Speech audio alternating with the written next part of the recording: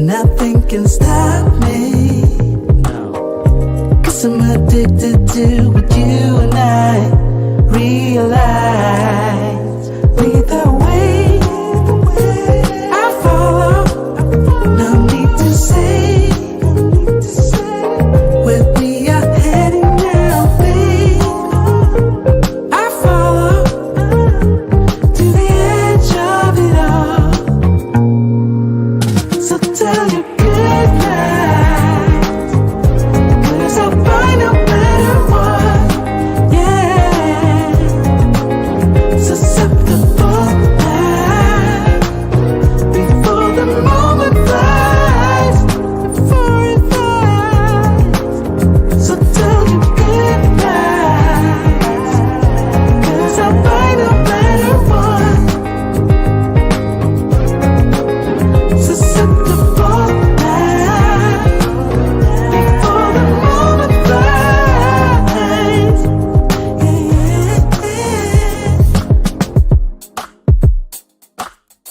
All right. It is Saturday night. Shout out to all you guys that are here. As you guys can see, we got a great video listing set up for us tonight. My name is Andre of Andre and Andre's Love Crossing Borders, for those that don't know. And tonight's topic is about the things that men expect from all women. I didn't say some women. I didn't say a few women. I said that good men, real men, authentic men walking in their masculinity.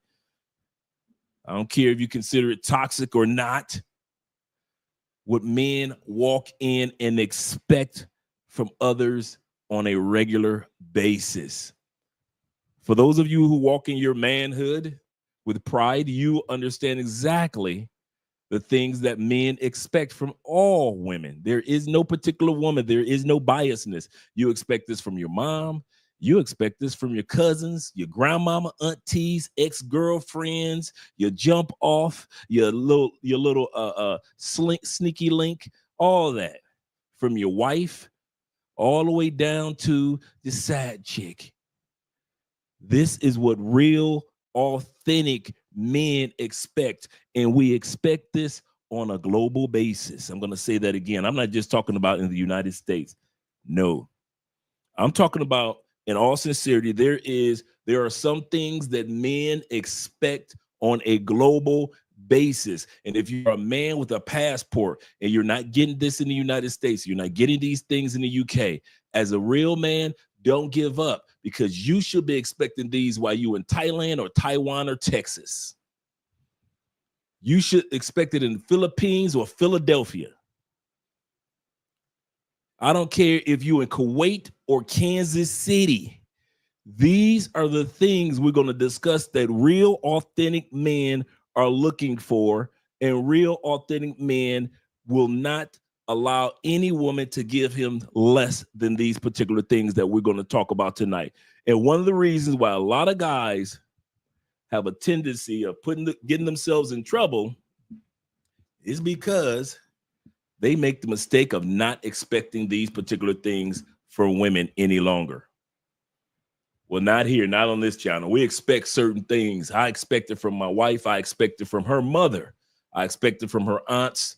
I expect it from women in the gym. I expect it from women in the grocery stores.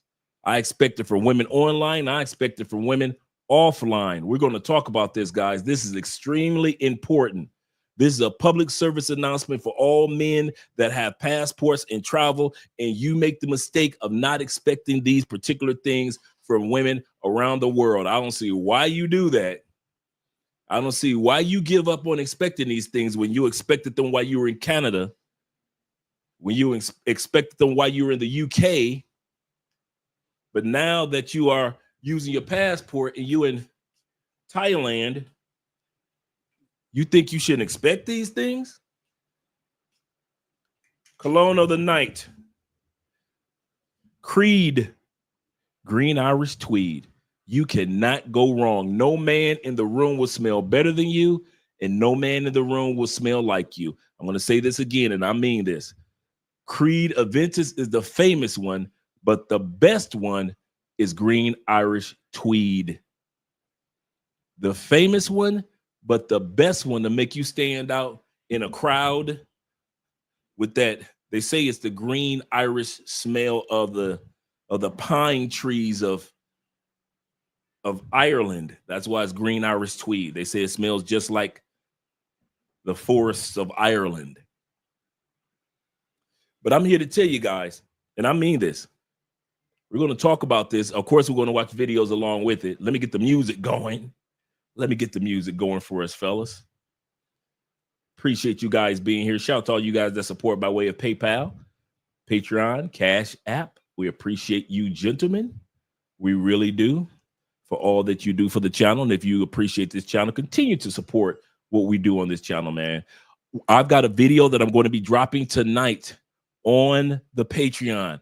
This is the 2025 updates of the airlines.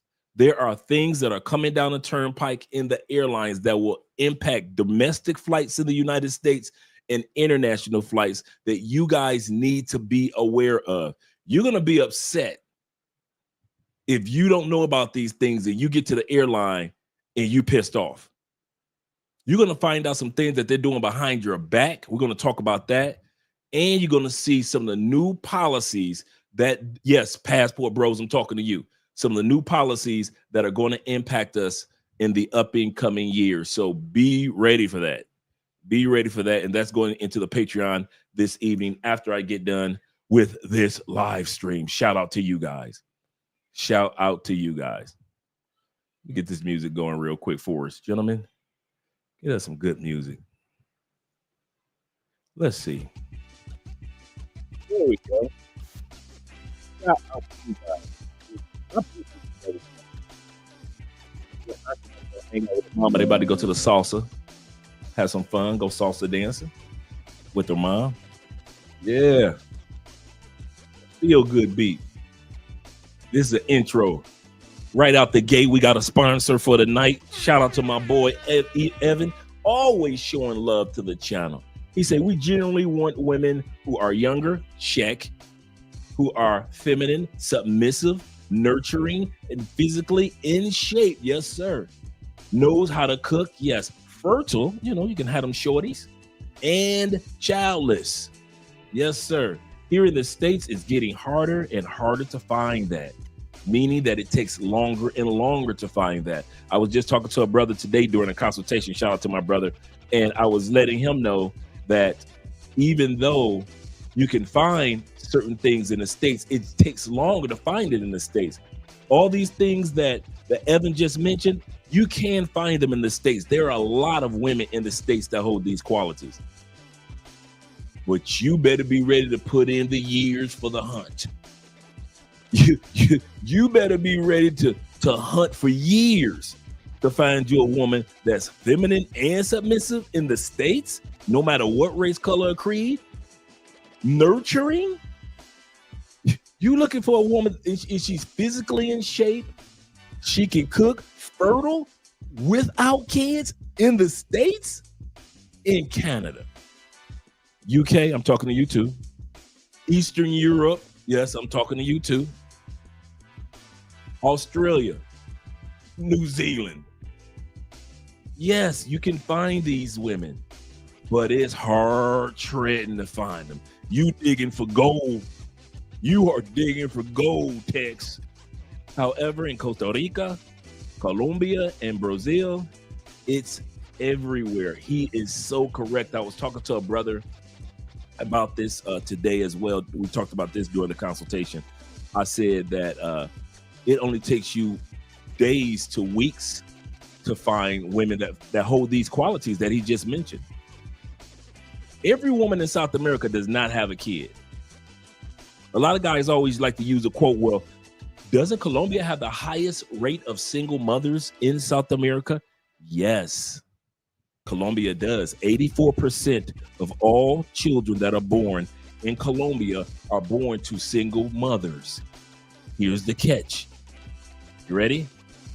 Colombia is a common law country. So by law, they aren't married. But by common law, there are a lot of baby mamas and baby daddies together for years. So in Colombia, yes, on paper, by the courts, it looks like all these baby mamas ain't got no man. No. And when you look up the stats, you find out that only 20% of Colombian men aren't living with the mother and their children. 60% of Colombian men that have a kid by somebody, they are, even though they're not married yet, so the woman is still under the single umbrella. Notice they said that 84% of Colombian women have children, they are single. Didn't say that the household was fatherless. So I looked up the father rate. Over 60% of Colombian fathers live with the girl and the kids. Now, do they have a few deadbeat dads? All countries do. But don't get caught up on the fact that you see all these women in Colombia with kids and you assume that if they don't have a ring, that they don't have a man. Statistically, that's not true. So let's make sure that we keep it a little clearer. Shout out to my man. Shout out to my man, Media Man, that always makes sure that we keep the stats on track. Yeah, HR, 84%. 84% of Colombian women are born single, have children as single mothers, meaning that they aren't married. But remember, Colombia is a common law country, meaning that if you live with a woman for 2 years, y'all technically married anyway. So just because y'all ain't go to court, or go to the notary, or y'all didn't go to get married at the church, it don't matter to Colombia. If you act like a husband, she talk like a wife, and y'all act like a family, in Colombia, after 2 years of living under the same roof, she got all the same rights. So she might want the ring, and there are Colombian women that walk around with the ring, ain't married at all. But she's walking around the ring because she's been with him and got 3 kids, and they've been together for ever and a day. Okay. 7 years. Right. Right.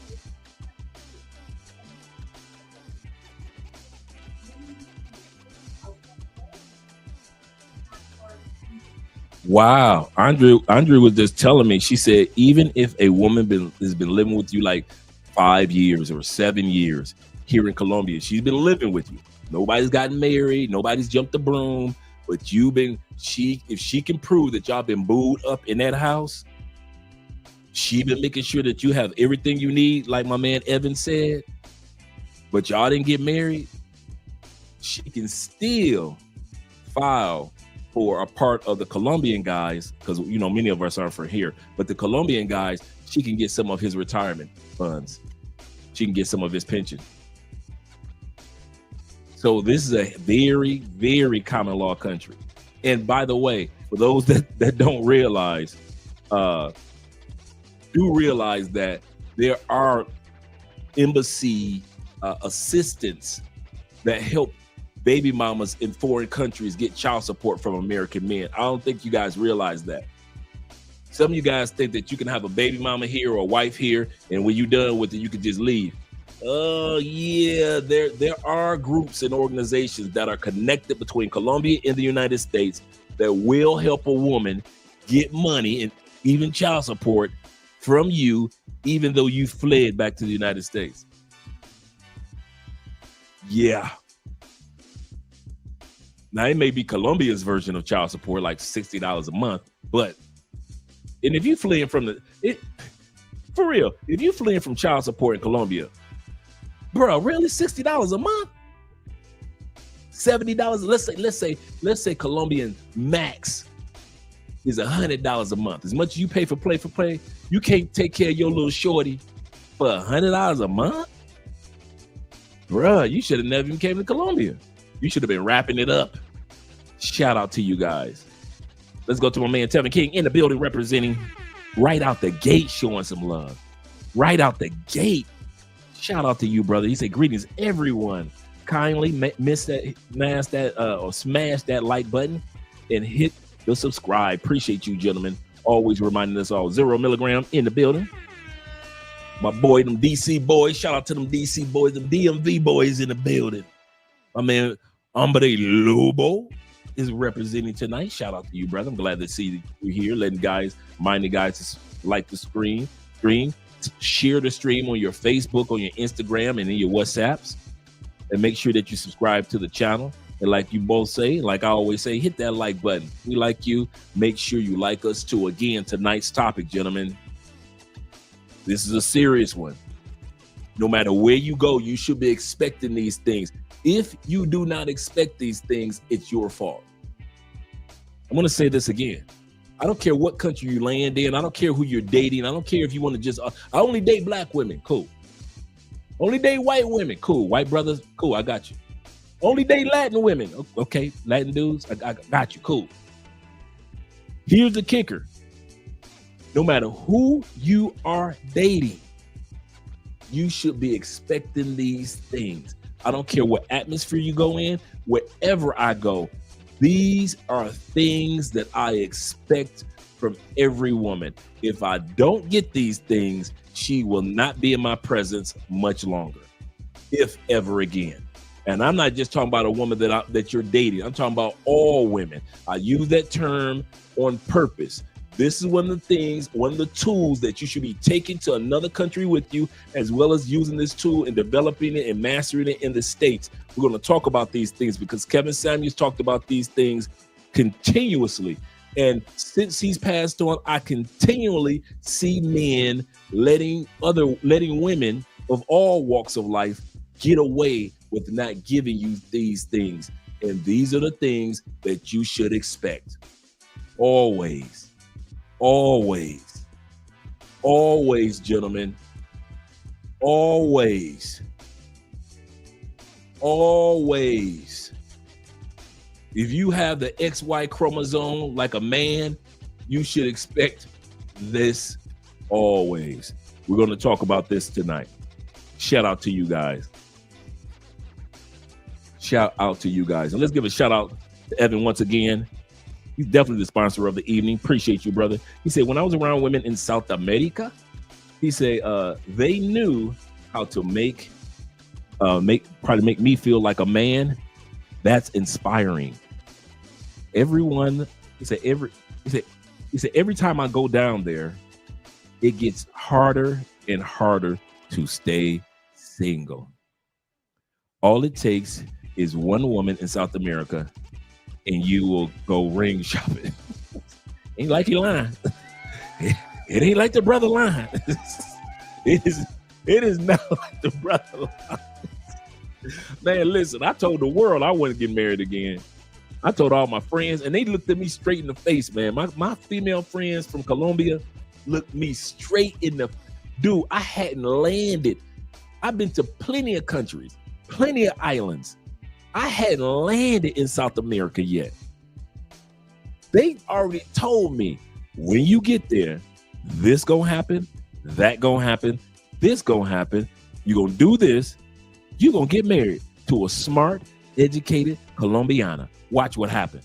I'm like, y'all crazy. I got my freedom papers. I'm divorced. There is no way in tarnations I'm getting married. Man, look at your boy now. Look at your boy now. The prediction, and my Colombian friends back in the States could not wait to say, I told you so. Oh, bruh, they rubbed it in. I told you what happened. I told you them Colombianos was gonna get you, bro. Shout out to my man For Profit is in the building. Shout out to you, brother, being here. Appreciate you being here. Also, we got JG in the building. Shout out to you, JG Dating in the building. I mean, GJ, shout out to you. GJ, peace to you as well, kind brother. He say, whatever man, go there, he is. Whatever, yep, go there. Yes, sir. Once again, HR, appreciate you being here. He said, you need to try 9 a.m. from Africa. Dude, I'm an Afram fan. First of all, I'm an Afnan fan. I've had a couple of their colognes, always beast modes. I'm talking about beast mode colognes. So if you guys want a brand that is an excellent brand when it comes to cloning, like Latifah is number one. And Al Haramain is like right there, but Al Haramain is owned by Latifah. But then number three of the clone family, who I would consider number one as far as beast mode colognes, Afnan. Their colognes are always powerful. They're always on the same level as the original cologne. And the other thing about their cologne is this. And I gave mine away. A couple of them I gave away. So I'm going to give me some new ones. But I've been hearing some great things about that 9 p.m. Yes, sir. Yes, sir. I have heard some great things about that 9 p.m. Shout out to my man DJ Davis of the Davis family in the building. Good evening to you, kind sir. Thank you very much for the donation. Thank you all for the donations, Cash Apps, PayPal, as well as Super Chats. We appreciate you, gentlemen. Yeah. Yes, sir. Let me see if I got everybody here because I don't want to make sure I missed anybody. HR says this. He said, you have to go towards the rural Midwest to find those women, but it's a needle in a haystack. Yes, sir. Take it from a dude like me that had been around those small towns. Yeah, you gotta go to the small town USA. Shout out to my man Jay in the building. Appreciate you. And my man Jay Anderson, the great. Don't forget the great. In the year of our Lord 2025. This is the day of the sad chick. We're gonna give a shout out to all you guys that's dealing with the sad chick. I don't care if you got a sad chick in the States or a sad chick in another country. This is February 15th, the day of the sad chick. She celebrates, you're celebrating Valentine's weekend with the sad chick. You don't celebrate Valentine's Day with your sad chick. You're celebrating your Valentine's weekend with the sad chick. So shout out to the Sneaky Link ladies. I ain't mad at you, ladies. I ain't mad at you. Let's continue on. Ellis is in the building. Shout out to you, brother. Glad to see that you are here, kind sir. And David Dice of the Dice family, once again. Yes, sir. After V-Day. Thank you very much, brother. Thank you very much. I'm trying my best. Jay said this. He said, a Colombiana asked me to wash my own. What? Wash my own dishes. That was the last time I said, bruh, I gotta. I was telling somebody today, right? For years, I was not used to Andrea, cooking because I'm so used to cooking. And when Andrea cooks, she brings you the plate of food and your drink and everything, and you eat it, and then Andrea comes back and get my plate, right? And I appreciate that so much because I always say that's a way of communicating love without saying anything. Bruh, I thought I was still not used to it till a couple weeks ago. Andrea was busy taking care of some things, and Andrea said, your plate is on the kitchen counter. She over there laughing right now. She laughing at your boy right now because I told her the story. I was offended. I have to go get my own plate off the kitchen counter and my own drink. And then like 3 days later, she did it again. We had to have a sit down talk. And she explained what happened, and I understood completely. But that's when I realized, I guess I am used to it now. Before I wasn't used to it because I'd never seen, nobody brings anything to black men. And a few of us, but I was kind of like, what in turn? I have to go to the kitchen and get my own plate of food. But like I said, I appreciate that because I work so hard, guys, behind the scenes. If you really didn't know, I would not. If it was me, I wouldn't be sleeping. I've been insomniac since my whole life. I've never been able to sleep my whole life. If it wasn't for Andrea literally dragging me to the bed, a lot of nights I wouldn't be going to sleep. So shout out to Andrea for being there for her husband, keeping him alive with her great meals in her communication of love. Like I said, love doesn't have to always be communicated by words. You want to see that person's actions as well. Shout out to my man Montrez Montgomery. Shout out to you, brother. What's up? What's going on, Dre? He say, my notepad is ready. We got a good one tonight, guys. We have a good one. You're going to need your notepad. I'm going to change up the music in a bit, so this won't be the music that we're going to be using. Once again, shout out to my man JG. As a man, what kind of evolution process do you have? My evolution process is, in all sincerity, and I'm glad that you made that statement. My evolution process is to always prepare myself for the next stage of life. You guys that are 30, your 40s should be ready to thank you. Your 40s should be able to shake your hand firmly. Thank you for everything that you did for me over the last 10 years to make my life better. I'm going to say this again. Do not let this fly. This is my evolution of life.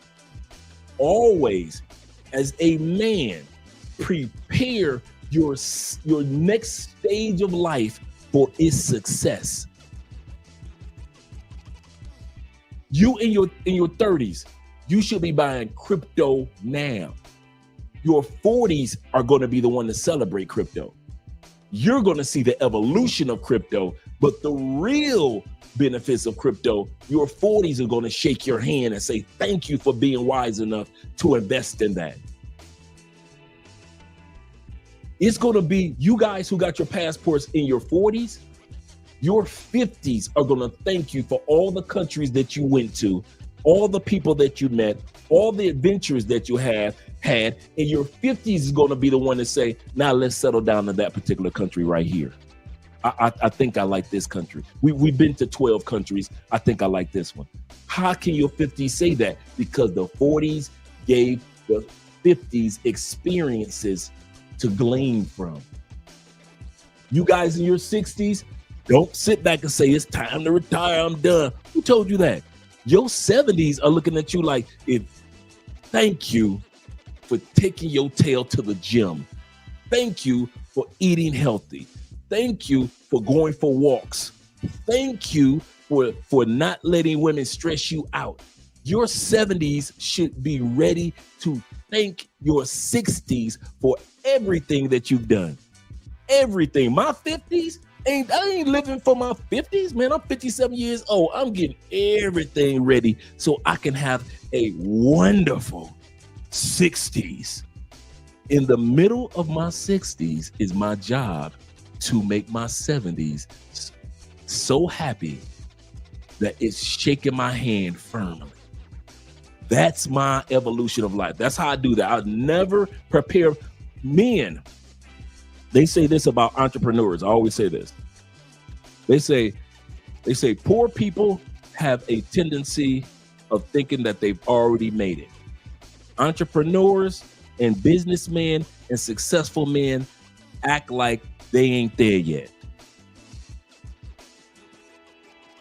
Poor, simple-minded, just give me a regular job every day. There's nothing wrong with the job. I'm just talking about simple people.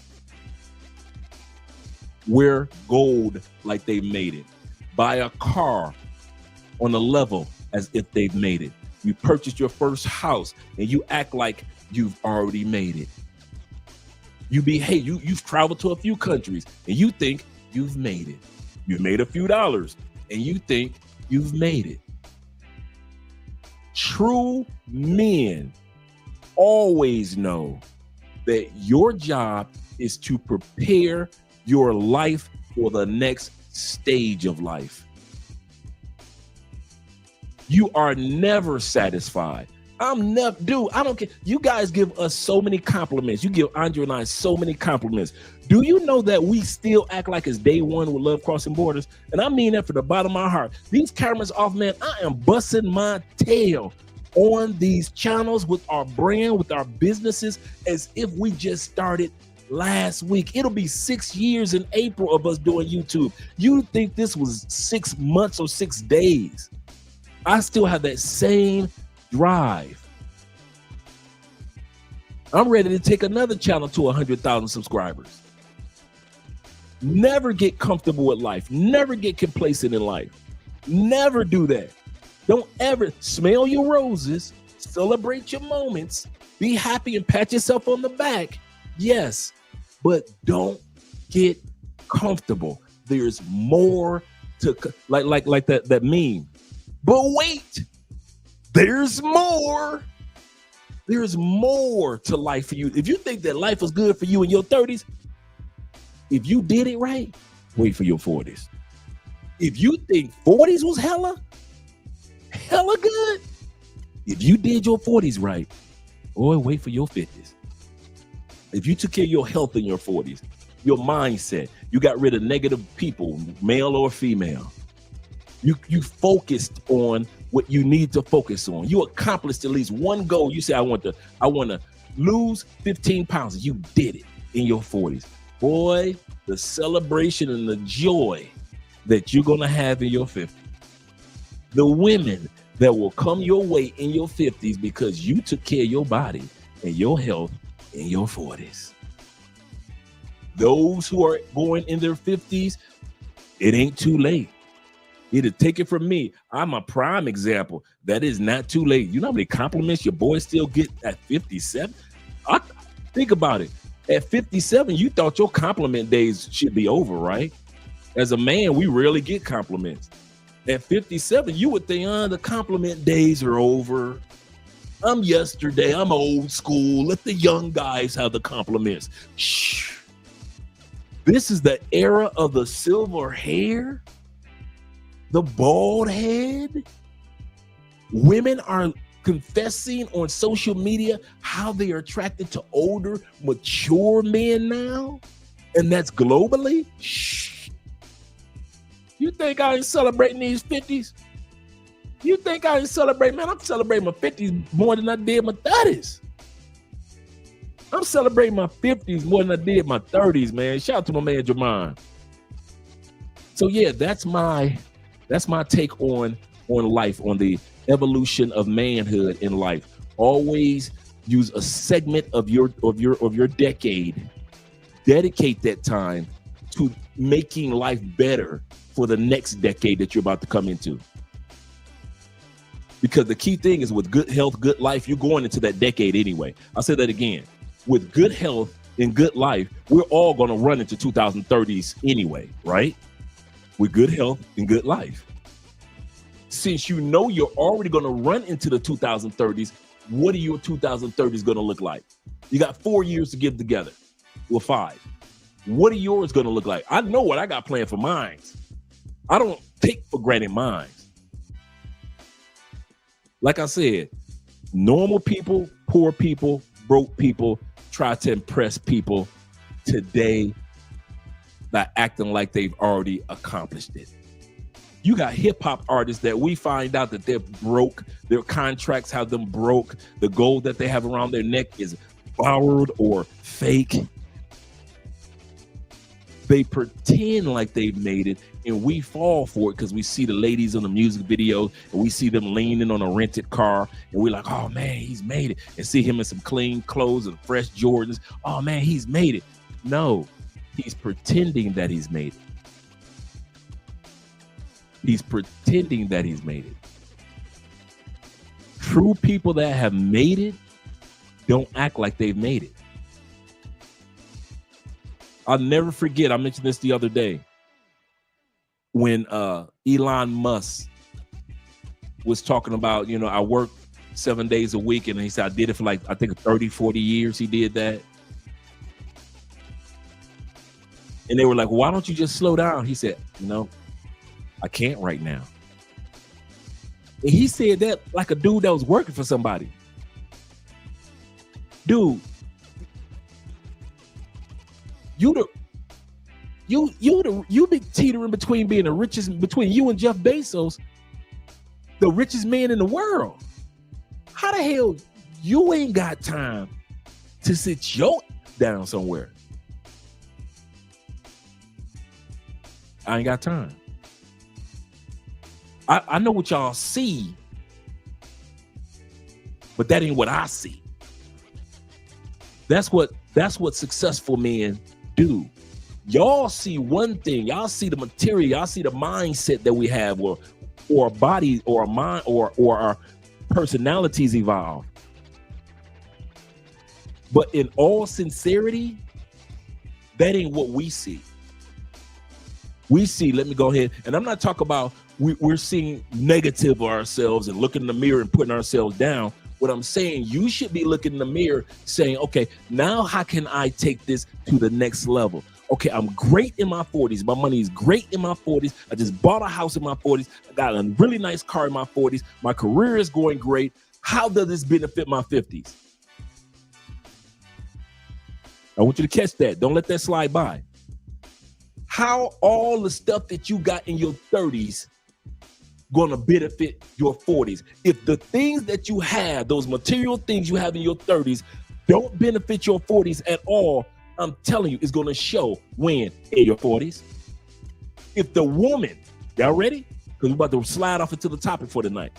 If the women that you smashing in these countries in your 30s, none of them benefit your 40s, is gonna show when in your 40s. See, it's cool for y'all to smash and dash and get with the party girls in all these countries and pay for play. Ain't nothing wrong with that. I did it. We all been there.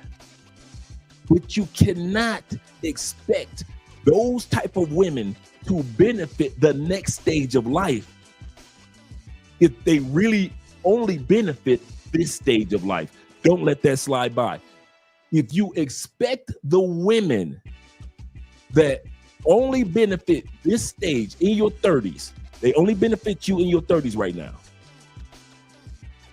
and they don't benefit your, nothing about them says they can help you in your 40s, that's all they're good for in your 30s. And the person that's going to be pissed off at you the most is you at 40 for fucking up 10 years and not doing anything positive with it. You can do stuff to have fun. Earn your leisure. Like the brothers say, earn your leisure. You want to have fun? Earn that leisure. Do something that's going to benefit the next stage of life. Something. Do at least one thing. Just say, you know what? I'm going to learn that new language. And by the time I hit a certain age, I'm going to be so happy that I learned that language in my 30s. So I got it. I mastered it and it benefits me in my 40s. You know what? I'm going to get my passport. I'm going to start traveling. And my traveling is going to open up doors that my 40s can kind of like look around and say, do I want to live there? Do I want to live here? Do I want to live there? Why? Because the 30s got a passport and started traveling. I'm giving y'all my top Andre secret, bruh. We have good days here off camera. We have bad days here off camera. I don't care. Andre can tell you.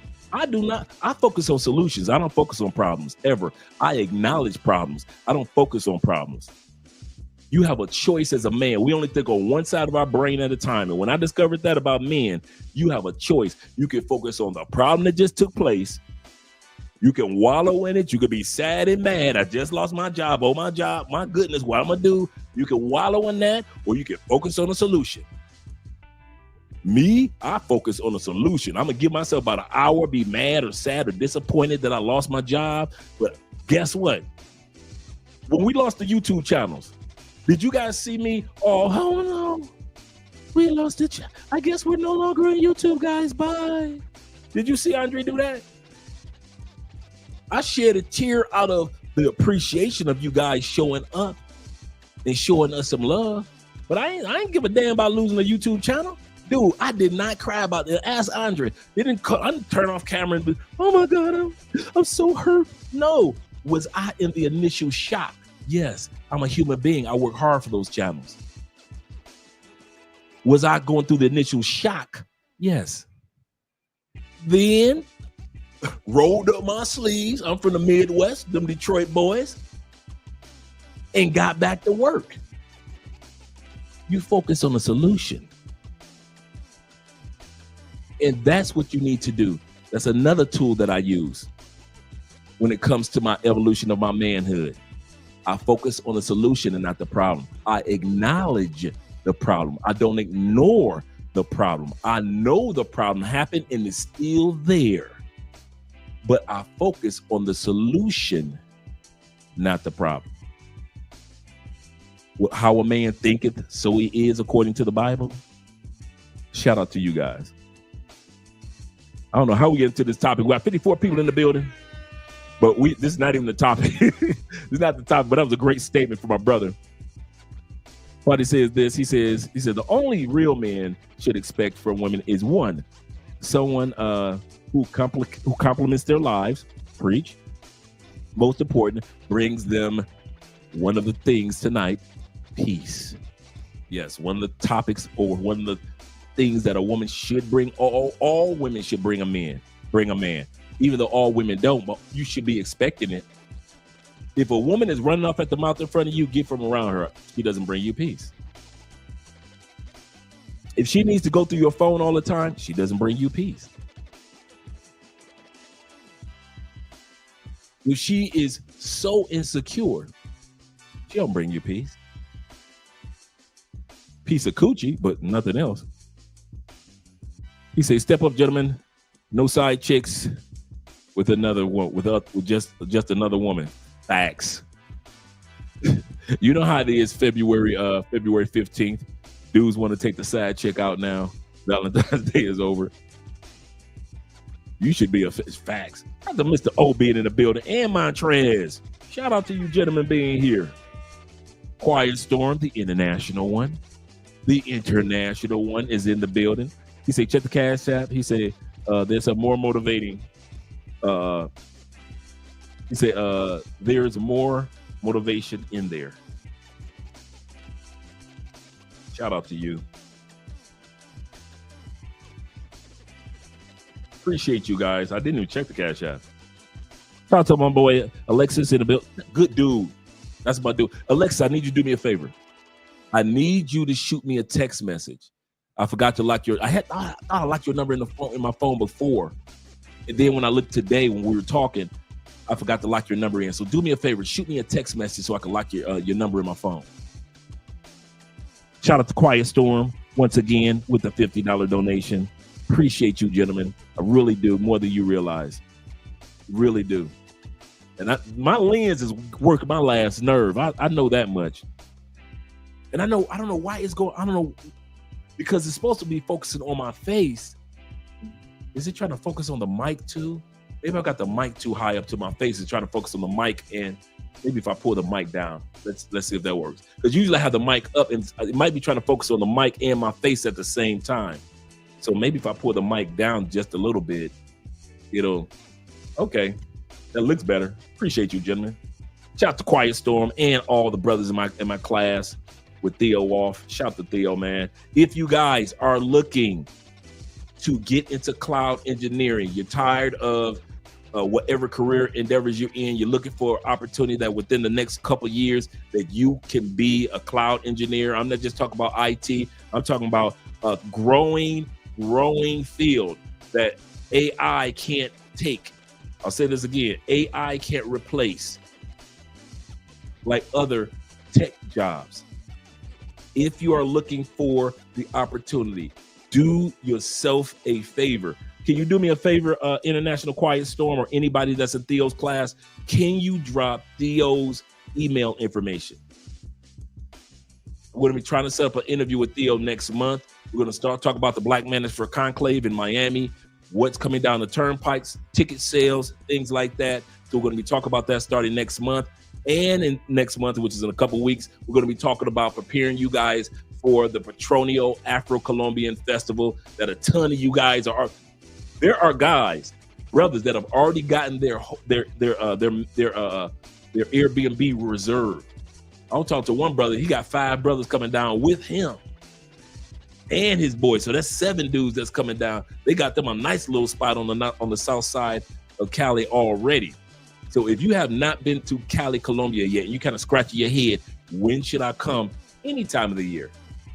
But if you only had one time to come to Cali, Colombia, that Afro-Colombian Festival, when all of us come together, it is a wonderful, wonderful time. Shout out to all you guys.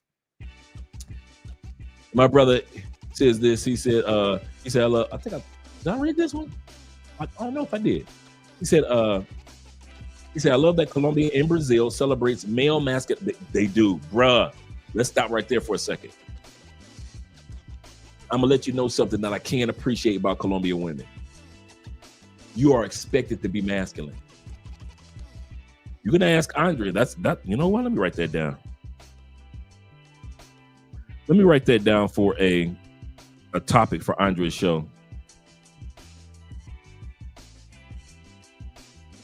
A lot of guys don't realize that.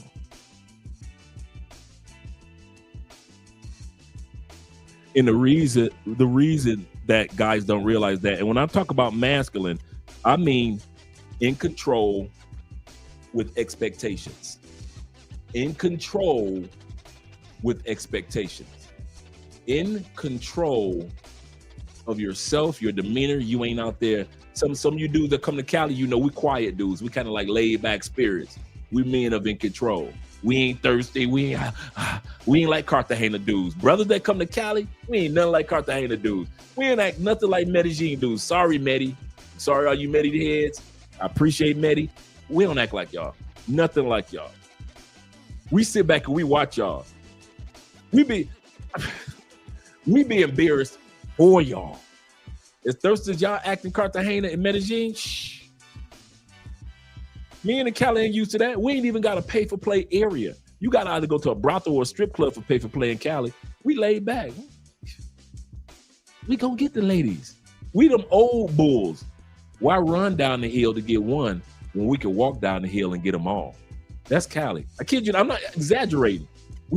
Cali is completely different from Cartagena. Cartagena is completely different from Medellin. And we completely different from both of y'all. Dudes come to Cali for a breath of fresh air. They be like,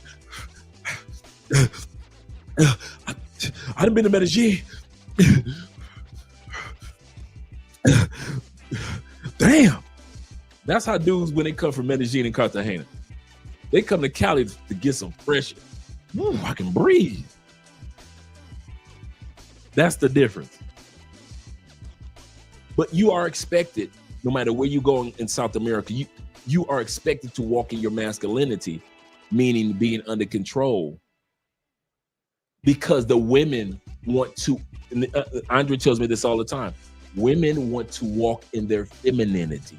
So you are expected to walk in your masculinity.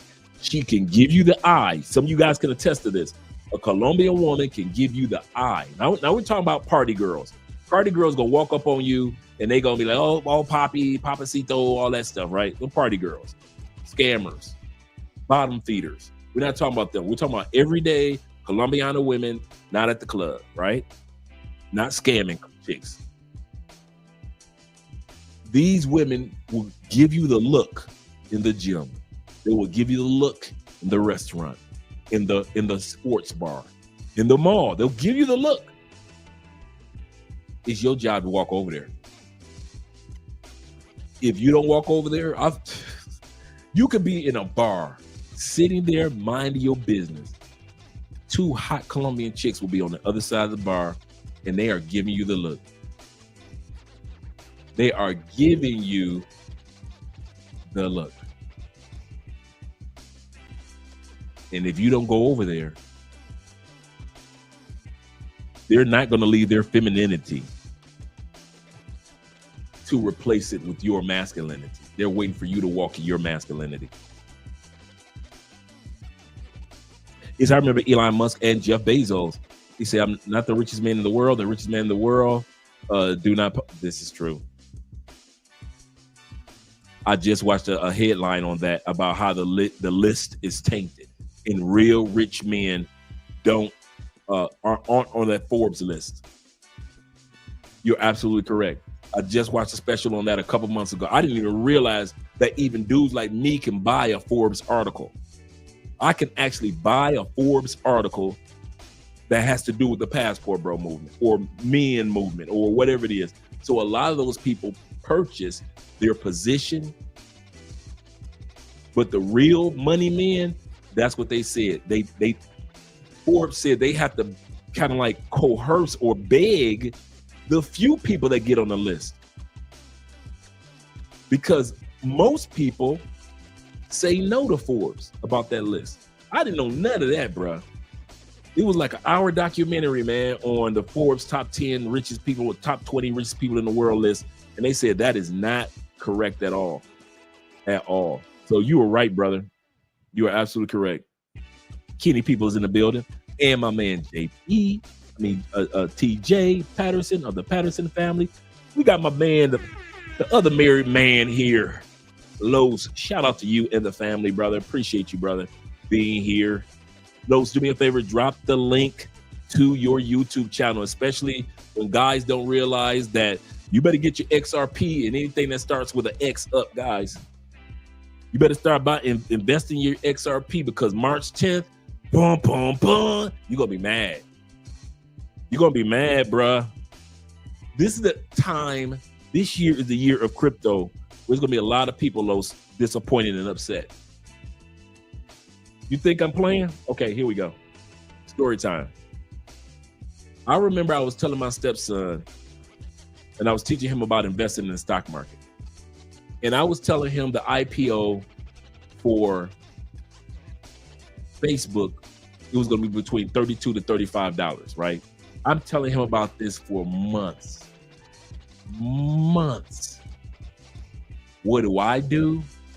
I invest monies over here instead of investing monies where I'm telling my stepson to invest in Facebook.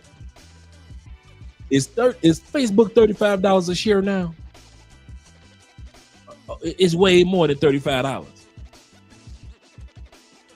Sometimes you need to stay out your own way.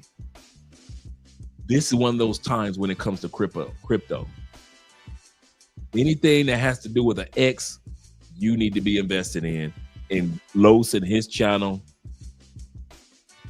Let's Learn Crypto, the Crypto King himself.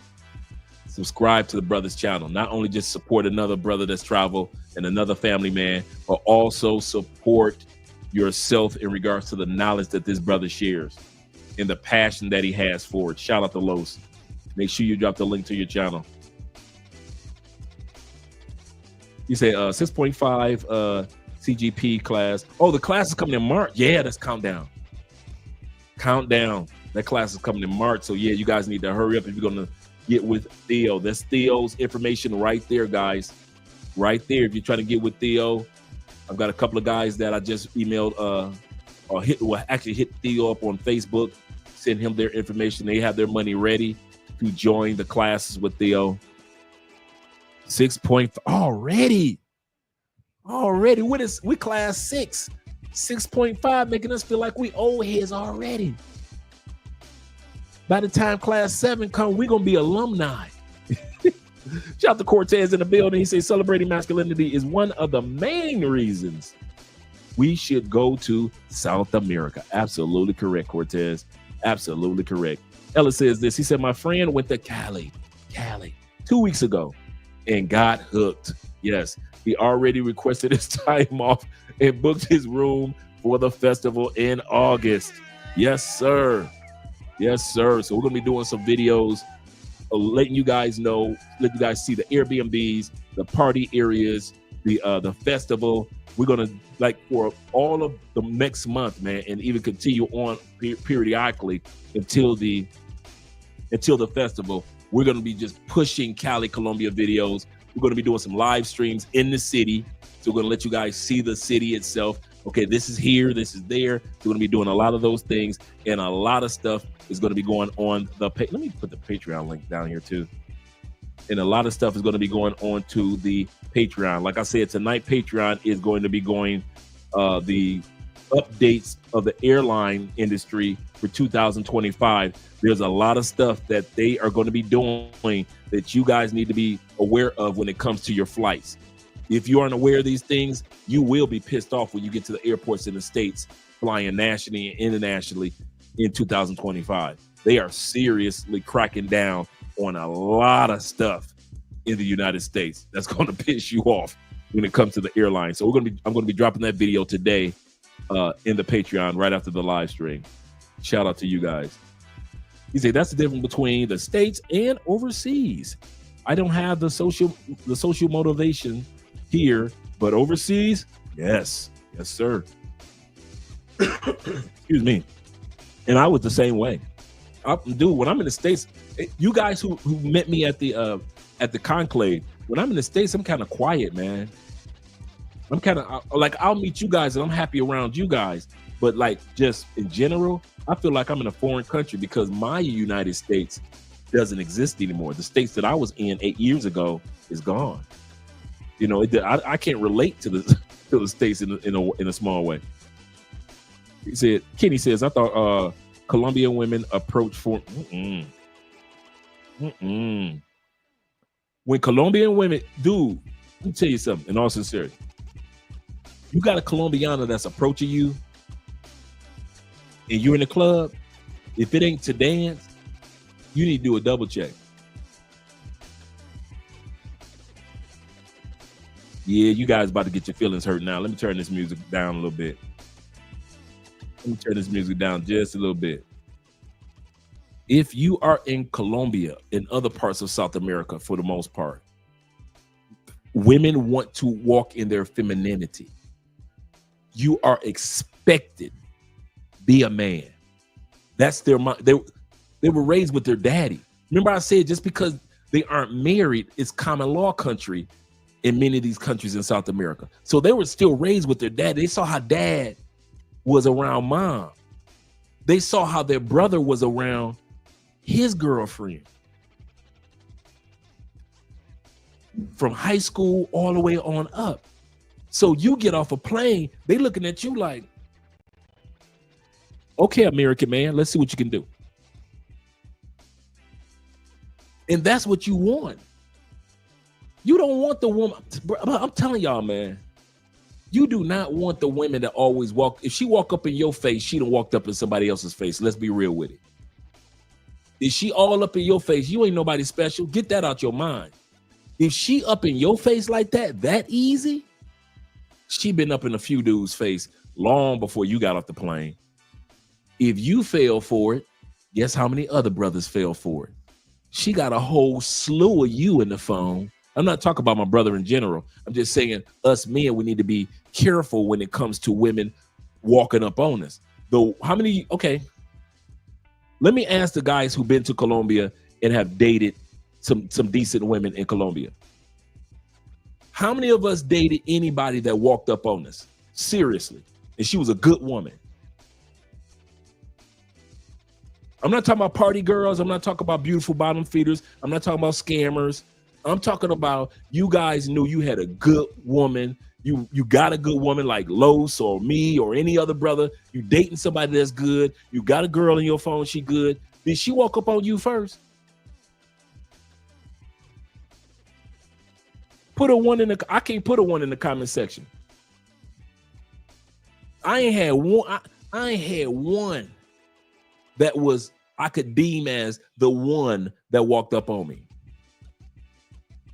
If you have, put a one in the comment section. I mean, you can do it, but the quality ones ain't about to walk up on you. You expected to be a man.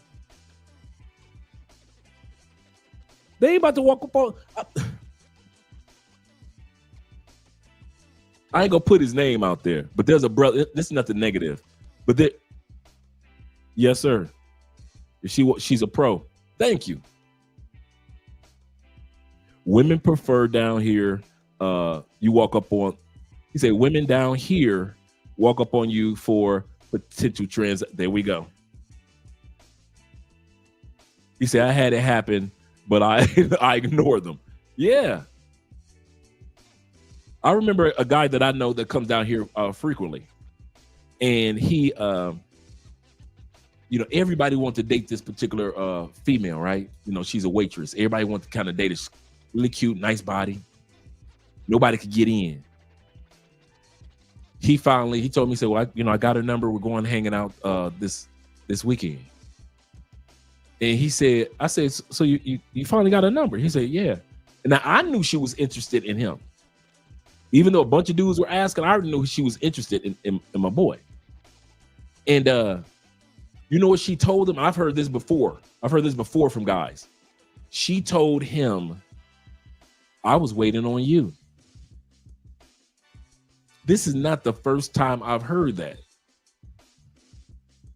Quality women in South America are waiting on you. The party girls, the pay for play, the fun girls, the scammers, the beautiful bottom feeders. Yeah, they gonna walk up on you. They ain't got nothing to offer and nothing to lose. They look hot, they look sexy. But dog, if you look at you dudes need to see what zone these chicks live in. If you go to their house, you'll be like, dang. You will lose your mind. Like, so she live where there ain't no sidewalks? No sidewalks? I'm telling you, I kid you not, guys. I kid you not. Right. Yeah, none. No, they don't do that in South America like that. I think the most I ever had was this bad hot sister walk up on me for a dance. It was like three of us brothers just standing around in the bar. I mean in La Topa, the salsa club. We were in La Topa and we were just standing around having drinks, just chilling. I went and I danced with her and I left and came back and hung out with you guys, blah, blah, blah, for a few more minutes. And maybe 20 minutes later, all of a sudden, no, I didn't dance with her. I wanted to dance with her. I didn't get a chance to dance with her. I was dancing with somebody else. That's what it was. I guess you saw me dancing with somebody else. I came back. I'm standing around with you guys, just enjoying a sip. And all of a sudden, we see this bad Afro-Colombian chick walking through the crowd. And all of us kind of like stop in mid-drink type of thing. And she's walking towards us. And we're looking like, damn, what was that? And now she's getting closer. And so here we go. Who's she looking at? Because we know ain't nothing behind us but a wall, right? So it's three of us. So who she walking up on like that? And she walked up on me and stuck her hand out like I was the chick. You know how in Colombia you stick your hand out to the woman. She stuck her hand out to me like I was the chick and asked me for it. But that's because she saw me on the dance floor and all the sister wanted was a dance. You know, that's all she wanted. It wasn't me per se, but it was me to dance with per se. And I've had that happen in regards to dancing a couple times, but for the most part, you got to walk up on the ladies, man. And they appreciate that masculinity, bruh. And the cool part about it, you ain't got to worry about nobody. For the guys that haven't been to Colombia that often, for you guys that are here or have been here a lot, like Jay, T-Mac, and all you other guys, when it came to a woman saying that she's got somebody or she's not interested, how many times have you ever been disrespected by a woman in South America when she said she wasn't interested or she had a man? Did it feel disrespectful? I can't say one time. Not once have I felt like, oh, bitch. I never felt like that. Like you feel in the States, woman, she give you that face or that look, or she, you know, that craziness or that attitude. You too short. How many times have you guys ever had that? Never been. Even when a woman says she's got a man, they usually say it with a smile or kind of like a bashfulness about themselves. Never. So all you dudes that think when you walk up on a Colombian woman that she's gonna respond like or Brazilian woman, she's gonna respond like American women do. No. Peru, no. Ecuador, no. Even the hot chicks. Okay, how many of you guys have ever been the hottest chick? Did she look at you and I'm hot? You don't need to be walking. Did she ever do that? Did she ever do that? United States, like, no, don't walk up. No, she's with me. We're gay tonight. Do Colombian women do that? I've never experienced that. Never, not one time. And I don't know any dude who told me a story about, even with the most attractive, they will still say no, say, oh, no, thank you. No gracias. And keep it pushing. And there's so much beauty, you don't even double. You know what I like about Colombia? in South America, really, you shout out to my man Malwood. You don't even have to ask. Well, baby, can't we be friends? Soon as she say no, it's so many fine ones. Dude, true story. Losino was here for the Afro-Colombian Festival that year. We is me, Los, and a couple other brothers. We were in La Topa, right? Right after that night, we went to the Afro-Colombian Festival, and then that night we went to La Topa and a couple other clubs, right? And so it was maybe like 5 brothers. We were looking at the Los. This is when we went to see the live show, the live band, and so in the Afro-Colombian brother was performing. The brother with the braids going down, Mr. Pretty Boy, Ricky Fontaine, Pretty Ricky, what they call him, right? And so music is going. You got the Afro-Colombian sisters with the afros and looking all, Colombianas. And I walk over to one. I asked, like to remember. I don't know, Los remember the real pretty light skinned one. She was the shortest one. And I went and asked her for a dance. She was like, no, thank you. Dude, I literally, this is how many seconds it took for me to get her out of my head. She had a big afro, right? I literally put my hand through her afro. All right, sexy boo, you're looking good. Can I get a kiss? Have fun. Take care. All right, baby. Tell your mama say hi. All right. I literally put my hand through her afro, reached for a chocolate bad sister, brought her around the light-skinned sister, and got my little dance on. Didn't miss a beat. Didn't take 4 seconds to even think about this. It's too much beauty to ask this sister, oh, well, why not? Why don't you want to dance? No. You ain't got to worry about that, player. I'm literally, because I'm tall, right? I put that hand right through her afro, grabbed that little chocolate sister, brought her around her to the front, and enjoyed my little dance. Couldn't tell me nothing. That's Colombia. You're expected to walk in your masculinity. And Lo say, I remember. Yeah, I wasn't tripping. And because the chocolate sister had like an orange dress on, like a neon colored dress on or something like that. That's what made her stand out. Yeah, you don't feel, he said you don't feel disrespected, like you missed out on a treasure. Absolutely. I like how you worded that. He said, honestly, I be on asshole mode in this, me too, in the States so often when I approach women. I accuse a chick for staring too long at me. What you staring at? Do I owe you money? Did I smash you before? Yeah, I can understand the stares, brother. I remember those days. Evan says this. He say, in the great words of the Godfather, lion or tiger. That's a good point. Lion or tiger, pick one. Do not become a hyena. The Simps and Big Shirleys are hyenas. He said, I'm a tiger right now. Tigers roam by themselves. They control their terrain, but they're usually by themselves. He said, but Colombia and Brazil makes me want to be a lion in the future. Lion has a pack, a family, a pride. So yeah, shout out to you, brother. I like how you put that. And yes, Kevin Samuel said that. We're going to be getting started with the video right about now. We're going to bring up the topic tonight is, and it's going to be a lot of what Kevin Samuels had to say, because women are finally admitting this, that Kevin was right.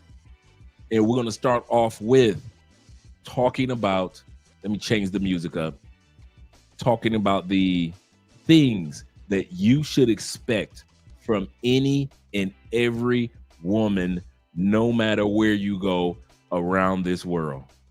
It is expected of them. If you don't get this, it is not their fault. It's yours.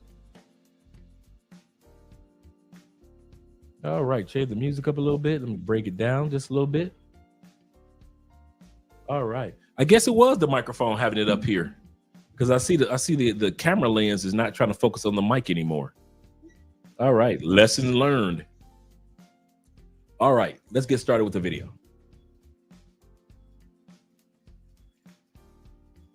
Things men really wish women understood. Number one, respect hits different for men. For a lot of men, love isn't enough if respect isn't there. It's not about ego, it's about feeling valued. When you talk to him, especially in conflict, the tone you use matters. Men don't open up to people they feel disrespected by. You want him to communicate? Start with respect. That's the key that unlocks everything else. Number two, we're not mind readers. I promise you, most men aren't sitting around trying to decode your emotions. If something's wrong, tell him. Because a lot of relationships break down because of unspoken expectations. If you don't tell him what you need, he's guessing. And men really don't like when they have to guess. Number three, affection matters. Women aren't the only ones who want to feel loved and valued and appreciated. A lot of men were taught to be strong and not to ask for it, but deep down, we crave the same affection and reassurance. A simple, I'm proud of you, or I see how hard you're trying goes a lot further than you think. Number four, peace is everything. Men value peace in their relationship. That doesn't mean avoiding every disagreement. It means handling conflict in a way that builds and not tears down. If every conversation feels like a fight, he's going to start checking out emotionally. Be his peace and he'll move mountains for you. And number five, actions matter more than words. You can tell him you love him 1,000 times, but if your actions don't match, it won't hit the same. Men watch how you move, how you support him, how you show up, how you handle his lows. For him, the way you act will always speak louder than the words you say. And at the end of the day, men want to feel respected, appreciated, and understood. It's not about complicating things. It's about getting to the core of what makes him feel valued. You do that, and you'll see a side of him that you didn't even know was there. I'm going to share with you the top 10 responses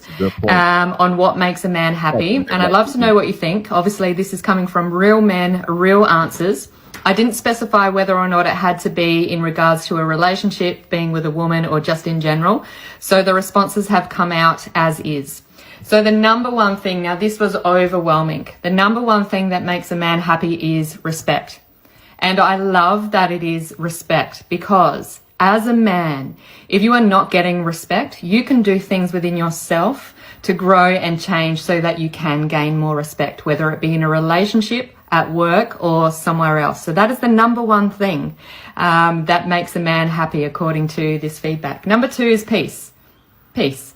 Some of it said peace and quiet. Some men said just peace. So it could be in regards to a relationship. They want a peaceful, calm environment to come home to after work, or it could be something else. But number two is peace. Love that.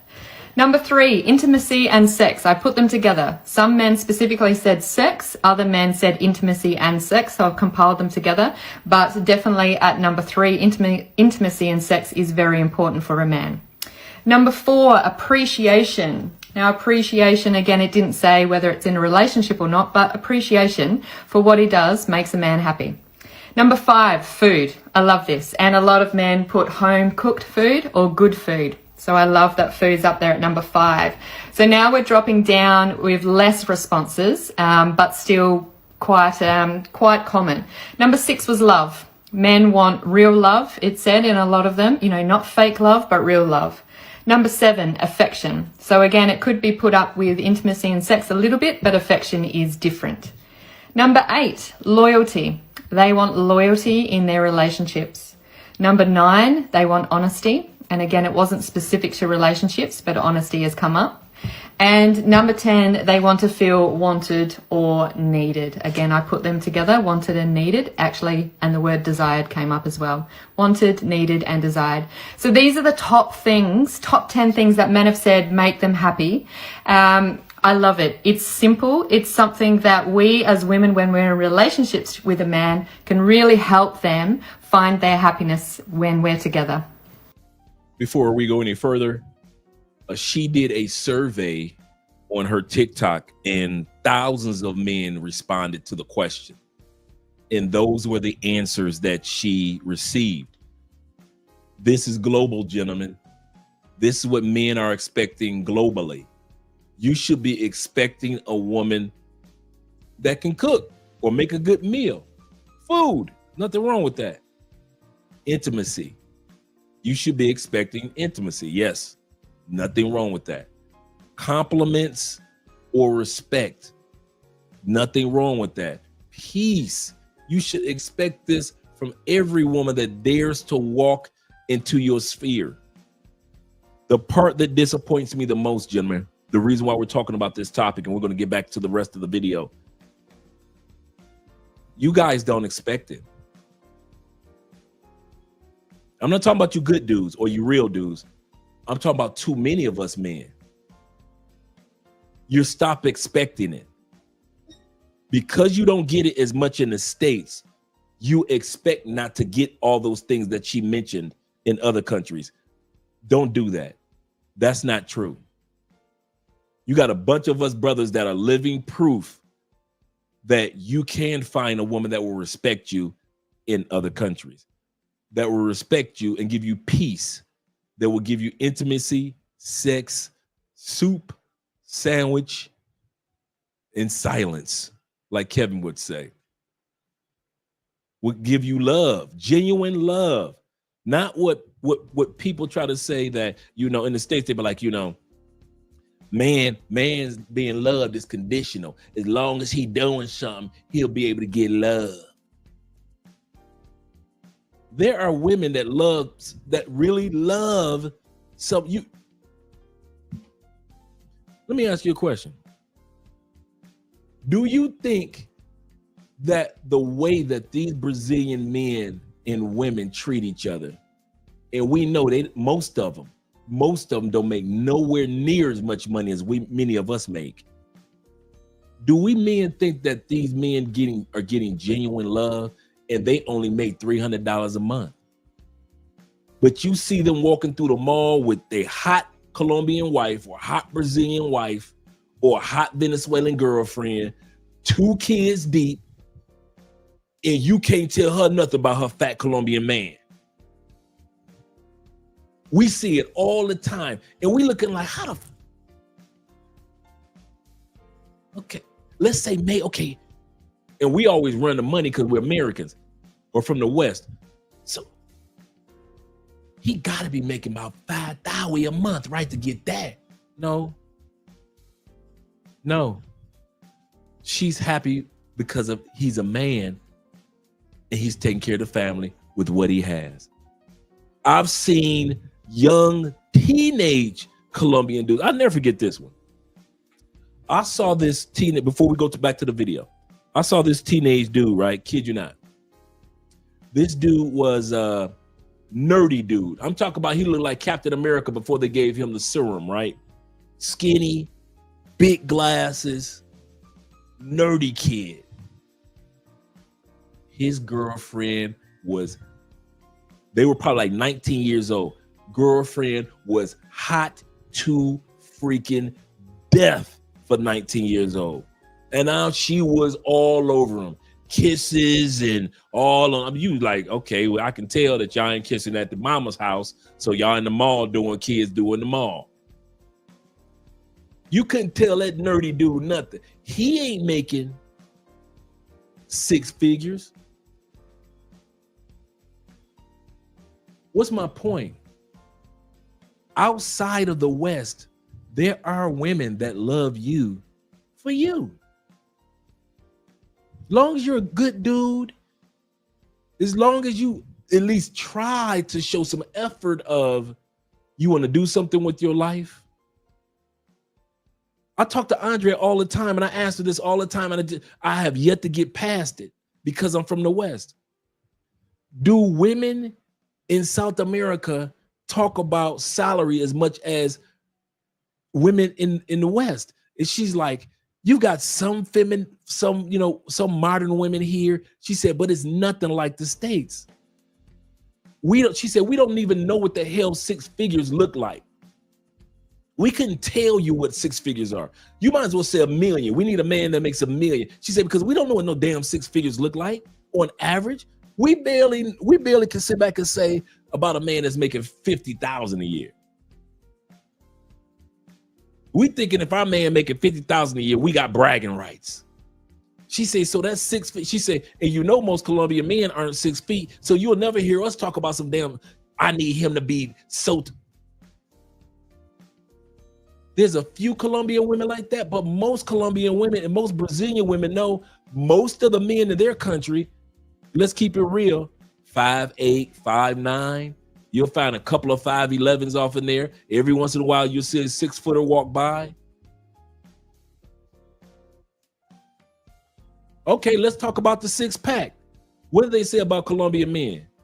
This is what Colombian women said. Colombian men are built like Bugs Bunny, skinny with a big stomach. I didn't say it, fellas. I didn't say it. The Colombian women said this, Winifred. Colombian women said that Colombian men are built like Bugs Bunny. Skinny, no muscles, but a big stomach, but a beer gut. And they love these dudes. They will, dude, how many times have you seen a fat, come on guys, let's be real.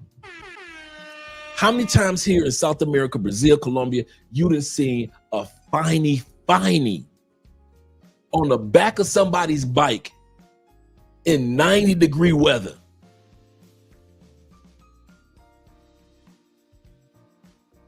You looking from behind, ain't nothing but apple bottom. And she holding up, and she on the back of that bike. He picking her up from work or taking her to the grocery store or wherever. They ain't saying, I'm too fine to be on the back of a bike in 90-degree weather. That's not what we do. They don't do that, do they? They be on the back of them dudes' bikes like it ain't nothing.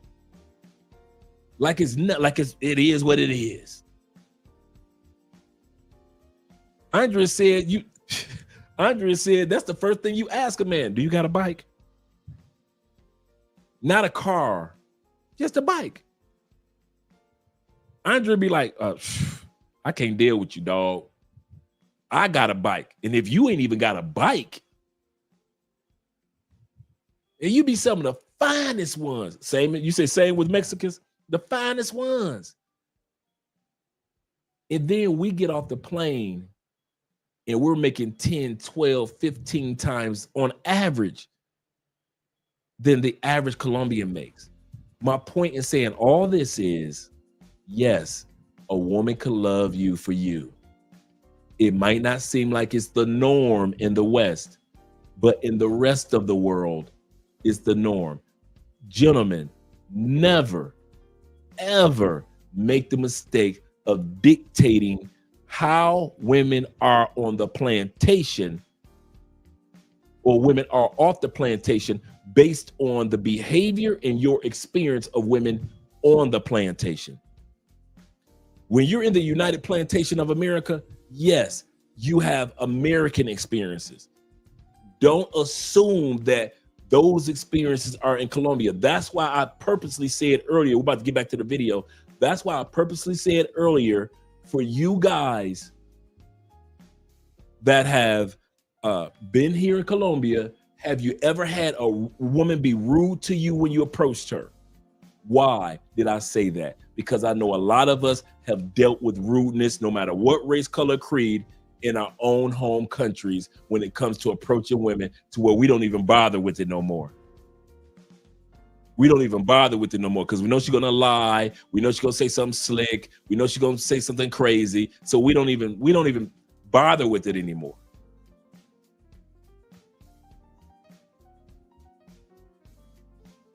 Not at all.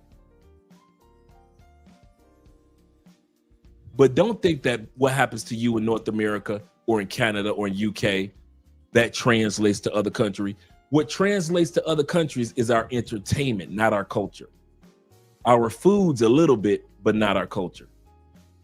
Our politics maybe a little bit, but not our culture. What am I saying? Ain't nobody trying to be like America except for our money. Our money and our military. That's what people want. People want, I wish our country had a military like America and was making money or had currency that was valued like the US dollar. Other than that, it ain't nothing about us they want. They got their own comedians that crack their own jokes. They appreciate ours, but they don't want our comedians. We got the Super Bowl. They got the World Cup. You think the Super Bowl is shit? Anybody that knows the World Cup is the World Cup. These people are serious. We're talking about hundreds upon millions of fans around the world centered around one sport for like a month or two. We got the Super Bowl. So don't make the mistake of translating our experience with the lovely ladies in the States and treating it as if we all women around the world will treat you like that. Because a lot of times you guys will let a good woman walk past you in the mall knowing that you should have said something, but you thought that she was going to be slick at the mouth like women in the West, and they don't do that down here, bruh. That's one thing I can say. You do not have to worry about that. If she says no, cool.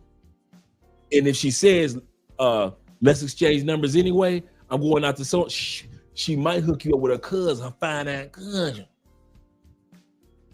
When they sit back and they say, Colombian men gonna be jealous of y'all coming down there to get their women, who you think introducing us to the women? The Colombian dudes. Man, listen, okay? Y'all think I'm playing. Y'all keep on listening to them Americans in the States trying to get y'all all scared. Yeah, you go to Colombia, the Colombian men, they gonna come at you with a machete because they jealous of y'all getting the women. What?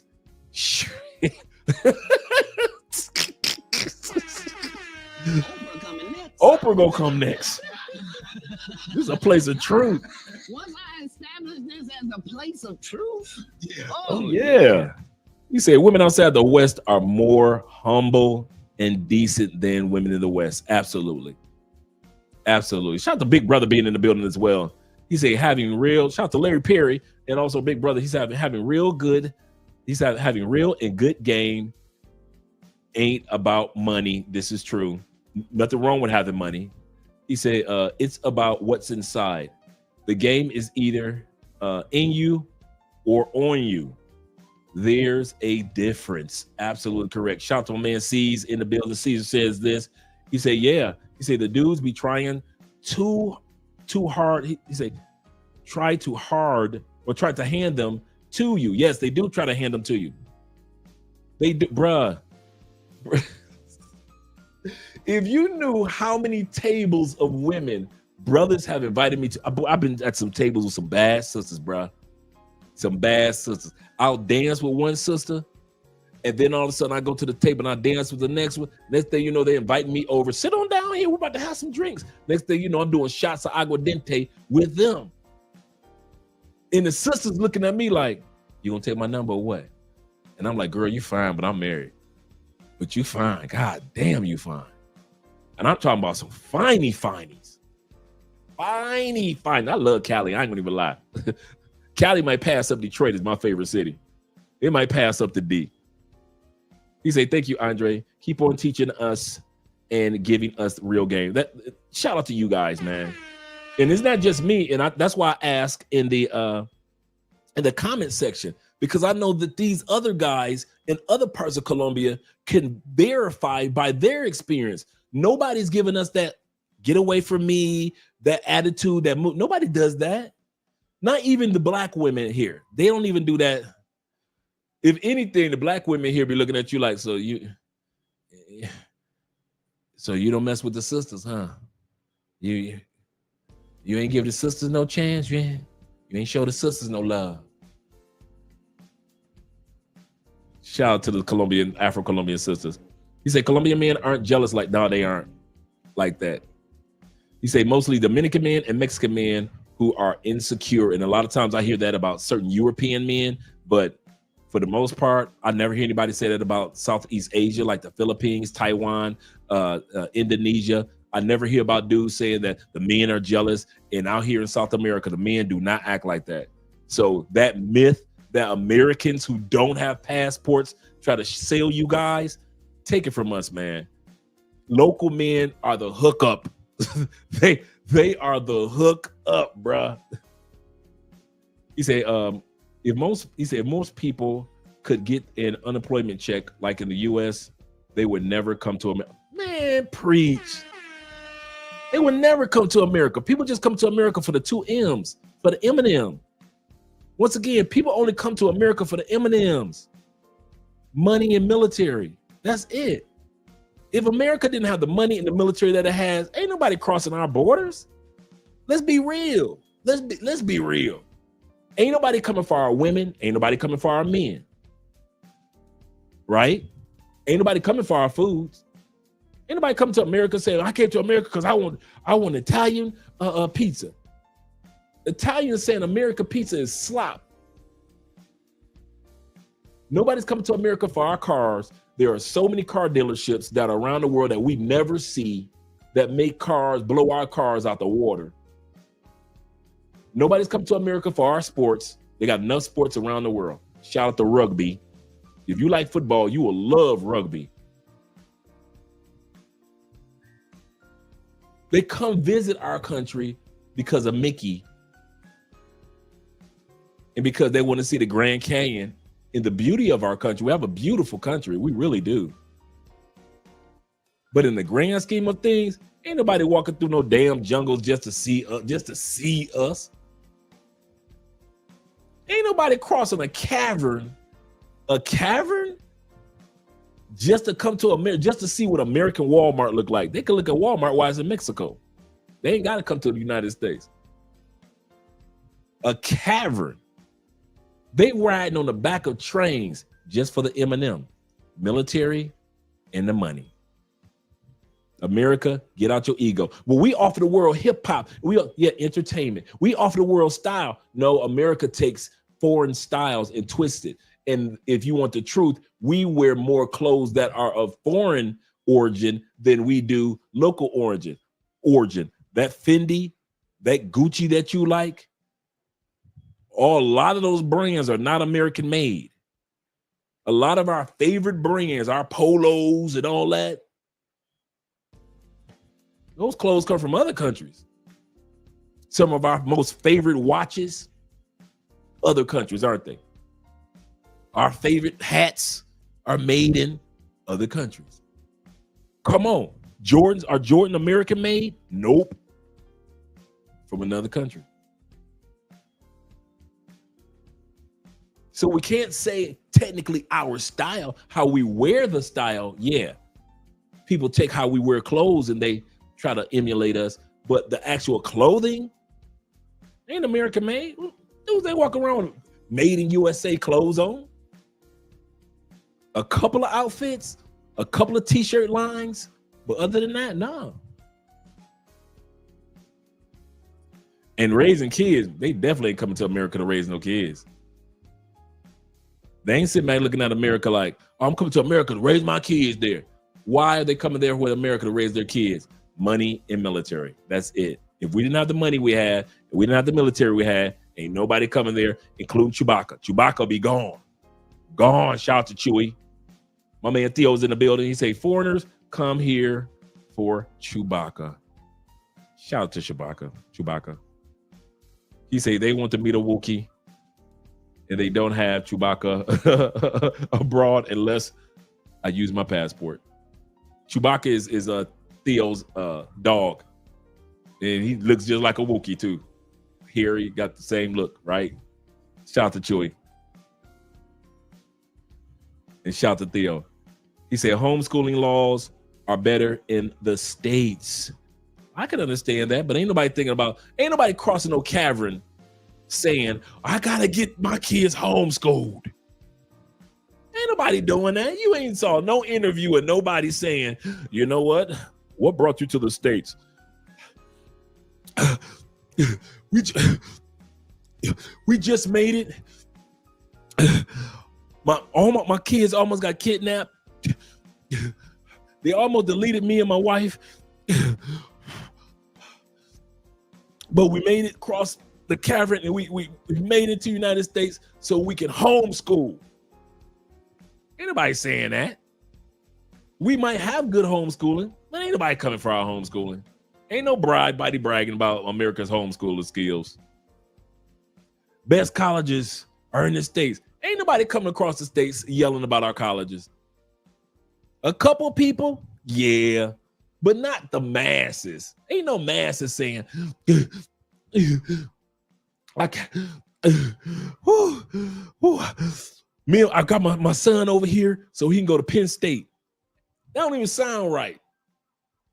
Boy, my daughter, we came over here illegally so she can go to Go Blue, University of Michigan.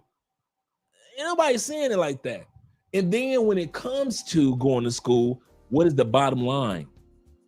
Go to school to make the money. Once again, the M&M, money and military. He said, ran over here, Dre, out of breath. Them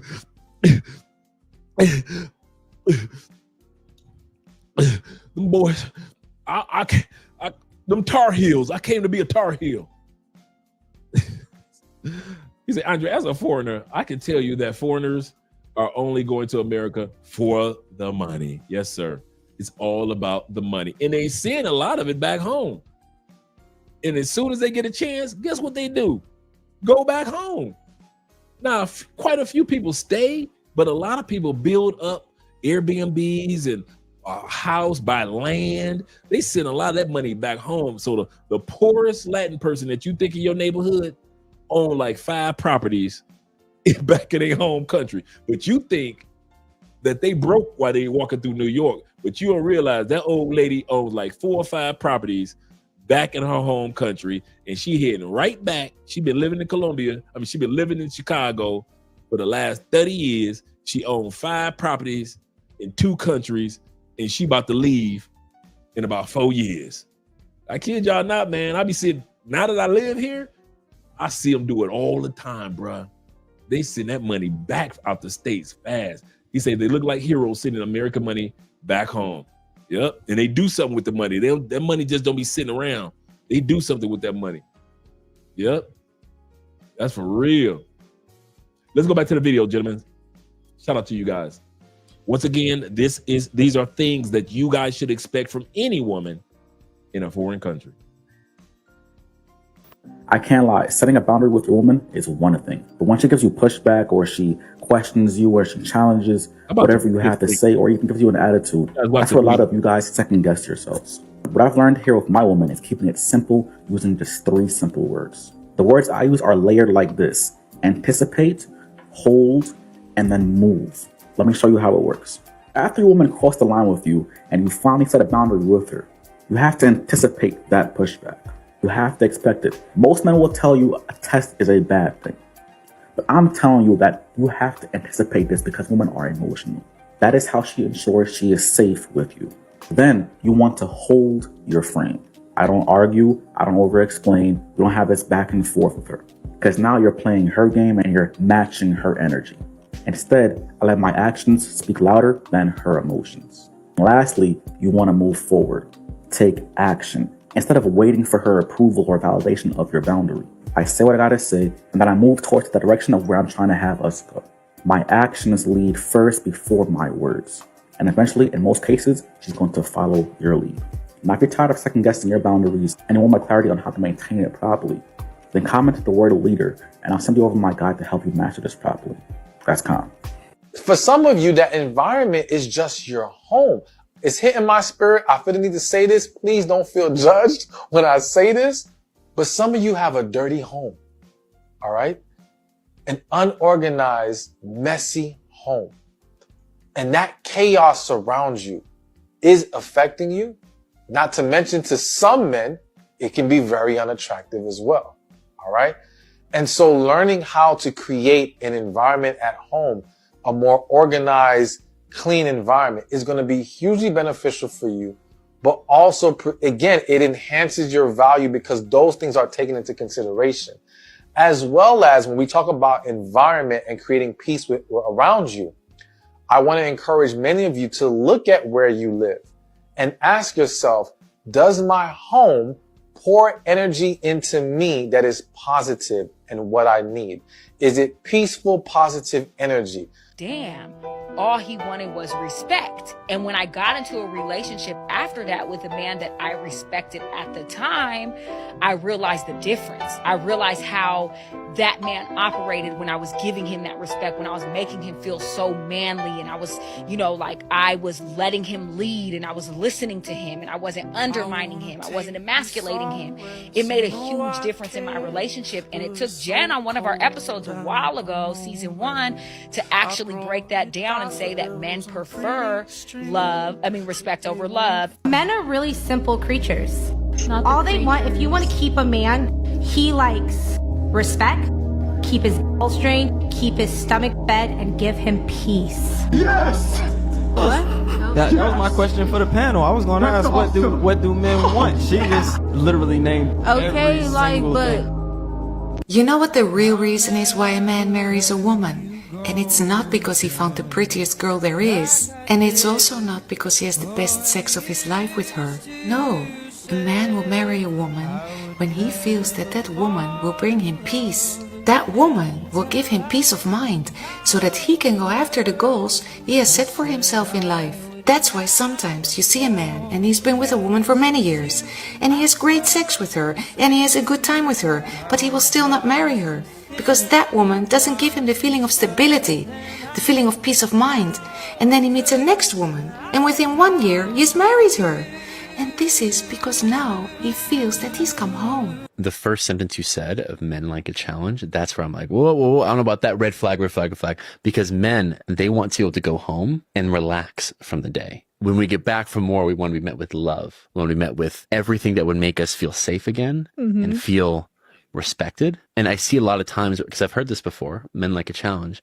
And so women take that as, okay, I'm going to test him. And so when you say challenge, that's immediately where my mind goes. I'm like, oh, no, men do not want that. Peace is what a man is looking for. Not beauty, not money, not status. Do we want those things? Yes. But where we find peace, we will settle. So when I tell women, you need to be a man's peace. You need to make sure he has a peaceful home and a peaceful relationship. If you disturb that, he will look for peace elsewhere. Let me tell you, if a guy says to you, I want peace in my relationships, if he says, I want a drama-free relationship, if he says, I just want things to be easy, run for the hills. Run for the hills immediately in that moment. Just turn around and walk away. But wait!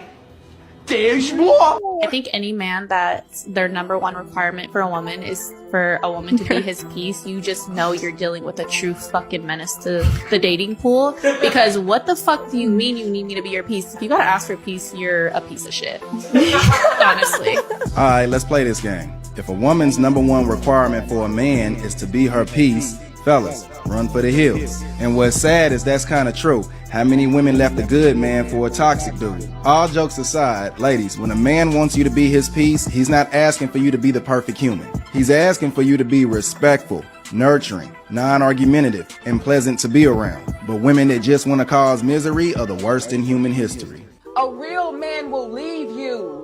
They're not going to go back and forth with you. They're not going to argue with you. They're not going to beg with you. They're not going to plead with you. You will get a warning at best. And if it's no changed behavior, they're out. Before she goes any further, or they go any further, you have to be like that to be truly a real man. You have to master the fine art of, I ain't about to put up with this. I mentioned this before, but it's been a while. I was on somebody's live stream, right? And it was Jen on the Block, the Puerto Rican chick. That's on YouTube, Jen on the Block, right? I was on her show. She is, sometimes she's cool people, sometimes she's got an attitude, mad at the world because she ain't got a man, and you can tell, right? And I remember I was on her show. She was just tearing down Austin. This one, everything happened in Brazil with Austin. She was tearing the brother down. And I remember I came on the panel to kind of like a lot of guys were saying, hey, he's only 23 and he's just started traveling. Get a guy a break. And then all of a sudden she started talking about me, and she started talking about I'm using Andrea with Andrea having her own show. You're using your wife as if my wife is like some robot, whatever, right? And it start getting, she start getting more and more disrespectful in her tone. I talk about Andrea, just talking in general, just her voice, her vocal tones, her idiocy. Now I had a choice. I could be the Andre who I am and not feed into it, or I could be like a lot of dudes, try to prove my point and argue with the chick on her show with her with the mute button. She said, well, if you don't like it, what I just said, you can leave. And I calmly said, you're right. I can leave. And I punched myself out. I want everything in me as a man want to go back on that show and just cuss her ass out. Fuck you, blah, blah, blah. Fuck you, Jen. You and your show and these lame at the. As a man from the east side of Detroit, I wanted to curse her out. As a real man, I did the right thing and I left. Months later, true story, I get an email from a brother. He said, bro, I saw what happened months ago on that Jen the Block episode. He said that was the realest thing. He said, I done seen a lot of dudes do in a long time. Not let a woman move you and just take yourself out of the situation and keep going. Brother, how can I sign up for a consultation with you? Whatever type of dude that you are, I need to talk to you about that. Remember, I said as the man in me want to say, I want to go back on the show and cuss everybody out. But the real man in me, real men leave. Real men don't put up with that. Real men ain't about to go back and forth. All that bantering, We don't do that. We don't do that rah-rah. You other dudes go on World Star. Us real dudes, no. Y'all get you Medis and Medellin, y'all, that's what y'all do. Cartagena, that's y'all style. Cali, we don't do that. We don't do that. Cali is full of laid-back dudes, ex-military dudes, just laid-back type of personality. We ain't on that rah-rah down here. That's why a lot of Pookies and Ray Rays don't stay down here for long, because we ain't on rah-rah. Ain't nobody really to argue with down here. Real men will, like she just said, real men will walk away. We ain't about to put up with it. We ain't about to banter. We ain't about to do what they call sassy in the States. We ain't going through all that. Real men will look at you, hunch our shoulders, and delete you from our lives as far as communicating. We don't do that. Y'all ain't gonna see me. No.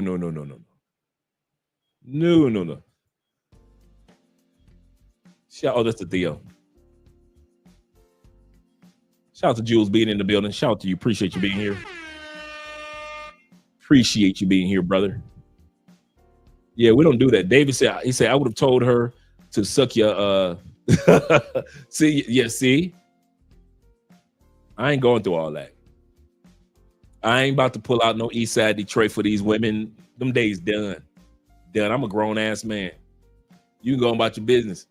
Because when these cameras go off, I get to go back to my wife, and Jean get to go back to her lonely ass life. She get to go back to a life of, she's over 40. She's got a bad attitude. She's attractive, so dudes will continue to want to smash her. But ain't nobody gonna deal with that for a lifetime.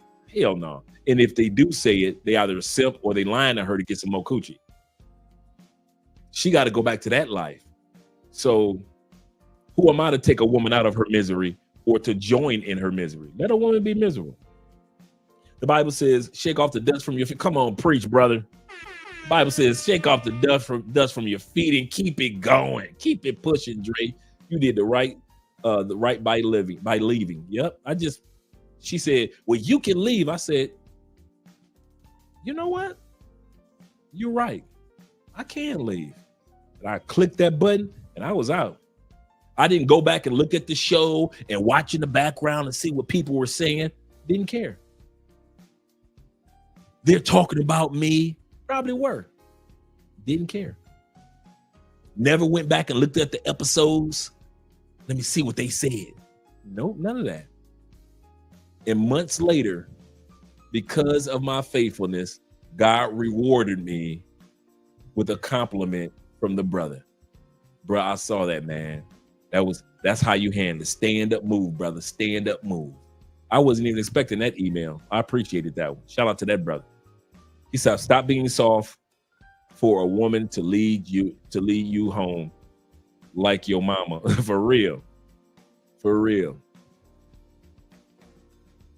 And being in the building, shout out to my brother Ben. He said, and the best, Dre, is that drives, it does. When you don't give them that energy or attention, he said that drives them crazy. Women can't handle real men. I can't, she-tile girl. Oh, they're little girls in a grown woman's body. Absolutely correct. Absolutely correct. Speaking of shout outs, let me give a shout out to my brother Terrell, who brought a few months ago, he brought this for Andrea, and I cracked the bottle. It is Huckleberry Lemonade Vodka. It is pretty good. It is pretty good. Huckleberry Lemonade Vodka cocktail. It is pretty good. You ain't got to add nothing with it except some ice. Pretty good. That's a big bottle. Yes, it is. That is a big bottle. Pretty good. So shout out to all you gentlemen. My man Rick in the building. He say late again. What's up, fellas? Shout out to my man Rick being in the building. Let's get ready to head back. Oh, still. He said they still little girls. Yep. Absolutely. Let's get ready to head back to the video, gentlemen. Remember, these are the things that you should expect from all women. And if you don't receive it, just move on. Just continue to move on. You ain't gotta respond or react. Just move on. Woman come in my life, I tell her, I don't want you to hold me down. I want you to lift me up, man. Because life has beat me down enough. When I step outside of my doors, I'm faced with so much adversity. I'm faced with niggas hate. I'm faced with police profiling. I'm faced with racism. I'm faced with so much on a daily basis. When I come home and I need my woman to lift me up, I want her to pour into me positive words of affirmation. I want her to pour life into me. Facts. Give me peace. Give me that respect. Give me that space I need. Because I might need 5 minutes to just woosah. Because the world is draining. And a lot of women don't understand that. They don't sympathize with men. But I'm just trying to let y'all ladies know right now, I'm going to ask y'all nicely, man. Take it easy on your man. He's going through a lot. He got to compete with other men just to keep your attention. Because you're watching what everybody else is doing on Instagram. You're watching what's going on with your homegirl. And you comparing your relationship to that. You judging what he's doing based on what that other man is doing for his girl. You might not be saying it to him, but that's what you're thinking. And he knows that. I'm not taking it easy on you niggas, because some of you niggas are bums and y'all niggas need to step y'all shit up. But we not talking about you niggas. We talking about the niggas that's actually trying. But life is, you know what they say, life is lifing. Just to make it back home safe and sound is a blessing. And a lot of these women don't understand that. They don't know the cross that we carrying. 3 things a man needs from his woman. Not 20, not 50, just 3 things. Let me explain. Number 1, be his peace, not his stress. Now let me break this down. We're out there every day, fighting battles, at work, in life, wherever. And when we come home, we don't want to be battling there too. Home should be where we recharge. So bring some calmness, bring some grace, a little understanding. You do that and watch him start opening up, starting to relax around you. I'm telling you, that's how it works. Number 2, men gotta feel respected. It's in our DNA. And I don't just mean lip service, I mean show it. When you trust our decisions, believe in our leadership, you make us feel like we can take on the whole world. But look, we know we gotta earn it too. All right, so we step up, we put in the work. And number 3, intimacy. Now this isn't just about physical stuff. No, we wanna feel wanted, appreciated. So when you put in that little extra effort, let me tell you, we feel that love and we love you even more. When the respect is gone, there's nothing left. Exactly. There's no peace. There's no happiness. The people that say they loved you, aren't they the same ones that have hurt you? Yes. But the people that respect you, that don't like you, but they respect you, have they hurt you? No. Why do you think respect's so much more important to men than it is to women? Facts. That's strong shit. I mean, it's biblical. Well, you know, it's interesting too, because all these conversations and these debates, we get in this situation where it's like the tides have turned, right? Ladies, I will say this all day, every day. Men are way more attracted to women who give them peace than they are to beauty, money, fame, status, anything. Let me explain. A lot of women use the "we don't care what men want, we're gonna be who we are, and we're gonna talk about our feelings," whatever. You can say whatever you want, but then you can also wonder why you're not in a relationship you want to be in, or why you always pick the assholes. How all of your exes are toxic, but you refuse to look at the way that you act, or the men that you're picking. Because some of you bitches be crazy, okay? I read my DMs. I know how it really goes. I will tell you that men will be attracted to having a peaceful woman over having a beautiful woman.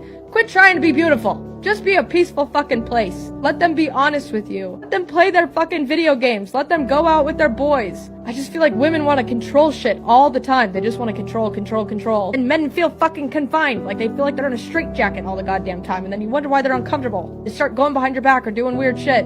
Because women refuse to look at this part of themselves too. Sometimes you bitches be crazy. And it's okay because we're working on it. But listen, you have to hear it sometimes. Because just try this, women. He wants to go out on a Saturday night with his boys to the bar. You just go, "I hope you have so much fun. Babe, you look so good. Go out, have so much fun." It gets stress-free for him. And watch how fast he fucking comes back.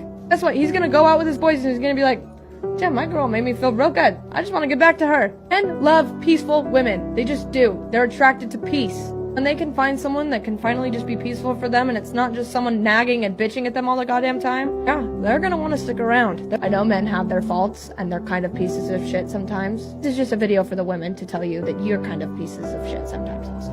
Okay? Listen. Like her. We're all faults. Like her. You know I fucking love you. And listen, I know the majority of the people that follow me are women, and some of you might get a little bit offended by this, but it's just the honest fucking truth. Don't mess around and look a good man because you're a toddler in your emotions. And practical advice that I would give to just growing in your emotional maturity, stability, right? Being grounded emotionally. It's like just as much as you fight to be cute, to be a boss chick, fight to be a peacemaker. Fight to be a person that can go in a room and stabilize it. Fight to be the nurturer that you are. You're a nurturer. And that's something that, even though I believe that we're created to be that way, it's still something you have to wake up and be intentional about. So practically going out of your way, reading those books, watching those YouTubes. I remember a moment that I had with my husband and we were in the house and I could see in his eyes, I'm like, oh, he's about to leave me. Like, he's gone. He's tired of me emasculating him. He's tired of my inability to just shut up, hear his point and not cut him off. And when I saw that look in his eyes, I said, wait a minute. It's a woman that will hop over me to get to you. Let me get this together. And so practically just literally getting up and, okay, why am I this way? Oh, I saw my mama do this.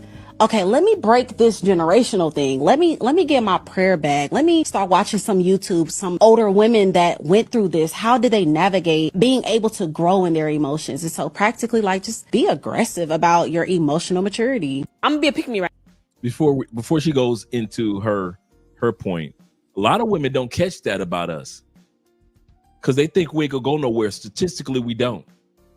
I'm gonna say this again.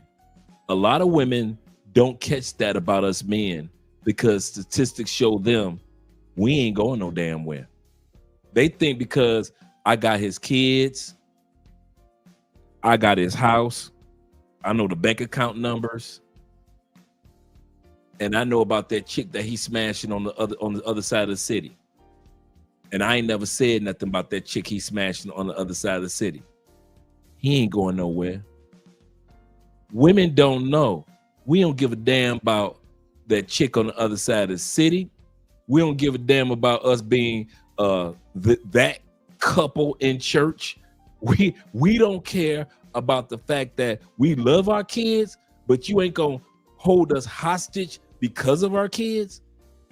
And we don't care how many years we've been with you.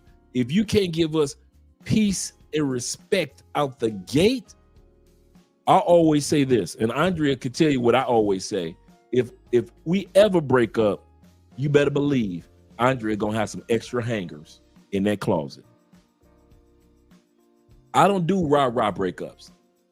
I don't do the, we gotta fight this out. It's so, You just come home and my stuff gone. I ain't one of them. I don't need closure. I'm not a man that needs closure. I'm on to the next, on to the next. Some of you guys might be wired like me. Some of you guys can't understand what I'm saying. You have, and Andrea knows me. When I break up, I don't go back. I ain't never smashed none of my exes, ever. Any of them can tell you that. B, when I leave, you're going to have extra hangers in that damn closet. You better believe all my shit going to be gone. Ain't going to be nothing but empty ass hangers in that closet.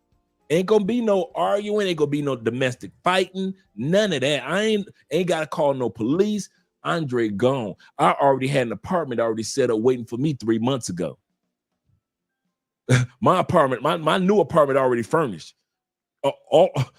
My new apartment already got everything in it. It's got the television and everything. It's got a brand new bed. It's got a living room. It's got my new apartment. When I leave, bruh, when Andre leave, I left 3 months ago. I just so happen to still be in the house. I learned that from women. I'm gonna say this again. If you wonder where I got that from, I learned it from you ladies. You ladies will leave a man 3 years in advance, be making your plans and everything. So when you leave him, you already got an apartment, a brand new car. You got kids, already got a new school to enroll in and everything when you leave us. So I sat back and I looked and I learned, let me see what women are doing when they leave us. Oh, they do that when we leave us? Okay, when they leave us, okay, cool. That's what I'm gonna do when I leave them. So I do the exact same thing what women do to men. You gonna have some extra hangers in that closet. Don't think you're gonna get this sex again. See, I ain't no comeback kid as far as coming back to a chick. And I've already built my new life on the other side of the city. Don't think that I'm going to a homeless shelter when I leave, or I'm sleeping in my car when I leave. No, boo. I got a whole apartment, a whole lease that I've already signed on the other side of the city. My wife knows that about me. So she knows that if she ever F up, ain't gonna be no rah-rah. It's gonna be empty hangers. Some of you dudes need to have rah-rah. Yeah, I'm a premeditated dude. I learned that from women. Premeditate. Some of you dudes don't watch women. I watch women. Premeditate. And I let my wife, and I talk about that. I've let my wife know that clearly. I am not a dude to argue doing a breakup. That I'm not to sit up here and try to convince you to stay with me or fall in love with me. You ain't got to worry about it. You're going to bring your ass home. It's going to be some extra hangers in that mother. That's how you know. Real men don't tolerate. We don't put up with. You see how our bedroom is a couple doors down, right? You see how open the door is open. Andre hears everything that I say to you guys. Just like L hears everything that Richie Mack is saying, because Richie might be right here, but you see L in the background. She might be cooking or she might be reading a book or whatever it may be. He ain't had nothing, is he? That's masculinity. You ain't had nothing. When I'm talking to you guys, Andrea can sit up there. She'll stand here sometime. She'll stand here. So I'm not saying something to you guys that I don't say to her. She ain't got to watch the show. She can hear the whole show going on. Don't water down your masculinity for anybody, gentlemen. I don't care how fine she is. Dude, I remember I was smashing this in Tampa, true story. I was smashing this Puerto Rican chick. My goodness, this female was fine. She was a green. You know how females that had green eyes that are so green, they're kind of like almost like a whitish green. Like it's not, they're not just green eyes, not the dark green with the brownish tint.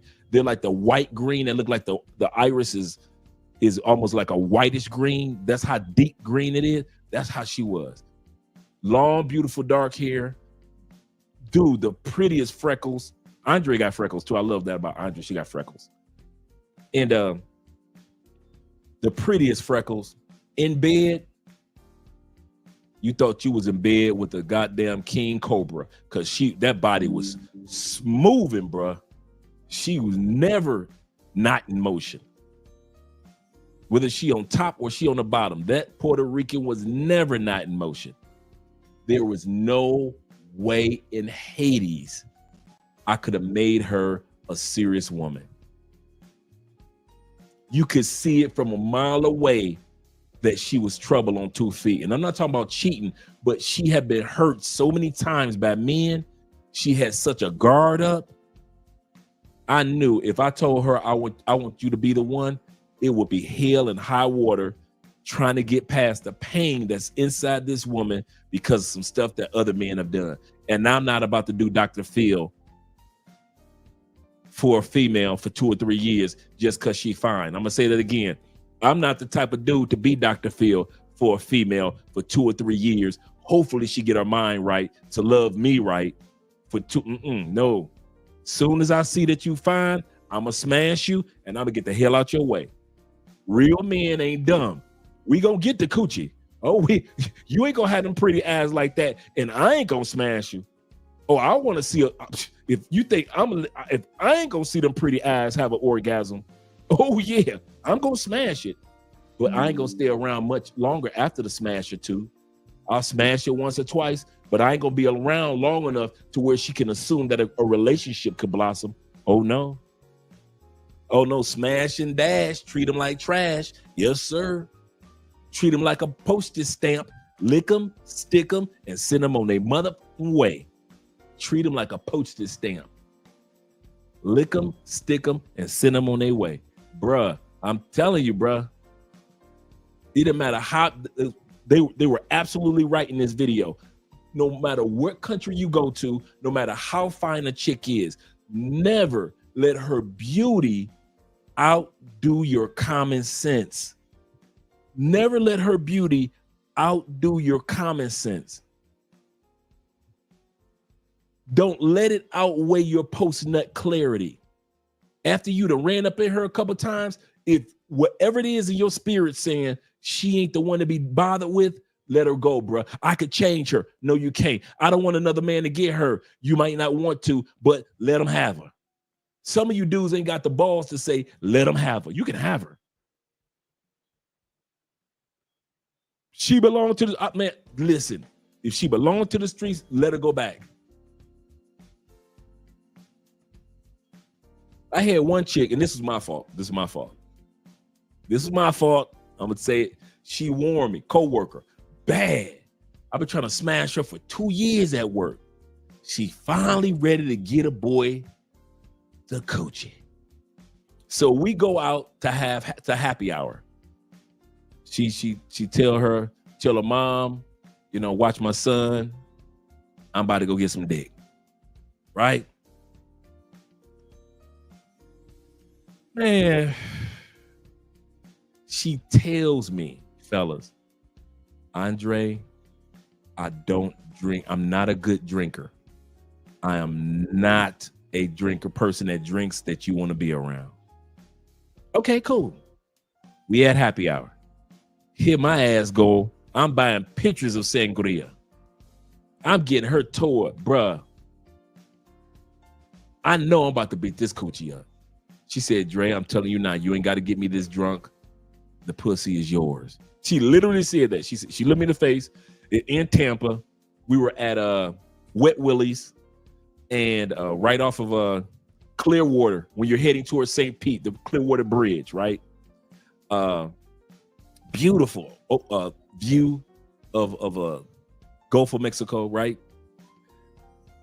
Sunny evening, sun going down. I know I'm gonna beat this coochie up for about a few hours. Man, I got that chick so drunk, and all the evil, all the demons show up to where I literally left her there. She had left her car at work. We weren't far away from work. I left her ass right motherfucking there. She had to call her mama to come get her, to go get her car from our job so she can go home. It was my fault for ignoring the one thing that she said, Andre, I don't drink like that. And when I drink like that, I'm evil. Sometimes, guys, we got to learn to let go. I know that I want to smash her for 2 years, but I had to let it go. That was just too much evil for me. She was just embarrassingly crazy. I was like, dang, it ain't like she lied to me. It ain't like she lied to me. And the crazy part was I heard she got a fire head too. So I'm looking forward to this because my boys had already ran up through her. It's my other coworkers. And they like, man, she get a fire head. So I'm like, I'm finally about to get the fire head. And she told me about the coochie is yours. What do I do? Overkill. Get her drunk. And she was embarrassingly drunk. Sloppy drunk. I was like, you are not getting in my car. Argumentative drunk. So sometimes we got to take that L and keep it pushing. Let's go to the next part of the video, guys. Don't let them disrespect you. Right now, because we be knowing when our niggas unhappy, we just don't care, and that's the problem. I care, but y'all don't care, and that's the problem. Cause it's not fair. Cause we be knowing y'all energy change, y'all mood change, y'all vibe is different when y'all are unhappy. Y'all are. I can tell when a man is depressed. I can tell when a man is depressed. I can tell when a man is unhappy with work. All of that stuff. I can tell. So if I could tell, y'all could tell, and y'all are selfish. So yeah. Men are no longer obsessed with women anymore. Do y'all feel that way? 100%. Why do you think that is? The reason they not obsessed is because I hate to say it again, and I hate to seem like I'm being judgmental to women when I'm a woman myself, but I feel like social media and there's no mystery. I feel like a lot of things that we as women as a whole that we say that maybe sometimes is just something that we're just putting on social media. It was just a joke. I feel like guys really be turned off by those things. Like they really judging you by the things you put up. Boy quotes, right? Like yeah, like I feel like they're really judging you like by those things. They watch from afar. And also like just feeling like it's this pressure of feeling like they gotta take care of you. I wouldn't want to be obsessed with nobody if I feel like as soon as I walk to them, they're gonna be like, my light bill is due. I don't know if y'all know this, but there are so many men out here who would love to have a woman and receive her love and give it in return. The issue is that so many men have been done wrong by women in the past. They just cannot stand the thought of feeling that type of hurt and pain again. What women have to understand is that men experience pain differently than a woman. Now, it's not to disregard anything that a woman has gone through, but it is to say that men already be on the fence of letting a woman get in and get too close, and when they finally let her in and she do him wrong, it makes him feel stupid. Like, dang, I never let a woman get this close to me. How did I let this happen? A lot of women have turned some good guys into men that just don't care anymore. To the fellas, I want you to know that it's okay to let go. Because you never know, you can meet the love of your life.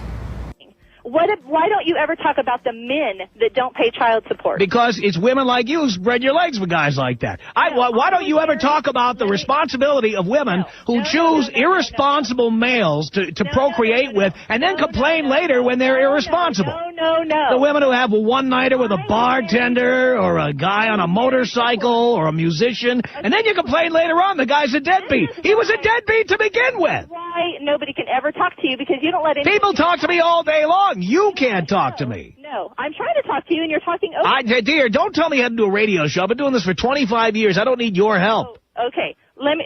Can I please just say this? I was married once before, okay? Mm-hmm. My husband and I had a child together. Right. After I was tired of him beating me for 2 years, I left him. Really? But why did you tolerate it for 2 years? Can you tell me why you tolerated being beaten for 2 years? I'd like to hear about this. My answer to that is because I was young and stupid. Okay, I agree with you. There you go. You were stupid. No doubt about it. And now what are you going to complain that he doesn't pay child support? The guy who beat you for 2 years? Imagine that. The guy is irresponsible. Right. He beat me for 2 years, and now that deadbeat doesn't pay. So why is it my There's your big concern. Now we see why you're so upset about this. You chose a manifestly irresponsible, violent individual to procreate with. Then you're amazed that the guy doesn't send you child support. He didn't You're still, you know what, dear? You were young and stupid. Now you're old and stupid. I mean, you're still stupid. Oh, my God. You are still stupid. You expect a guy who beat you for 2 years? You don't get rich working for somebody else. You don't get rich as an employee. You don't get rich as an employee. You make other people rich. The deal is, as an employee, you exchange your time, skill set, and expertise in exchange for their systems, their security, and their exposure. And if you were smart, you will go in and negotiate the highest money you could get and go in and learn the most you can about the business of what you do, and then leave and do it for yourself. You don't get rich as an employee. And far too many guys want to get rich as workers. Rich comes from ownership. Gentlemen, get the gift of goodbye. RIP to Kevin Samuels. And I share this clip because as of late, I've had a lot of guys write me questions like, hey, I'm talking to this girl and we've been talking back and forth. We've gone on 3 dates and now she's ignoring me and I'm trying to do all this stuff to get her back. What can I do? Or I'll have guys that are in situations where the woman's not treating them right. Maybe she's stepping out on him or she's talking to him the wrong way. And he's wondering, like, what can he do to salvage this? And this clip's talking about how sometimes you got to recognize your value as a guy and recognize that if a situation is not serving you, you got to be able to say goodbye to it, knowing that there's going to be better out there. And so if you're dealing with a situation, whether a woman's being flaky or she's mistreating you, understand that sometimes you can't make it work. And for the sake of your happiness and for the situation, you got to say goodbye and know that you can find better. Men get tired. We get tired. God, we get tired. And don't nobody give a damn. The folks you think could give a damn don't give a damn. Sometimes your kids don't even give a damn. And in the face of such hurt, heartbreak, rejection, confusion, a lot of men are just out here lost. And waking up every day is a miracle. Some people go to sleep and will be all right. We're not waking. If I had different people in my ear. Before we hear what Tyrese's ex-wife has to say, Kevin is correct. There are men that will be all right if not waking up. Don't ever put your life in a position with any woman, because usually about a woman. Sometimes it's about our kids, but most of the time it's about a woman or what a woman is doing. Dude, I'm gonna tell y'all something. Ain't no coochie that good that you need to delete yourself. Be sad, yes. Shed your tears, yes. Go to your mosque, your temple, to your God, go to your church, whatever your place of meditation is, go there. I don't care. I would rather see you a live alcoholic than a dead corpse wrapped around a tree. True story. I just watched a video yesterday of a woman live, and she did a TikTok while she was live when she found out that her son was deceased. And you could hear the screams and the pain of the mother. And you go to the comment section, you find out from people who were there that her 20-something-year-old son had deleted himself by wrapping his car around a tree on purpose because of his ex-girlfriend, because of his girlfriend that he was with, hurt his heart. I got you guys. That hurts. That letting go, moving on, bruh, that hurt, especially the years go by. You've been with somebody. If I've been with Andre all these years, we separate, bruh, it will hurt, but not enough to delete myself and not enough to hurt somebody else. I'm gonna tell y'all something. It ain't nothing that Andrea can do on this planet other than threaten my body or our future children that will make me jeopardize my freedom. If I catch her in that bed with the dude, you know what I would do? It's gonna be some extra hangers in that closet. I'm not losing my freedom. I lost 10 years of my life in the feds. You think I'm gonna throw it away for a female? And I love my wife. Ain't no way in hell. I'm not gonna put my hands on nobody. I'm not about to fight no dudes. Hell no. They can stay in that bed. I'll make sure that they get their feet covered up. Let me cover up y'all feet. while I pack my and move on to the next stage of life. I don't play that. I don't play that throwing away my life for no coochie. Ain't no money involved. Ain't nobody making no money. Ain't nobody making no money. You go throw your freedom away by hitting on a female, and now they locking you up, and now you got to go to cage your rage classes. You sit up there for the next 6 weeks, 12 weeks, got to go to classes because you got to cage your rage. Because you couldn't control yourself over money. No, we wouldn't talk about money. You can control yourself over your car. Oh, we wouldn't talk about your car. Oh, you can control yourself because somebody broke your house. Oh, we wouldn't talk about your house. You couldn't control yourself over some coochie.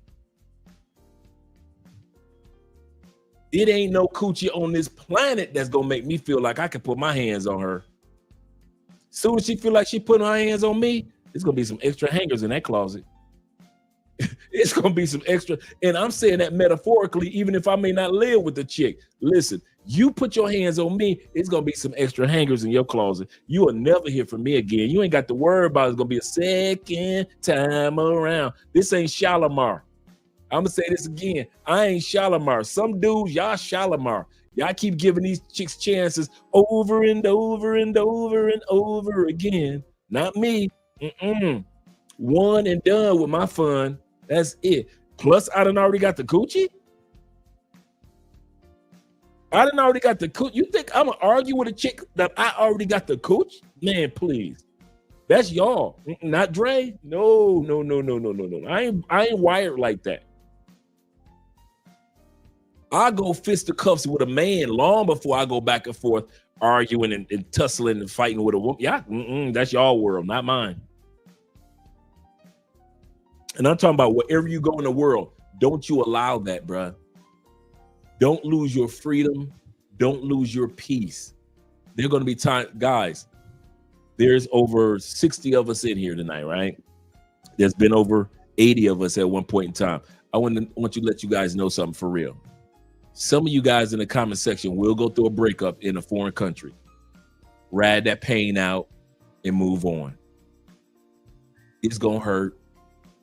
You're going to be disappointed. You thought she was the one. I know. I got you. You feel used. I got you. We've been there. But don't throw away your freedom and don't throw away your life for no chick. I don't care how much that hurt. You better ride that pain out like the rest of us. Stop acting like your pain is the worst pain and your pain was invented. Like God created some new pain when your woman broke up. All of us hurt when a breakup happens. So stop acting like your pain is the worst pain of all pain. No, it ain't. All you doing is picking your pain. You can pick the pain of staying with her or pick the pain of leaving or losing her. But dude, you're going to ride your pain out and it's going to be life after that. All you do is that might be in the middle of a divorce that you're thinking about over the next couple of years. Ride that pain out. I know she got the kids. And kids ain't going to be 7 forever. They going to turn 16, 17 someday. Right now it's painful because she is working your last nerve when it comes to get your kids. Bruh, don't delete nobody. Don't harm nobody. Don't have the police being called over there on you. Them kids gonna turn 17, 16 one day and gonna tell mom you want some bullshit. Don't you ever forget them kids gonna grow up and they gonna look back at their mama and be like, you know what? I talked to my dad. I talked to your sisters too, mom. I talked to my aunties. I found out what really happened. Yeah, mom, you didn't tell me about, my aunties told me the truth, mom. They told me the truth. My dad's sisters, my dad's brother told me the truth. So mom, so you trying to say everybody lying? Mom, everybody lying. So you saying my dad lying, his mama lying, both your sisters lying, 2 of his brothers lying, and his sisters lying. Everybody lying, mom? Everybody?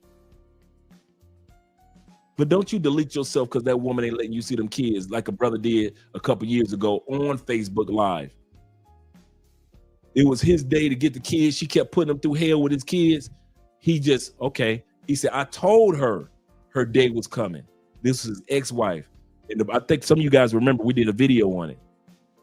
This brother went on Facebook Live, told his story on Facebook Live, put the kids in the car, walked into the ex-wife's house, and you could hear him. I told you this day was coming. Kablayow. Deleted him, deleted her, and deleted himself. Bruh, don't do that. Them kids gonna grow up and they're gonna find out the truth. They're gonna find out and if you're a good dad, you can be like Deion Sanders. Them kids know the truth about their mom. Them kids, they ain't surprised why they daddy act the way that they daddy act. Because them kids know the truth about their mama. You see, they still hang out with their daddy. You see, they daddy put them in the NFL, and any of their friends are going to the NFL with them. Why? Because them kids know the truth. Them kids ain't no little kids no more. Them grown men now. I'm serious, guys, when I say this. Do not delete yourself or allow a friend to delete himself. Do not be one of them domestic violence dudes. You cannot slap the coochie into getting better. I don't know where y'all came with that invention. Y'all saw white men beating up on their women, so y'all thought y'all could do it, huh? When the last time coochie got better when you beat on it? I'll wait. When it was the last time your woman gave you fire head after you whooped that? I'll wait.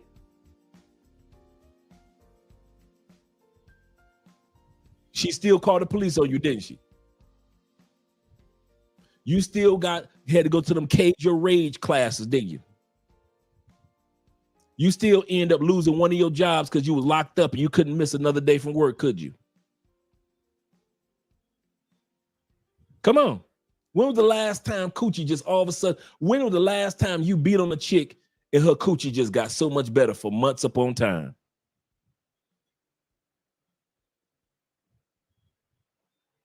I be seeing dudes walk, come on, y'all. I see dudes in the States walking through the mall.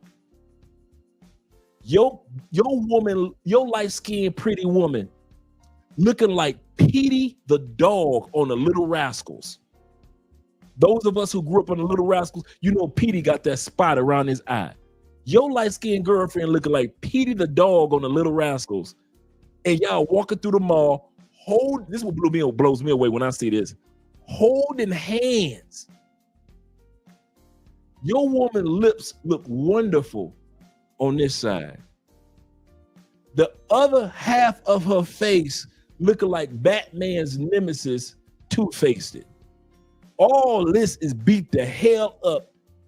All this is gorgeous than a motherfucker. You think we don't see that in the brother? All you domestic violence dudes, you think we don't see the ass whoopings that y'all put on y'all? We see that. You know how many beautiful women we have seen the scars on their body, bruh, or on their face? It just ain't none of our business. She's still walking through the mall holding your hand, so we gonna keep our mouth shut. It ain't none of our business, right? She walking in the club holding your hand. It ain't none of our business. Who are we to put our lives on the line trying to tell her to get away from your crazy? Right? So we don't say nothing. But all you dudes that like to beat on women, don't you ever in your life think that we other dudes don't see it. We notice all the scars on your woman's face. We see all on her neck, on her wrist. We see it all. Just because we quiet don't mean we don't know. It's just we like, hey, if she like it, I love it. I ain't gonna say nothing. That's her business. I ain't about to jump in my boys, especially if it's my boy. I ain't about to jump in my boy's business like that. She into that. She into that wildness, the wild west. I had a friend like that younger. And I was cool with both of them. Her, because she lived in my building, and him, he lived across the street, and that was my dog. I was the one that introduced them. Dude, you talking about 3 years of a couple that used to fight dang near every day and loved each other.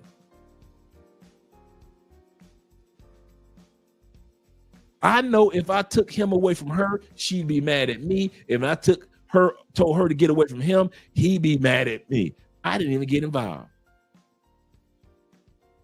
Every other day, he got scars and scuff marks all on his face. He light-skinned, she light-skinned. So it's two scuffed up people every time you see him. Ain't none of you won't reckon. Dude, for 3 years, I ain't never seen him without a scar. For 3 years, I ain't never see her without a scar. Some of you brothers, y'all love it. Because you got ladies that love it. Oh, yeah. Oh, yeah. There are women in the world that love a good old-fashioned ass whooping. And you can't cook for her. Flowers, cards, and candy can't match it. You can give her all the best sex in 3 orgasms back to back. You can go ahead and buy her a brand new car with the ribbon on the front. Don't none of that match a good old-fashioned ass whooping. There are women out there that are crazy enough to think that that is equivalent to flowers, cards, and candy. And some of you brothers love them. She got the crazy coochie. She be tripping, dog, but you know, she good people. I done heard y'all justify y'all ass whoopings from y'all women. I done seen y'all justify ass whoopings that y'all get to women and the ass whoopings y'all get for women. How you gonna justify your woman throwing something at you? How you gonna justify that as a real man? Seriously, I'm asking. I ain't never been in no situation like that. One time a female tried to bring that magic to me. Guess what happened? She had extra hangers. I'm gonna say that again. One time female did that to me. One time we were in a club, right? Check it, true story. We're in a club. Valentine's Day. You know, in the club, they're always selling roses and flowers. We just get off the dance floor, a slow jam. I see my man sell the last rose. I say, dang. So I walk over to the female that bought the last rose and I ask her, how much for the rose? I buy the rose, come over to the little female I'm with. I say, baby, I just got you. Before I can get the words out my mouth, you know, I'm in the club. I got a drink. How come this, bruh, true story. This bitch slaps the drink in the rose out my hand. People still on the dance floor, slow jamming. It's Valentine's Day. Men dress good, women dress good. Ain't nothing but liquor in slow motion flying in the air. And I'm talking, I had me a nice size drink. Ain't nothing but Bacardi flying in the air on all those people slow jamming. Next day, that bitch had empty hangers. Next day, empty hangers. Some of you dudes love that. That's what I'm talking about. She love her man. She crazy. She crazy, dog. She just crazy. That's all that is. She sexy, but she crazy. Not me. Not me. Next day. Next time she saw me, she finally found out where your boy lived, and I was on a date with a hottie. My brother was over there too. He just so happened to come to the house, be at the house when I came over with the hot chick. He was like, "Damn, where'd you get her from?" I said, "Don't worry about it." I said, "Well, nobody hollering at her at the club." So she was like, so we started talking. I was like, "What's going on?" She said, "Ain't nobody talking to me." I said, "Damn, ain't nobody talking to you? You're fine." I said, "Don't worry about it. I got you." All of a sudden, the one chick pulled up to my new crib. True story. True story, guys. Do you know I've had to put restraining orders on a couple chicks? Oh, I know I ain't the only one. You could put y'all always want to go rat on my stories. Put a 1 in the comment. I'm gonna rat on y'all stories. Put a 1 in the comment section if you ever had to get a restraining order on a chick, or you had to, exercise your rights of keeping the chick at bay, not calling her anymore, not texting her anymore. She did something violent and that ain't you, so you had to step back. Thank you very much, gentlemen. I ain't the only one that had to leave a crazy chick. Some of you dudes, you think because the coochie so crazy that it co-signs the craziness, like the brother that we watched on the video. Remember a couple weeks ago, we watched the video where the dude was married to the crazy chick for 20 years and had 2 kids, and he's still going through hell with her, even though he's got custody of the kids, divorced, and today he's still dealing with her as a crazy co-parent that's not paying him the child support that he needs to get. because he said, quoting him, he said his compensation for dealing with her craziness was crazy sex. So he said, my gift of dealing with her crazy ass getting locked up in mental hospitals all the time was before she got locked up, each night she gave me crazy sex. Not me. My man Growth, shout out to Growth Kofa in the building. He said this, he said, it was too late. He said, for my fucking baby mama now, shaking my head. Don't be me, gents. Landlord hotballed her. Yeah, damn. The landlord had to put that heat on her. Damn. I thought I had stories. I thought I had stories. Shout out to you gentlemen here. Let me make sure I got everybody. Shout out to my man Zay being in the building. Appreciate you, brother. I didn't miss out on you. Zay said, went to jail on a false DV. False, and that's a lot of things that crazy ones do. The false DV, absolutely correct. He said later, the charges would drop. No one to blame but myself. Even being in this space with this person. He said, I avoid U.S. women like the plague now. Absolutely correct. And my boy Zay is always down here. Laid back, cool. Remember I said Cali is built for laid back dudes? Between him and my Uncle Jeffrey, you don't find no cooler dudes. These dudes, I'm gonna kid you not. For his age, Zay was not born for this era.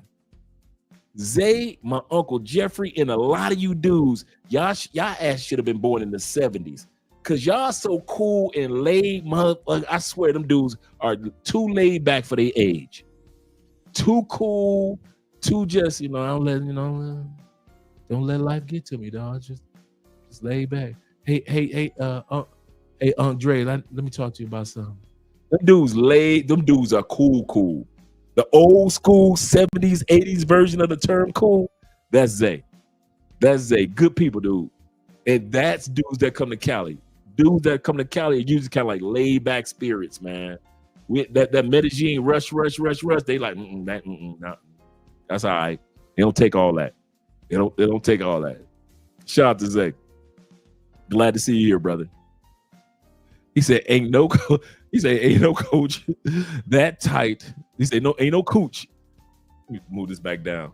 He said, ain't no cooch that tight to where I'm going to jeopardize my life. Yeah, dudes, doing it, man. Dudes, men in divorce 8 times more likely to delete themselves than women in divorce.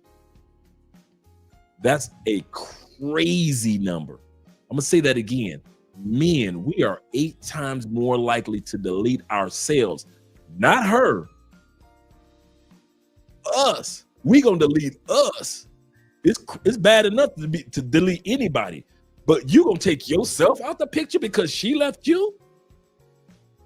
Man, please. You better do like the rest of us. Shed your tears, get you something to drink, get you some new coochie, and keep it pushing.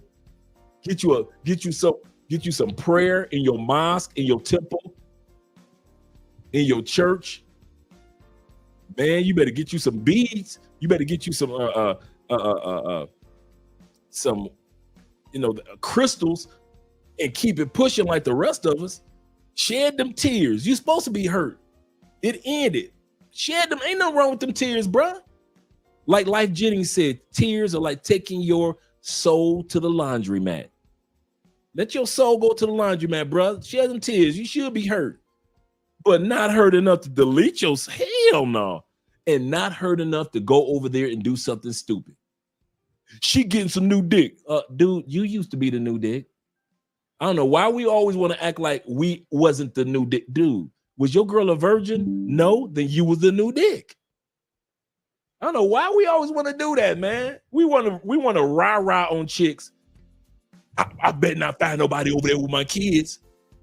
Dude, if you think your woman ain't gonna get no dick until your kids turn 18, you out your mind. Take it from the dude that used to fuck your baby mamas, okay? I used to run through your baby mamas. she was getting dick. It ain't none of your business when and where, but she was getting dick. Believe me. So if you think that she ain't gonna get no new dick, no new man, and your child 3, and she ain't gonna get no dick until your child turn 18, Negro, please stop. Be a man about yours. Be real with it, man. As long as she got somebody that's safe around your kids and she's responsible, let her get some dick, dog. It ain't none of your business, because she gonna get it anyway. Take it from Dre. All you do is that think your baby mama ain't getting dick, unless she's unattractive. All you do is that think your fine baby mama wouldn't get no dick. Bruh, take it from me. I was beating your baby mama's backs in, and I ain't the only one that can attest to that. Shh. Let it be your weekend to get the kids. Let it be your weekend to get them damn what? Shit. You don't want to know what used to go on in that house when it was your weekend to get the kids. Yeah, everyone has somebody new. For real. I know it hurts to think about that. And I know it hurts but it's life. You was once upon a time the new dick. And now you the old dick. I'm being honest. In the life of my exes, I'm the old dick. I'm the dick of the Christmas past. I'm the dick of Christmas past, okay? So are you. Okay? Seriously. Yeah, okay, y'all think I'm playing. It is not the vodka. And I can say that is really good vodka. That's really good. My man Mike in the building. Shout out to my man Mike. Good man. He said, if these men only knew that if you self-delete, that you will know that you won't know how much future coach missed out on, but you won't know because you self-deleted. There's so much life ahead of us, man. Good days, bad days, victories and L's. It's all part of life, man. And then when dudes act like they self-delete themselves as if that was their first breakup ever. Bruh, no, that ain't your, now, okay. The pain of your first real breakup, I don't care if you was 19 or 13, that motherfucker hurt. That first true breakup, now that one hurt. All the ones after that first one, whatever. You sit back and compare your woman leaving you with the kids to that first, when you a teenager and you wired, you talking about some pain. You talking about, I can't breathe. I feel it in my chest. I feel it in my heart. I'm about to die, mama. Take me to the hospital. I must got cancer or something. That first breakup, that motherfucker hurts. If you survive that first one, you can survive all the rest that comes. He said, when you come, you better pull out and put on the rubber. Yes, sir. Absolutely correct. Ben says this. He said, I had a few weekends when dad took the kids to the house and was wild with the debauchery. You guys are kidding yourselves. This is true. The utter madness, the Alice in Wonderland sex that takes place, the Mad Hatter sex that takes place in your baby mama house, bruh. Anytime, hey, am I lying? Anytime anytime she gotta clean the kid sheets, cause the shit we did in the kids' bed too. Man, please. Had your baby mama like this. I won't buy the butter rolls.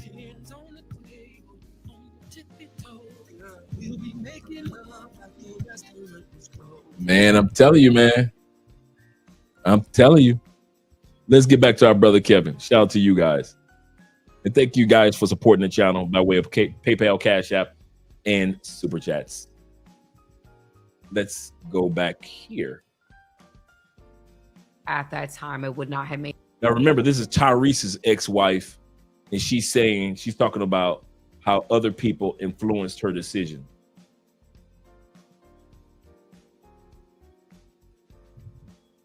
Let me go back here. Give me a second, guys. I should have never touched it. And waking up every day is a miracle. Some people go to sleep and will be all right. But not waking. If I had different people in my ear at that time, I would not have made that decision. No. Wow. Single women keeping women single. What your friends do, ladies, is they take your emotional bandwidth that should be for you and your healing, you and your progression, and what they do is they weigh you down with like an albatross around your neck. They drain you. They see your possibility and they realize one thing. They don't have the desire to do any better. See, it's not as though they can't have what you're on the way to get. They're just too lazy to do the work. This is the mess they do to manipulate you to stay stuck with them. And modern women are blind to the manipulations of their friends because you assume these people are actually your friend. They're not your friend. They're not your friend. They're not your friend. They are not your friend. They are there to pick up the crumbs off of your life. A good man can treat them like a queen, give them everything they ask for and more. And some of these ladies will still leave them because of outside noise, taking relationship advice from their jealous single friends, then wonder why they themselves end up single. You have nobody to blame but yourself, though. Go to couple therapy before letting others into a relationship. Okay, I've defined high value women. And it has nothing to do with education. Right. What makes a woman high value has nothing to do with her education. I'll define high value for you, and you tell me if you fit it. High value women are attractive and appealing to the eye, to the body, and to the soul. High value women have a comforting character. High value women are discerning and disciplined. High value women are enthusiastic and exuberant. They're also loyal and liberating. None of the things I said have anything to do with an education. Now, would you say that you are those things? Are you ready to be a wife to a suitable man? I mean, I've been practicing my whole life. Like, I was one of those girls who was like, that's a yes or no question. bit about it, and that's like, a yes. That's a yes. That's a yes. That's a yes or no question. That's a yes or no question. I am not the complete victim. No, What was the question I asked you? What was the question, ma'am? What was the question I asked you? Repeat it so I don't reiterate it incorrectly. So how are you answering the question if you don't know? Okay, what do you think I asked? I feel like you said that you're going to challenge that I'm the victim because it's perceived in that way. That's not what I asked. I said, see, all right. I'm having a hard time hearing you because I had to take my earphones out so you can hear my mic. Okay. Are you ready to be a wife to a suitable man? I feel like yes. I said yes because I've been preparing myself for this my whole life. Okay. To try to figure out what I need to listen. Relationships for us all are reflective. If the men you are picking are problematic, that starts in the mirror. So earlier this year, I ended a relationship and cut off an engagement from a great man. He was a good man. He loved God. He was a praying man. He loved and adored me. He was there for me. He was handsome. He was well educated. He didn't have any kids. He checked all the boxes. but there was still something missing. And I just knew that I could not go through with this marriage. There was just something that did not connect. I felt that there should have been a connection between he and I in order for me to be his wife. And so I cut off the engagement. And it was so difficult because he was a good man. It's easy when a person is not good. You can justify why you cut things off, but when a person is truly a good person, it's hard to explain. So I found myself trying to explain it to family and friends, and they were asking me a whole bunch of questions that, I could not say, exactly why, other than the fact that I just did not feel the connection. There was something that was not there that I needed to be there in order for this to be my husband. And so I stopped trying to explain it, and I just trusted my decision, and I went on. But then I got an epiphany, and it was just like, have you ever been shoe shopping and you saw a nice pair of shoes and it's like, ooh, I love the color. I love the style. The heel is the right size and it's a reasonable price. Like it's on sale and it's a good shoe. But then when you approach the shoe, you see that it's a size 6 and you need a size 7. Does it take away from the fact that the shoe is a good shoe? Does it take away from the fact that you're getting a great deal for the quality? Does it take away from the fact that the heel is still the right size? It doesn't matter. All of that still makes Correct, Mike. The shoe is still good. But if it's not your size, are too hard. You're too demanding. You require too much. You expect too much. You give too little. And men don't want to deal with that. You know how many times I talk to men and they're like, I went out with a woman who was 37 years old and I felt like I was being interrogated. Then I went out with a woman who's 26 and we had fun. Ladies, whether you like it or not, you're not fun. You're too hard. Older women are too hard. See, what you hear a lot of older women say is, I do that because my standards. Y'all want to get out here with these younger girls because they want you for your money. Well, you want us for our money too. Before Kevin continues on, I want to ask you guys that. Is being with older women too hard? A lot of people in the United States usually marry somebody within a 5 to 7 year window of each other. We're going to grow old together. Is being with older women in today's market in the UK, Canada, I am not ignoring you, brothers. Is it too hard? Is it too much work to put in based off the rate of return that you're seeing? Let me know, guys. I'm asking you in the comment section. I see Mike says yes. Let me know what you guys have to say. I'm not there in the States, so I wouldn't know. Because I've seen older women here that guys have great relationships with. I see guys with older women in other countries that guys have great relationships with. I'll come back to Mike in a second.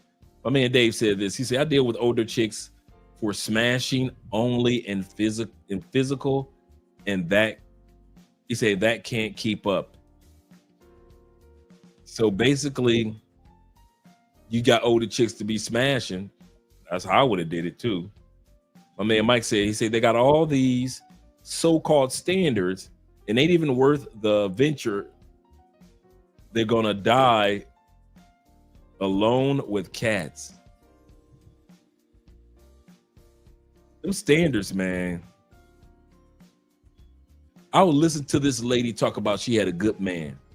Do you know that around the world, including in the States, arranged marriages last the longest in most countries? I'm going to say this again. The longest or the group of people that have the lowest divorce rate in most countries are arranged marriages. You don't get a chance to see if she's a good woman. She don't get a chance to see if you're a good man. But somehow statistically, they seem to stay together. We get a chance to vet the person, and we don't even stay together. That's how crazy that is. We literally get a chance to see if this person is the type of person we need to be with. And women will still F it up with a good dude. Something in my spirit told me, girl, ain't nobody else like him coming along. Nobody else is coming along, baby girl. It's just, you could get, yes, dudes like how I was and like how a lot of guys were, will smash that coochie till them bangs fall backwards. Yes, a lot of women make the mistake of equating having men in their phone, men in their DMs, men want to marry me, knowing that they know the truth off camera, that all we want to do is just zoom, zoom, and a boom, boom. That's it. I've got men that want to marry me, not as many that want to smash you, baby girl. There's a lot more men that want to just smash you than marry you. There's a young lady on TikTok that I follow, right? And on YouTube. I mean on Instagram that I follow. Really nice young lady. But you could tell that she got that spirit that she'll just pop off in a minute. If you're with her, you're going to be walking on broken glass. Very attractive young lady. Wants to have a man. Only men in her DMs are dudes that's trying to get that coochie. She is gorgeous. Only dudes that's hollering at her are dudes that's trying to get that coochie. Because every man can see, ain't no way in hell I'm about to spend the rest of my life with this walking red flag. Shout out to Iman being in the building. Appreciate you being here, sir. He say, most, if not all, North American black women are virtually destroyed, young and old. So a lot of times it doesn't matter the age. You find that this camera lens working my nerve. Find that at the end of the day, it is what it is with a lot of women. Zeta says this. He said they believe that the guy in their head is gonna come through on a white horse. That dude does not exist. And that's the part that hurts a lot of women. They will throw away a good man for an imaginary man. A man that they imagine is gonna come. He didn't come when you, ladies, hear me out. He didn't come in your early 20s. He didn't come when you were in college.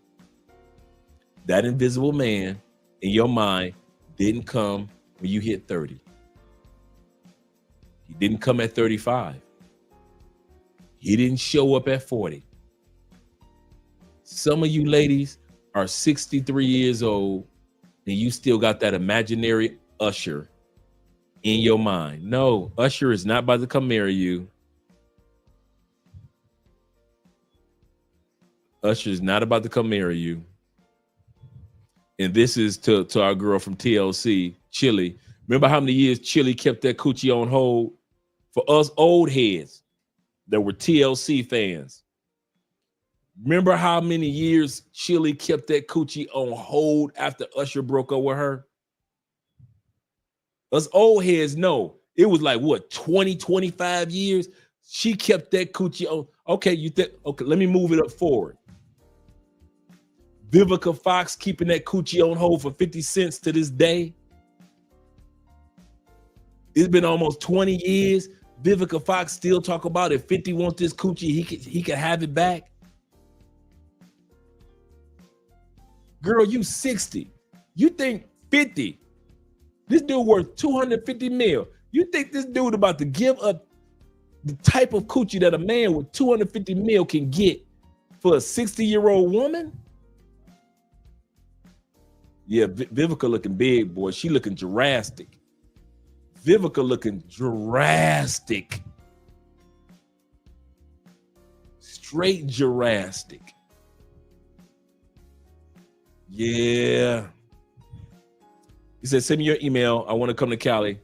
Yes, sir. Yes, sir. I would love to meet you, man.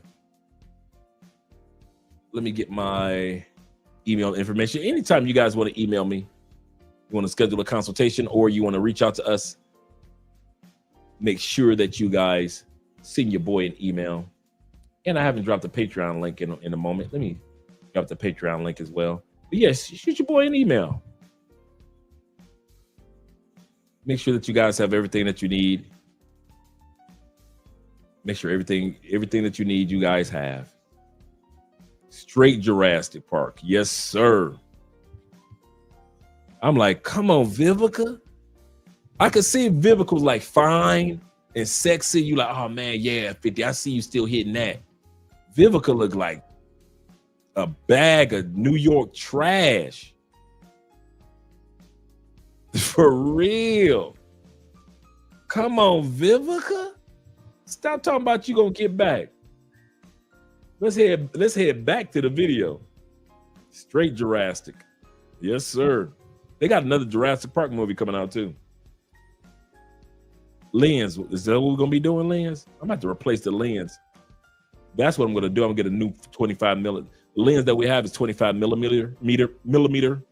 So I'm gonna get a new 25 millimeter. The 50 mil is it draws in too close, and the 25 mil is just right. But I think that this one is not working correctly. Not working correctly. And it's an automatic lens. Let's see. See, I draw it. It has my hand, and now it's clear. All right, let's get ready. Yeah, for real. She built just like a dinosaur. That is so real. Like, man, 50 dodged the bullet. You think 50 dodged 9 bullets? No, 50 dodged 10 bullets. Because that Vivica Fox bullet, he dodged that motherfucker. He dodged that bullet like the Matrix. He dodged that bullet. Goodness gracious. Could you imagine 50 with Vivica and that was the future of Vivica? Dang. Hey, 50, here's a photo of your current wife in the future. Hell no. Yep, he dodged that bullet in slow motion. So true, brother. Let's head back to the video real quick. So older women want you for your money, younger women want you for your money. All women want you for your money. Ladies, listen, Kevin Samuels was right. I saw all the negative stuff from his death this past week and all the negative comments. Don't shoot the messenger. We got to mature to a place where we are not upset with the truth. Now, I didn't agree with any of his delivery because he was harsh and he lacked compassion with the delivery. But I agree with most of what he said because I think what a lot of women were hearing is we don't have value. When really what he was saying is all women want a millionaire man or a six-figure man, but those types of men are typically not attracted to women like us. And he gave very specific reasons, and he used factual information from your own personal answers that you gave. If you're 10 and you can catch this type of man, why don't you have one? The fact of the matter is, I didn't agree with his methodology, but his message was very powerful. If we could receive it, I believe we could all evolve, because we tend to overlook the average everyday man, and that's just not wise. And I think the message that the part that was lost upon most of us is it doesn't mean that you don't deserve a high quality man. You don't have to make 6 figures to be a high quality man. And I think his message was, why not look in the pool of men who are attracted to you, who are looking in the pool of women that you fit in. Obviously, I'm not a size 6 and I don't weigh 100 and anything pounds. My education is limited. I have one degree, and that's in education, things like that. And so it doesn't mean that I'm of less value. It just means that a man who's looking for those particular qualities would not be attracted to me. And it's unrealistic for me to expect a man who's normally attracted to a girl. You a damn fool, David. Leave that sister alone. Let her be. She preaching. who's a size 6 with a lighter hue, with more education, who has no kids or who's younger or whatever. It's unrealistic for me to want to try to attract that type of man, knowing that I fit none of the criteria. So I don't think he was right in how he dealt with women, but I do believe what he said to us was an uncomfortable truth that most of us needed to hear. A dose of reality that would benefit us greatly if we were open to receive it and apply just a little bit of the wisdom that God was using him to share before he left this earth. Now, I know I may get a little flack for this. I don't care. Those that I've been coaching and mentoring, you already know that he and I shared similar. She a coach, and she's a mentor. Let that sink in. Shout out to our sister. She's trying to help them out. Beliefs concerning certain issues. Kevin Samuels was right. And if you don't like the truth, change it. Do something about it. Lose the extra weight. Get the education. Did she lose? So she lost extra weight? I wonder what the extra weight looked like. She telling all the other sisters lose the extra weight. I'm just saying. Lower your standards enough to be balanced in your thinking, and you'll find love. That's all. Women are usually the ones who leave the marriages. So sort of like the men are happy in their marriages, and women don't realize that they're the ones who are often dissatisfied. And when this researcher that I spoke to looked at people who were getting divorced, it turns out that the women rated their marriages as, 7, not like 3 or 4, as 7. And How interesting. They would say things like, I love him, but I'm not in love with him anymore. And the men were devastated because they thought the marriage was just fine. Right, because they're not asking for as much. Right. Well, they have high expectations, but they're realistic about what one human being can provide. Yes. See, you fight dirty, and what I'm hearing is you talk to your man like a woman. No. Oh yeah, you do. Because if you talk to him like you should talk to a man, you should know from a safety standpoint that you need to keep your mouth closed. See, when two men are talking, there's a low-level threat of violence. If I'm sitting here talking to a man, I know there are lines. I can't cross certain lines with any man. I don't care how big or small he is. After a certain line, we're going to have to shoot the fair one. But you will go damn well low because you know good and well he ain't going to do nothing. Because if you talk the way if you argued with him, if you argue with a woman the way you argue with him, would you and that woman end up in a conflict? Possibly. Black men aren't being stepfathers no more because they see that it doesn't work. What's the thankfulness you get out of being a stepfather? You still get blamed. That's why, just like you don't want to deal with baby mama drama, don't nobody want to deal with ungrateful baby mamas. Right. Because at the end of the day, like it or not, our culture is not one that women feel like they need to do something for a man, compete for a man. There are women in this world, in this country right now, who earn 10 times what you do, who come home and submit to their men.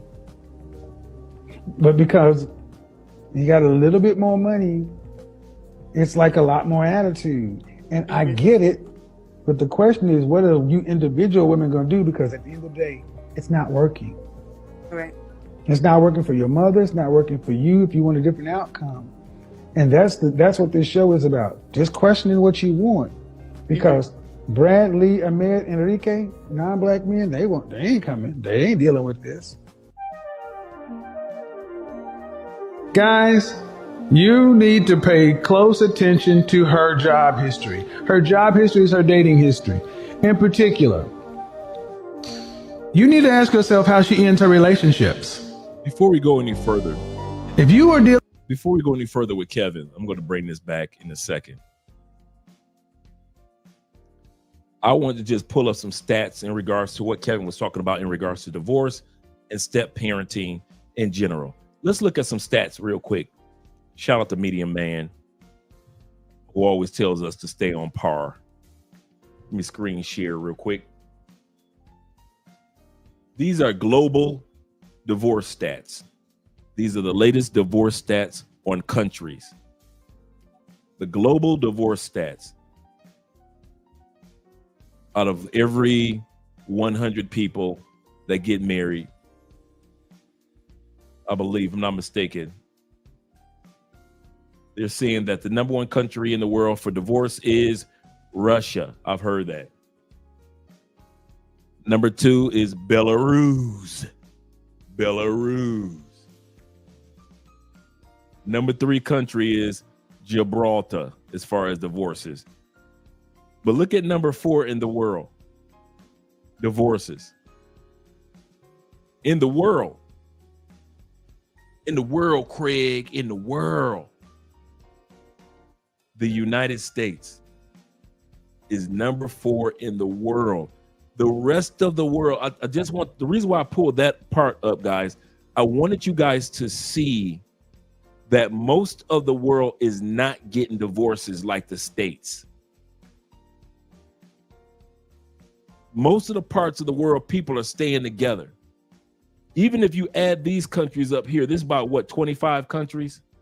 About 25 countries? I'm just guesstimating. There are almost 200 plus developed countries in the world. Most of the world is not getting divorces like that. Only in the United States. So and I want you guys, the reason why I show this, because I want you to be comfortable with relationships and family dynamics around the world. Most of the world is not moving like we do in the West. I don't even see UK on here. I see Cuba on here, Czech Republic, Ukraine, Bermuda. That's all black people. Bermuda, Costa Rica, Portugal. So I see all these countries here, Lithuania. But you notice none of these countries are in South America in the top 25. None of them. Notice none of these countries are in Southeast Asia, even though they do have a high population of divorce in some parts of Southeast Asia, but they don't make this list. Here we go again with the same, another company that did the survey in 2020. This wasn't too far ago, long ago, 2020. We looked at this the other day. I'm going to drop the link to this because I know that you guys definitely want to keep a hold of this link. 61%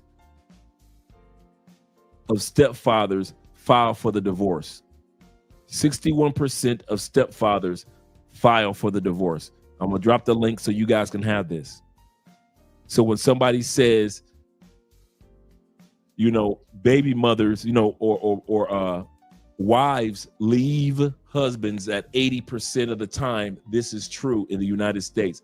But what's also true when it comes to step parenting, stepdads don't play that, and they will leave like I did 61% of the time. They said one study found that individuals engaged in relationships or marriage involving step parenting roles will divorce at a rate of 61%. Once again, those found in step parenting roles, the average divorce rate in the United States is 57%. The average divorce for step parents, for all you dudes that like baby mamas, you got a 66% chance that ain't gonna work, bruh. You got a 66% chance that ain't gonna work. Similarly, husbands who are in a stepfather role are twice as likely to leave their marriage than men who are in traditional family roles. Once again, twice as likely if you're a stepdad, because the average husband in the United States divorces his wife on a 20 to 30% window. Stepdads do it twice as much. Stepdads file for divorce in the United States or in the West in general twice as much. And this is a law firm, just in case you wonder where I got this stat from. This is an actual law firm in Virginia. So it's like talking to the lead attorney. twice as likely to file for a divorce as a stepdad than you. So when they sit back and say men ain't got the balls to file for divorce, shit, let me see her badass kids and watch what happened. It says of those stepfathers who engage in divorce, 61% of them report initiating the separation. So whenever you guys hear me use that 61% number, now you see where I get it from. 61% of stepdads are the one that says, including myself, are the ones that say, yeah, this ain't gonna work. I want a divorce. While only 30% of men in traditional families initiate the divorce proceedings. While this is staggering data, it is imperative to look into the reasons that many contribute to the dissolution of the marriage involving step-parent and steps to take that may prevent or improve their relationships. So let's look at the reasons. That's why I dropped the video. I dropped the article. And the reasons are this. Good. It says researchers found that an undefined parenting roles, that's one of the reasons. As a stepfather, your parenting role is often assumed, not defined. Your parenting role as mine wasn't defined. Mine was assumed. They assumed that I would spend money. They assumed that I wouldn't be able to be a disciplinarian. They assumed half of what I said about the kids was a lie. They assumed that I didn't want to have my own kids. My role was not defined. Number two, unprepared fathers. There are those of us that ain't got no kids, and you go into step parenting. You ain't got no experience with little kids or teenagers, and you roll your butt up in step parenting like you know what you're doing. Number three, lack of communication. We don't even have to talk about that. Number four, underappreciated. Let's talk about stepdads. Underappreciation were the large factors in the decision to divorce. When entering a new marriage, even without children, it is important to have an open and honest discussion about the expectations, roles, and core distribution among the couple. When children are involved, the conversation is even more important because failure to address the parenting styles or the amount of involvement you would have in the lives of the children that are not biologically yours can be sensitive and result in serious arguments. It is common that stepfathers feel as though their opinion does not matter when the stepchild is involved, and the results is in a great deal of resentment and belittlement.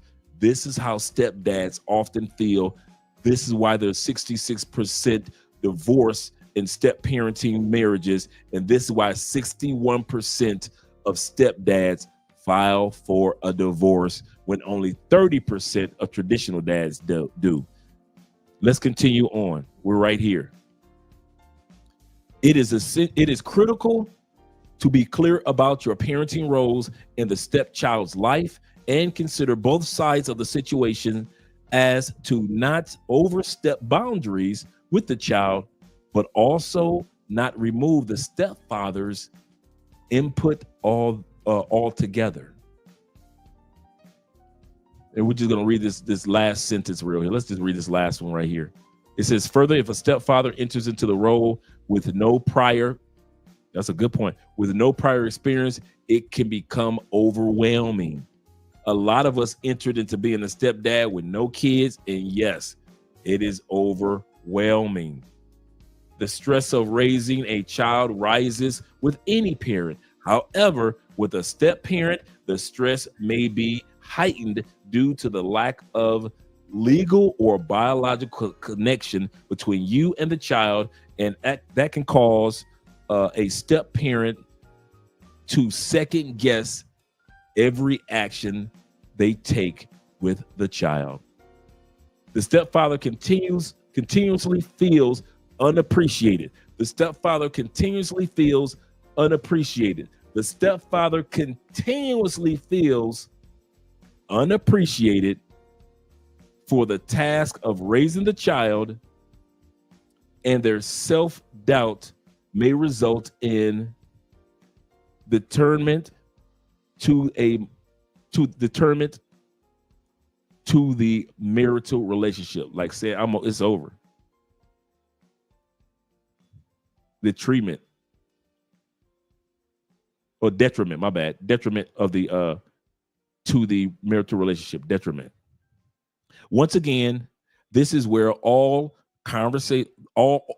open conversation, when the parties define their parenting roles, will aid greatly in the relationship.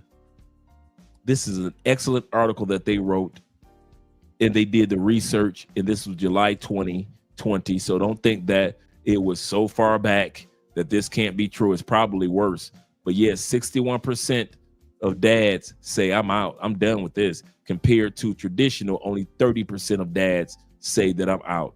So I'm going to drop the link to this one more time for you guys to actually see.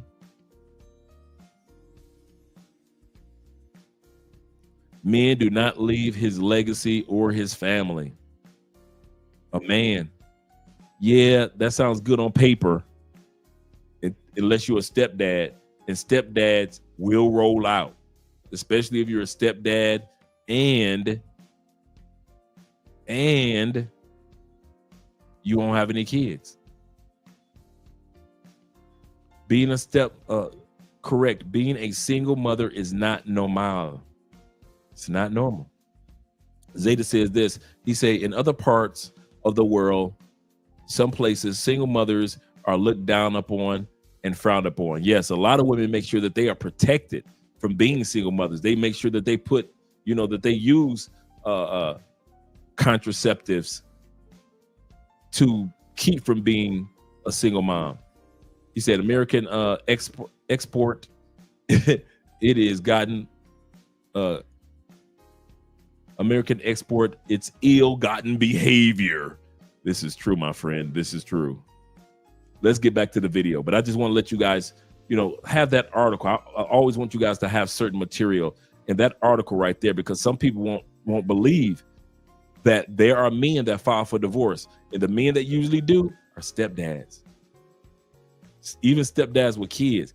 The article also, if I'm not mistaken, this article also goes on to say that when it comes to stepmothers, 75% of stepmothers said they don't recommend being a step parent at all.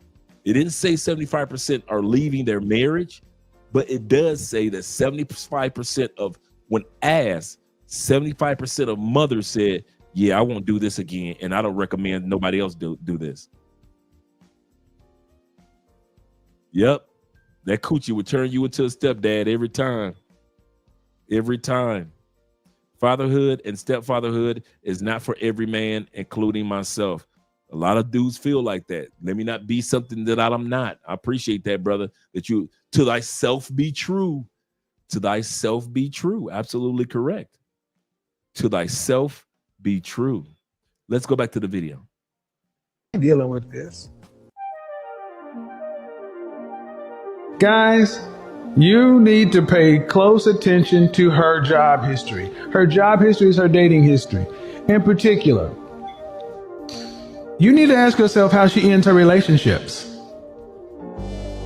If you are dealing with a woman who is conflict avoidant, run.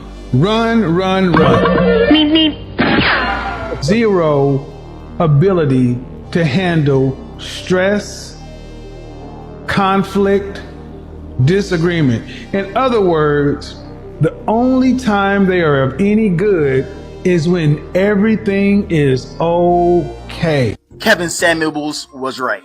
Let's just be honest. Some women do have a God-worthy level of standard that, now that I think about it, even God couldn't reach. So this man here breaks down why the dating pool is over. So, is he accurate? Let's check it out. I want your opinion also. Let me know what you think. Before we go any further with that, my man Evan, shout to Evan in the building.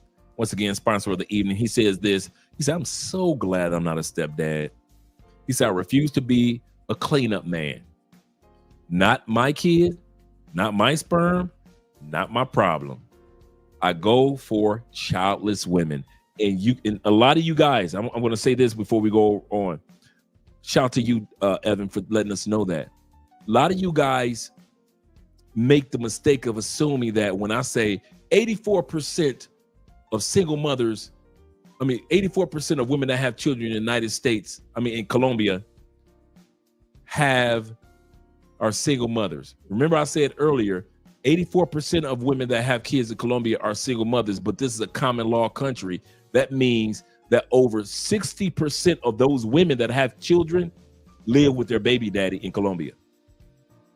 I'll say that again. This ain't the States.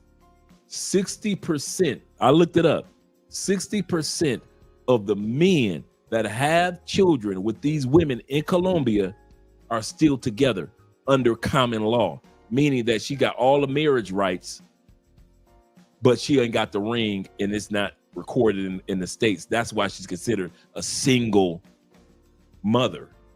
But if here in Colombia, if they were married, that number would be way down. But like I said, don't take it for granted.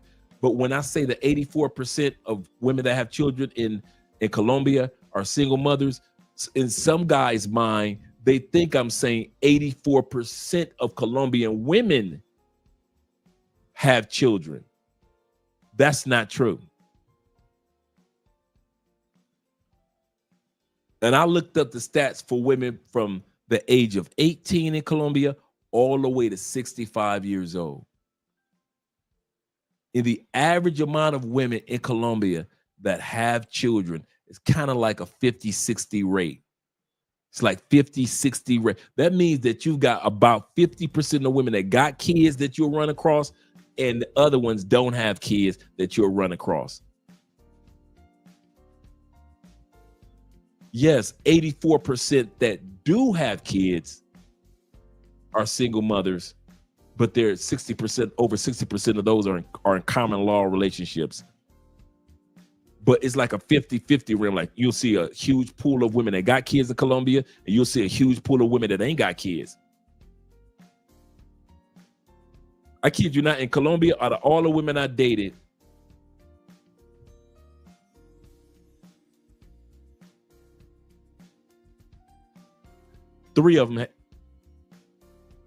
two of them had kids. It wasn't hard for me to find at all. I'm talking about this was my first 3 trips to Colombia. It was not hard for me to find women that didn't have kids to smash. It was not hard. And it wasn't like, well, Dre, that was 2017. It's different now. That was 2007. It's different. No, it ain't. It's not. I got Colombian female colleagues and friends. They ain't got no kids. They all 41, 38, 33, ain't got no kids. No kid to be found. I know women down here that do got kids. But a lot of dudes like dating women that are attractive and they don't care if the woman has a child. That's cool. Nothing wrong with that. Nothing wrong with that at all. But I'm just letting you guys know, don't make the mistake of thinking when you come to Colombia, everybody's a baby mama. No, certain demographics and certain classes of women have children. I say that on purpose. Certain demographic of women have a bunch of children, and certain class levels of women have all them baby. They're a bunch of baby mamas. The higher class you go in Colombia, the less likely you're going to see a bunch of baby mamas on that particular class. So I was only dating women of a particular class. And I kid you not, it wasn't a bunch of baby mamas in that realm. Like I said, out of all the years before I met Andrea, 3, I was smashing in this country, just 3. And the females that I know now, a lot of them ain't got no kids. So shout out to my man, Abraham, father of many nations. If Theo's still here, this is one of the brothers that I was mentioning to you earlier. And Theo knows what I'm talking about, and Abraham knows what I'm talking about too. Shout out to my man, father of many nations. Blessings to you, fam, as well. Let's go back to the video. Let's get to the last part of the video. Shout out to you brothers that's hanging with your boy for the night, enjoying some vodka and little lemonade with vodka. Hey, I want a man that make $100,000. You eliminated 85% of all men. 85%, that leaves you 15%. Half of that 15% is married. 7.5%. Half of them gay. Lifestyle. Take that down to 3.5%, 4% that you got to choose from. Then you want him over 6 feet. 2%. He can't be obese. 1%. You don't like Sagittarius, Leos, or Cancers. Well, now you at 0.5% of a man that you You gotta find him, and then he gotta like you back. That type of man that makes that type of money has requirements for a woman too that now you have to meet. This is why so many women are struggling that make money. Women want guys with money. They want a guy that's got all the luxury things that these guys have. They want that, but they don't know what come with that. Most women think that it's in every woman's nature to tame a man, to tame the beast, right? Beautiful women think that they beauty tame men. They do. They think that sex is a tool to control men. And it's not. The key to controlling a man is understanding him. There's a book by Dr. Miles Monroe. Dr. Miles Monroe is called Understanding the Power and the Purpose of a Man. Then he got one for Understanding the Power and the Purpose of a Woman. It's a badass book. It's written from I wouldn't say a religious standpoint, but it comes from a God-like perspective on the reasons why man was created and what's his defining purpose is with a woman. The woman don't even know the purpose of a man. The man don't even know the purpose of a woman. So they never learn to really value each other. So everything is based off feelings. And shout out to my man with his commentary. He's all over YouTube. And he's absolutely correct. We have to know why we were sent here, why we're even here and doing what we're doing as men and women. And it is not to be going back and forth with this beef and bantering. And the only thing that disappoints me when it comes to the movement of men and women now, that for 40 years when men sat quietly, nobody considered it going back and forth bantering. But as soon as men got the microphone, all hell broke loose. And nobody understands us. And they think that we're attacking and that we're toxic and so forth and so forth.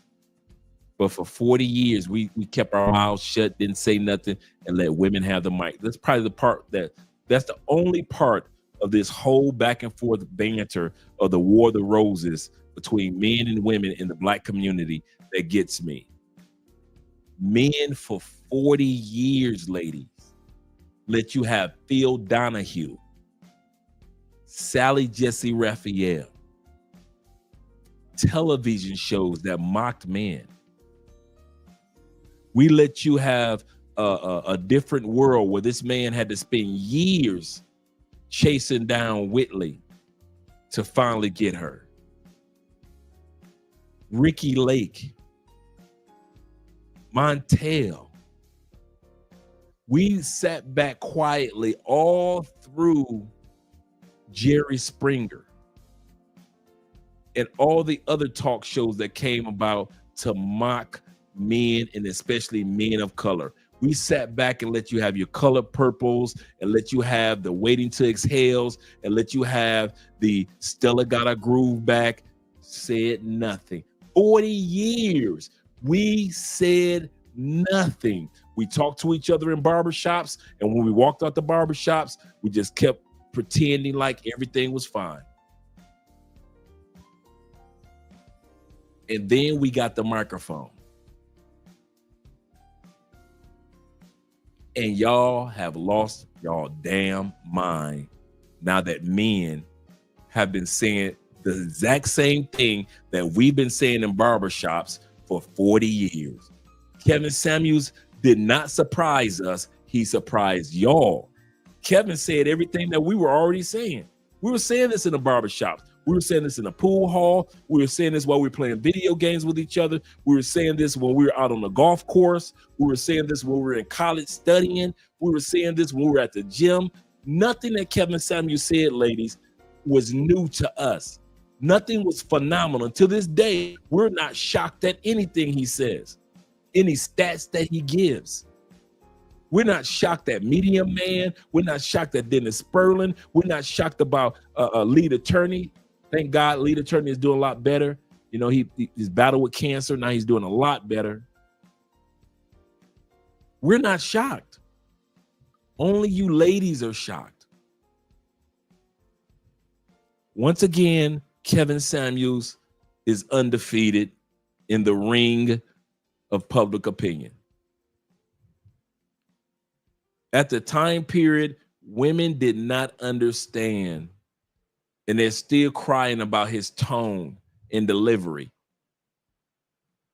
Kevin is only delivering with the same tone all those talk show hosts did when it came to men. Phil Donahue, Ricky Lake, Jerry Springer, all of them came with demonstrative tones, questioning, and doubts that Kevin Samuels brought to ladies. The only difference, ladies, is Kevin Samuels cared about you to where Ricky Lake, Montel, and all those other talk shows didn't give a dang about us men. Me personally, this is Andre. This ain't Kevin Samuels. I would have told men to leave a long time ago. In my eyes, I'd have told Kevin, here's what I need you to do. Broadcast from another country. You get your passport, you broadcast from another country, and I want you to do comparative shopping of women to women. That's would have been me. Like O'Shea said, Kevin was already preparing to move to the UK. I would have wanted Kevin to do comparative shopping like we do as passport bros, expats, blue book gentlemen, passport cartels, passport kings. We compare women on a global basis. We don't give a damn about comparing women in Texas to women in Utah. We don't give a damn about comparing New York women to Miami women. Dudes with passports don't talk like that. We do not compare New York women to Miami women. We don't compare New York to LA. We don't give a damn about LA to Washington, the state of Washington. We do not care about comparing Chicago women to Michigan women. We don't care nothing about that. We compare countries and continents. How the women behave in Southeast Asia compared to UK? How do women who are in South Africa compared to how women in Ethiopia act? How do women in Brazil compare to the Peruvian women compared to the Panamanian woman? That's what dudes with passports do. That's what I would have told Kevin to do. Bring this thing international. Because he would have been going through less stress trying to convince women when all he had to do was spend a lot more time interviewing women in other countries. These women in the States thought Kevin was shaming them when he was trying to help them. I ain't trying to help their ass at all. Andre, no. You had it, Kevin. You fucked it up. You had a Kevin who was your armor guard who wanted to rescue you ladies, and you ladies fucked it up. Cool. I ain't mad at you. You didn't want him. You didn't want somebody like the Game of Thrones. He was the wall. He wasn't one of the soldiers at the wall. He was the damn wall for you. He was the last armor guard. If you notice, when Kevin left, all hell broke loose with truth. All hell broke loose with truth. Men started just being unadulterated, telling the truth. Hell no, I ain't 6 feet. And hell no, I don't make $100,000 a year. You crazy? And I wouldn't give it to you if I had it. Men just went all out. Men just started telling truth that Kevin kept watered down. He was your wall, ladies. Me? Hell no. I'm telling dudes, get your motherfucking passport. You ain't got to tolerate none of that. And I don't care what you ladies back on the plantation on Mr. Gilmore's property got to say about it. I could care less. I don't care what the state says. I don't care about her race.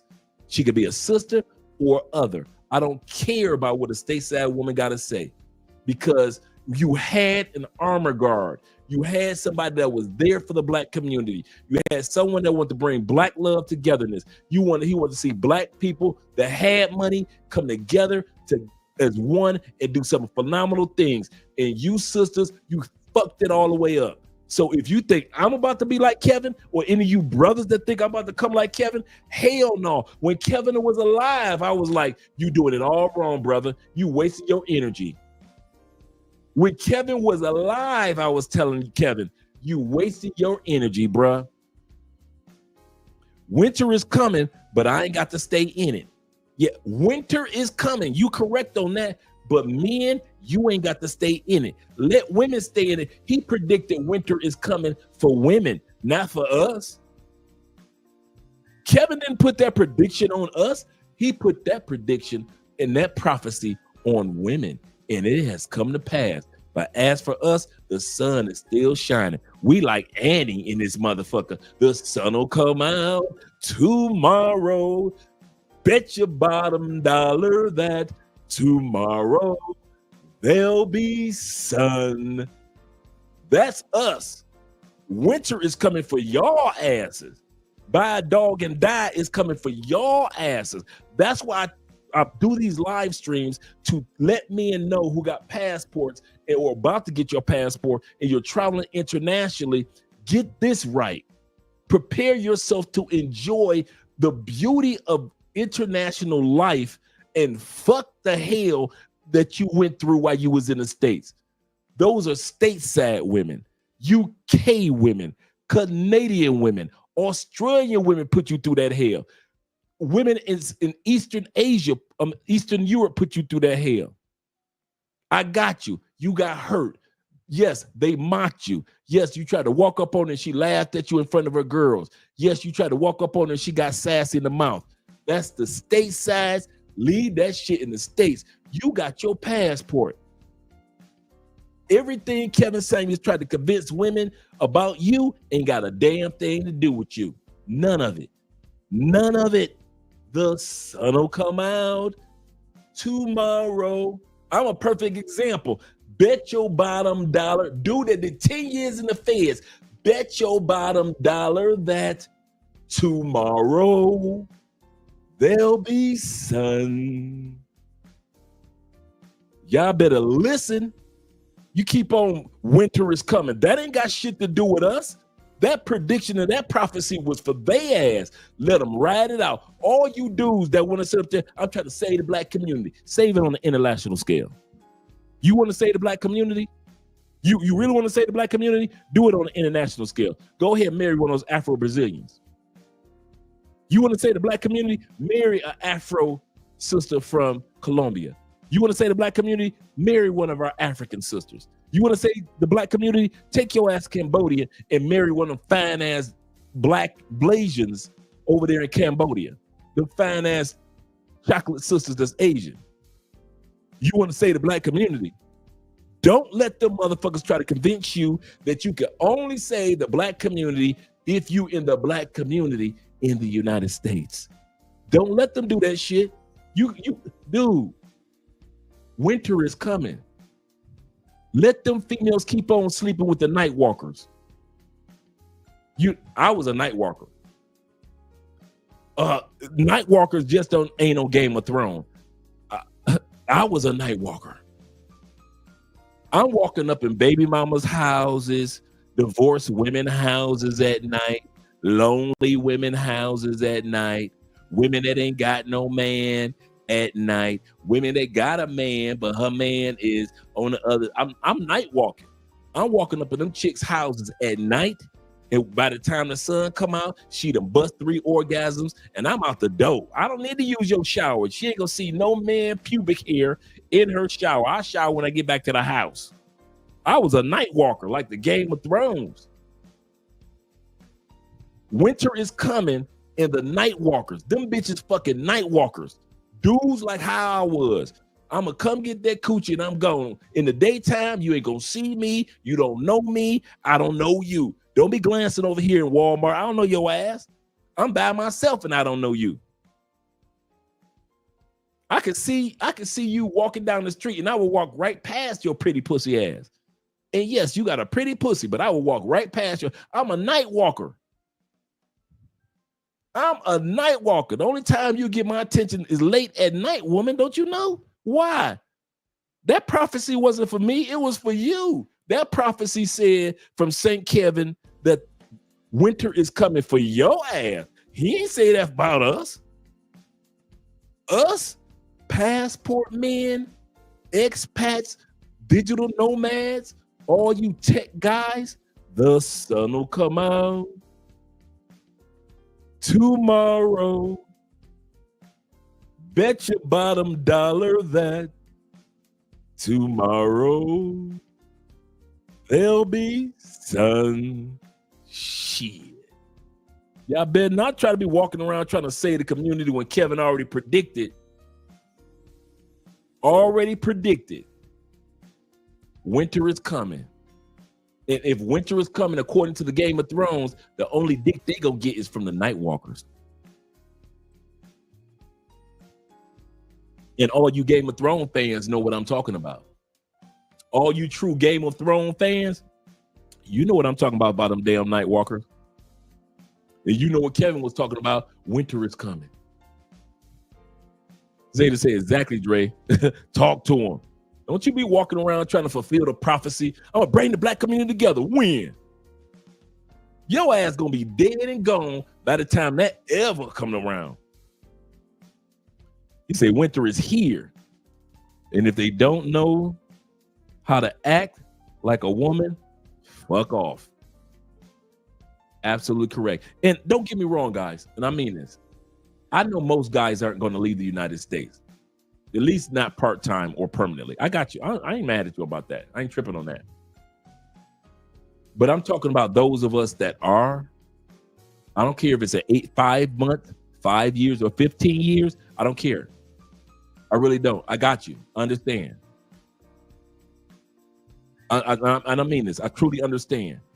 But if you plan on leaving the United States in the next 5 months, or within the window of the next 5 years, or you're going to wait till the kids get older, so you're going to be in the next 15 years,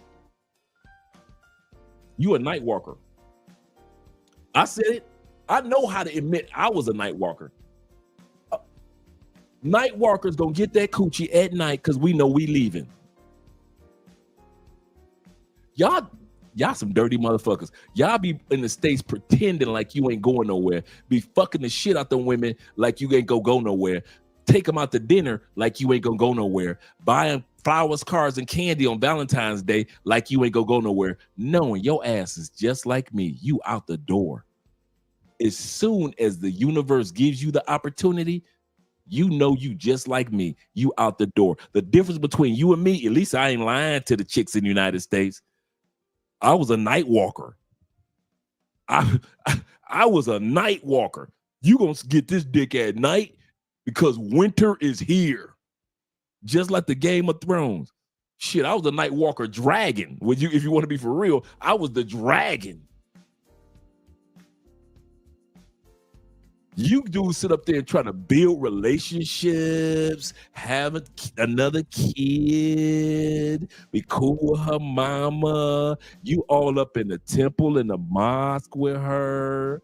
You got your ass over there high-fiving with her male friend. You sit up there, you all in the gym looking all sexy and everything. Got her thinking that, yeah, look at my sexy man. Knowing in the back of your mind, that damn passport is sizzling.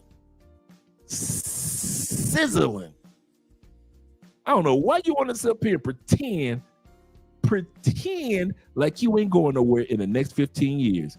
Your ass is just as much of a night walker than I am, than I was. What's the difference?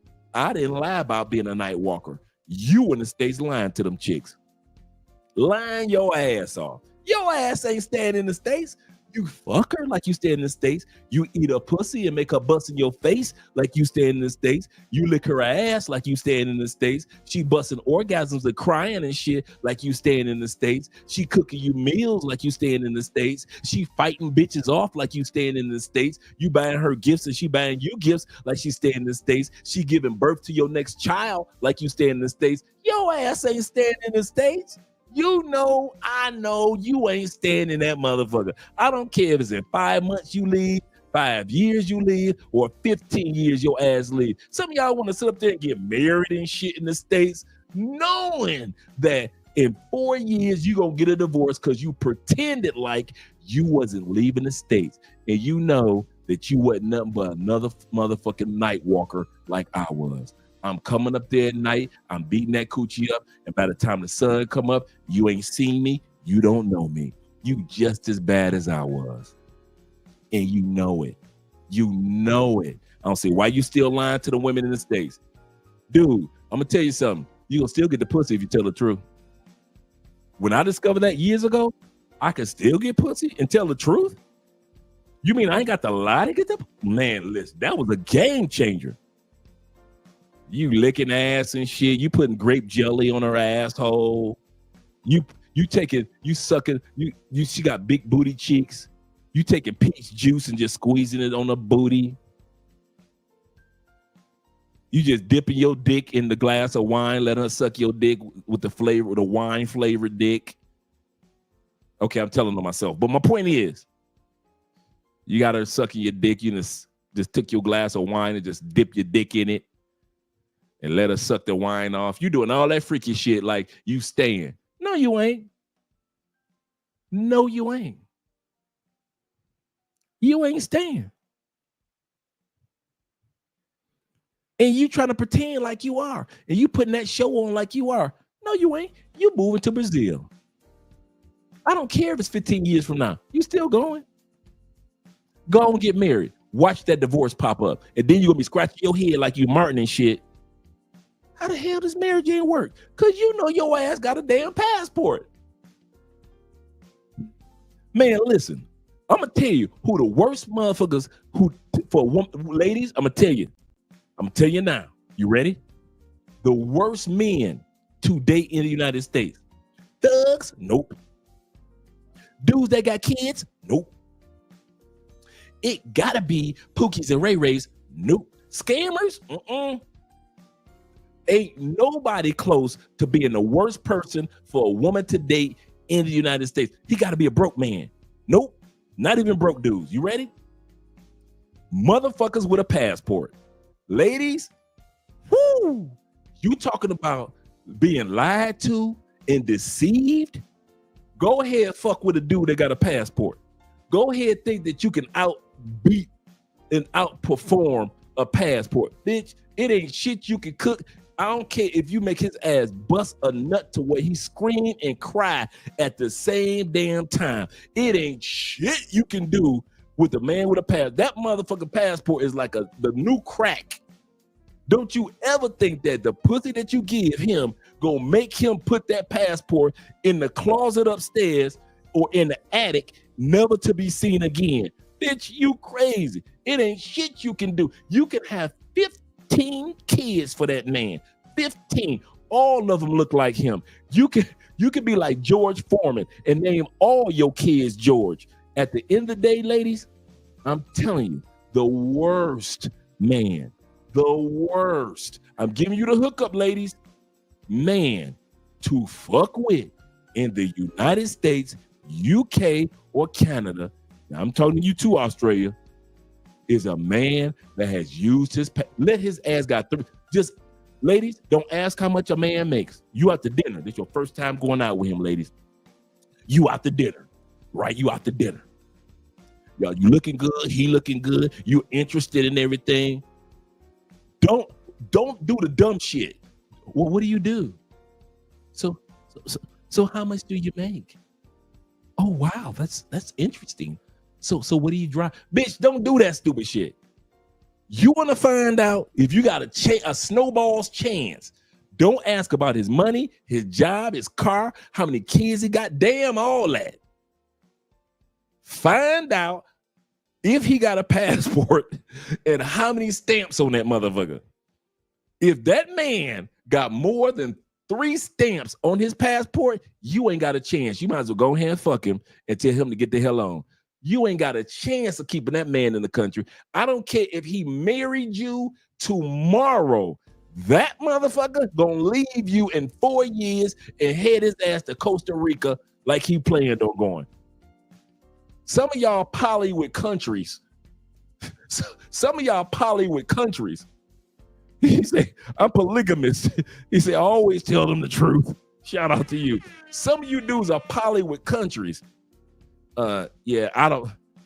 Hey, baby, how would you feel if I had another country? No, I'm just talking to you. We being open as a couple. You know, how would you feel if I had another country? What do you mean? What do you mean? What do I mean? I want to bring another country into I want to bring another country into this relationship. I want to bring another country into this relationship. How do you? I'm talking to you as a man. See, if I don't say anything and I bring another country into, if I cheat on you with another country, now you mad at me. I want to be open and honest with you with our love. How do you feel if I bring another country into this relationship? Shit. Y'all motherfuckers, I would listen. If I have a daughter, I would tell her, do not be fucking with them dudes that got passports. You got a pass? What school you go to? He got a so-and-so school. Where you work? So-and-so. How many stamps he got on his passport? He got 7. Hell no, you can't be with him. He got 7 stamps on his passport. Get that little. If that boy don't get out this damn house, Reggie, you got to go. Reggie got to go. Hell no, Reggie can't be in this house. Got 7 stamps on his passport. Shout out to my man Evan once again with the love. I appreciate you, brother. I really do.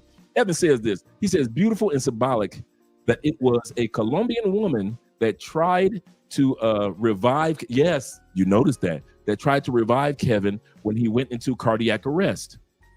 Black women are mad that he did not die alone. That's the crazy part. That he didn't even die alone, and they mad about it. And had a Colombian woman, those Colombianas, with him at his last moments. He had the last laugh, and he continues to get the last laugh. He really does. There are so many women on social media that are coming out now saying Kevin Samuels was right. Kevin Samuels was right. Ladies do this. Ladies do that. All the women notice when he was alive, none of these women were talking. You had a few like the Crimson Cure, Danica Marie, Sixta Goddess. You had Pink Book Lessons. You had a few sisters out there that were telling women, get your shit together. Before Kevin died. When he died, all of a sudden, all the women started coming out. Yep, he was right. He was right. Bitches, where were you when all these females were mocking him and tearing him down and stressing him the hell out to where he died? Where were y'all then? That's why when these females come on social media saying, yes, Kevin was correct.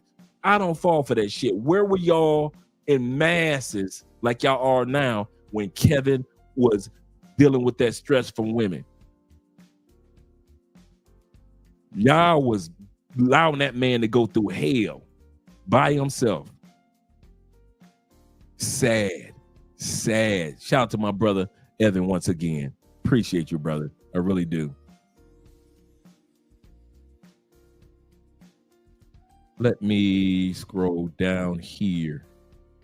If ladies listen, he said, if ladies listen to Kevin Samuels, you would have lost that weight by now. Right. Yeah, I noticed that with the lady that was talking, and she talking about she doing counseling and everything else. Right. David says this, fellas, check out, he say, check this out, Andre. He say, Dennis Sperling, shout out to Dennis Sperling, Kevin Samuels, what do these quality brothers have in common, married or dating Latinas? That also includes my sister. My sister's married to a Latina. Go figure. 2 people from the east side of Detroit, and both of us married Latin women. My sister did not marry I'm talking about no matter how long she was with other sisters, my sister ain't married none of them. She got with a Latina who treats her the way that she treats her. And even my sister got enough sense to sit her ass down with a Latina. And now she's Afro-Latina. But even my sister sat her ass down. So even women know when it comes to Latinas, whether it be Afro-Latinas or Machista, sit your ass down someone. He say, it's too late now, way too late, men not going for that no more. Winter it is, man. I sit back and I watch it and I see women just are going through it. They're going through the pains. Like I said, that one attractive sister on Instagram. Let me see if I can pull her up, man, real quick. On Instagram, and she is lonely. I'm just so lonely. He said, maybe I need a blonde Latina. Let me see if that's Medellin. That's Medellin. You'll find some blonde Latinas in Cali and Cartagena, but Medellin is more or less where you'll see the blonde Latinas in Medellin. Let's see. I didn't even know you're still here, Theo. Shout out to Theo Wolf being in the building. Make sure you guys reach out to Theo because classes are filling up fast. Classes are filling up fast. Yes, they are. Let me see.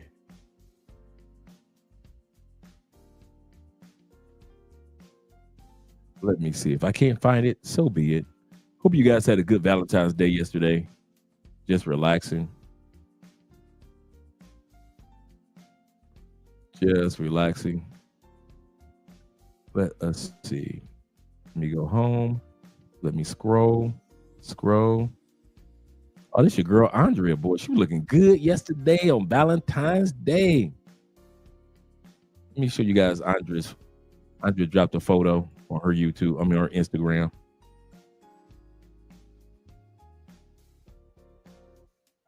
Let's pull up our girl. Let me screen share.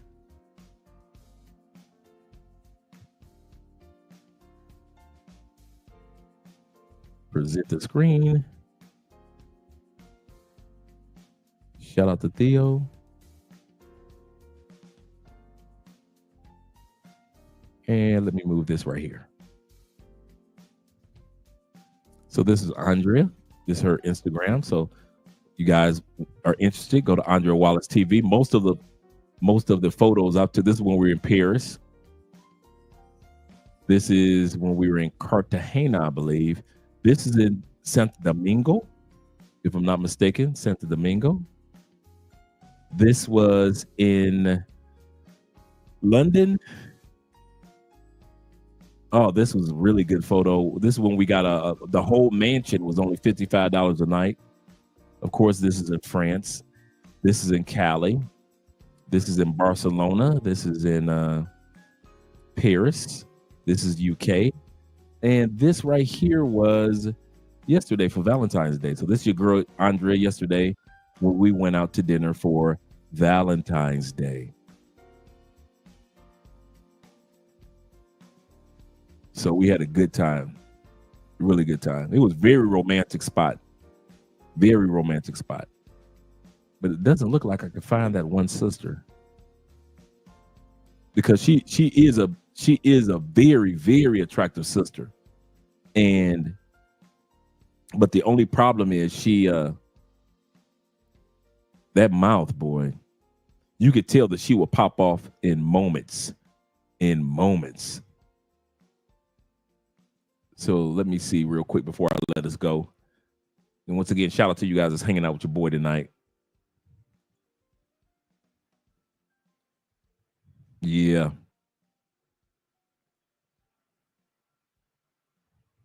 That's hanging out with your boy tonight. Let's see. Profile, reels, messages. Maybe I'll find it in the message. Nope, not in the messages. Let's go to reels.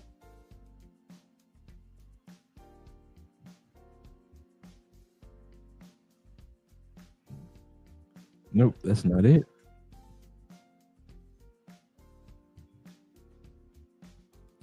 Let me see. I'll give you one more chance. If I can't find it, so be it. So be it. I'm going to spend the whole night trying to find this one sister. But yeah, she's, like I said, she's very attractive, but the crazy part is she can't get a man to save her life. And all the dudes that do want her just want to smash her. And it's more or less like you feel like, oh, well, that's on you.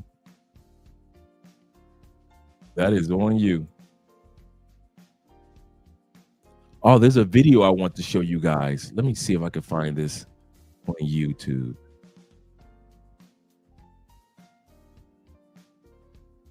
No, it's not there. All right. I'm about to let you guys go. About to do the. He said, Andre, your wife wants you to show more pics of her. Seriously. I know, right? I'm always the cameraman. I'm always the cameraman. Like, we had a good time yesterday. Let me see if I can pull something up from yesterday. We had a good time yesterday. We went to a really nice hotel restaurant. That was really fun, man. Really fun. Oh, yeah, there we go. There we go. Those are the spinsters right there. Let me move this right here. So let me screen share. That's it. There we go. That was us yesterday. When we went out to the event, I took your boy looking clean as can be. This is actually connected to Chippy Choppe Mall. Really nice hotel. So we went there. This is your girl Andrea once again. Looking stylish. So let's see. Really nice atmosphere. This is after dinner. Oh, look at that couple right there.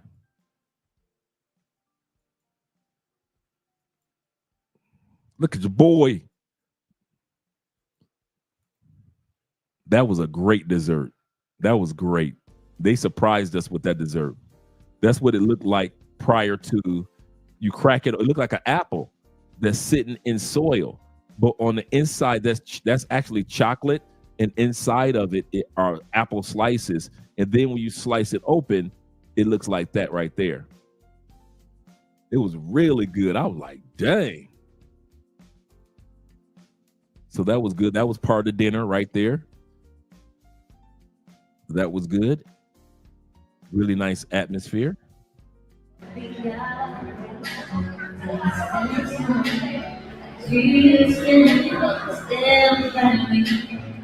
So Lil Mama was singing "Stand by Me." That's part of the. Was that part of the meal? There you go, Andrea. Once again, we had a great time. Beautiful woman with a beautiful smile.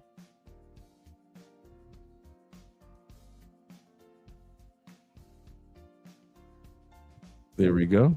And that's our menu when we first came in. We had the roses waiting on for us on the table and everything. So that's basically it. And then once again, you guys saw the price of eggs in Colombia versus the States, to where you get 18 eggs in the States for like 30. It might be higher than that right now. But in Colombia, it is 30 eggs for $2.30. This right here is $332. I mean, 332 pesos. 332 pesos, not dollars, but pesos. And that's equivalent to 30 eggs for $2.30. So we get like we get like we buy like 90 eggs, right? We'll buy 90 eggs because our mom always like, hey, when you guys go to the store, bring me back some, because we'll always find a great deal. So that's the price of eggs in Colombia. But yeah, shout out to you guys. Yeah, we had a great time, man. We had a really good time. He said, I stayed at the hotel. He said, I stayed at the hotel during the Petronio. Yeah, it's a really great hotel. Connected to Chippy Choppe Mall. Everything is right around there. It's not too far away from everything. It's right down the street from us. It was great meeting you, T-Mac, when you were there. It is very nice. He said, but I got food poisoning there. In the restaurant? Let me know, man. That's sad. He said, Andre new name is AKA Cool Breeze. Yes, sir. Yes, sir.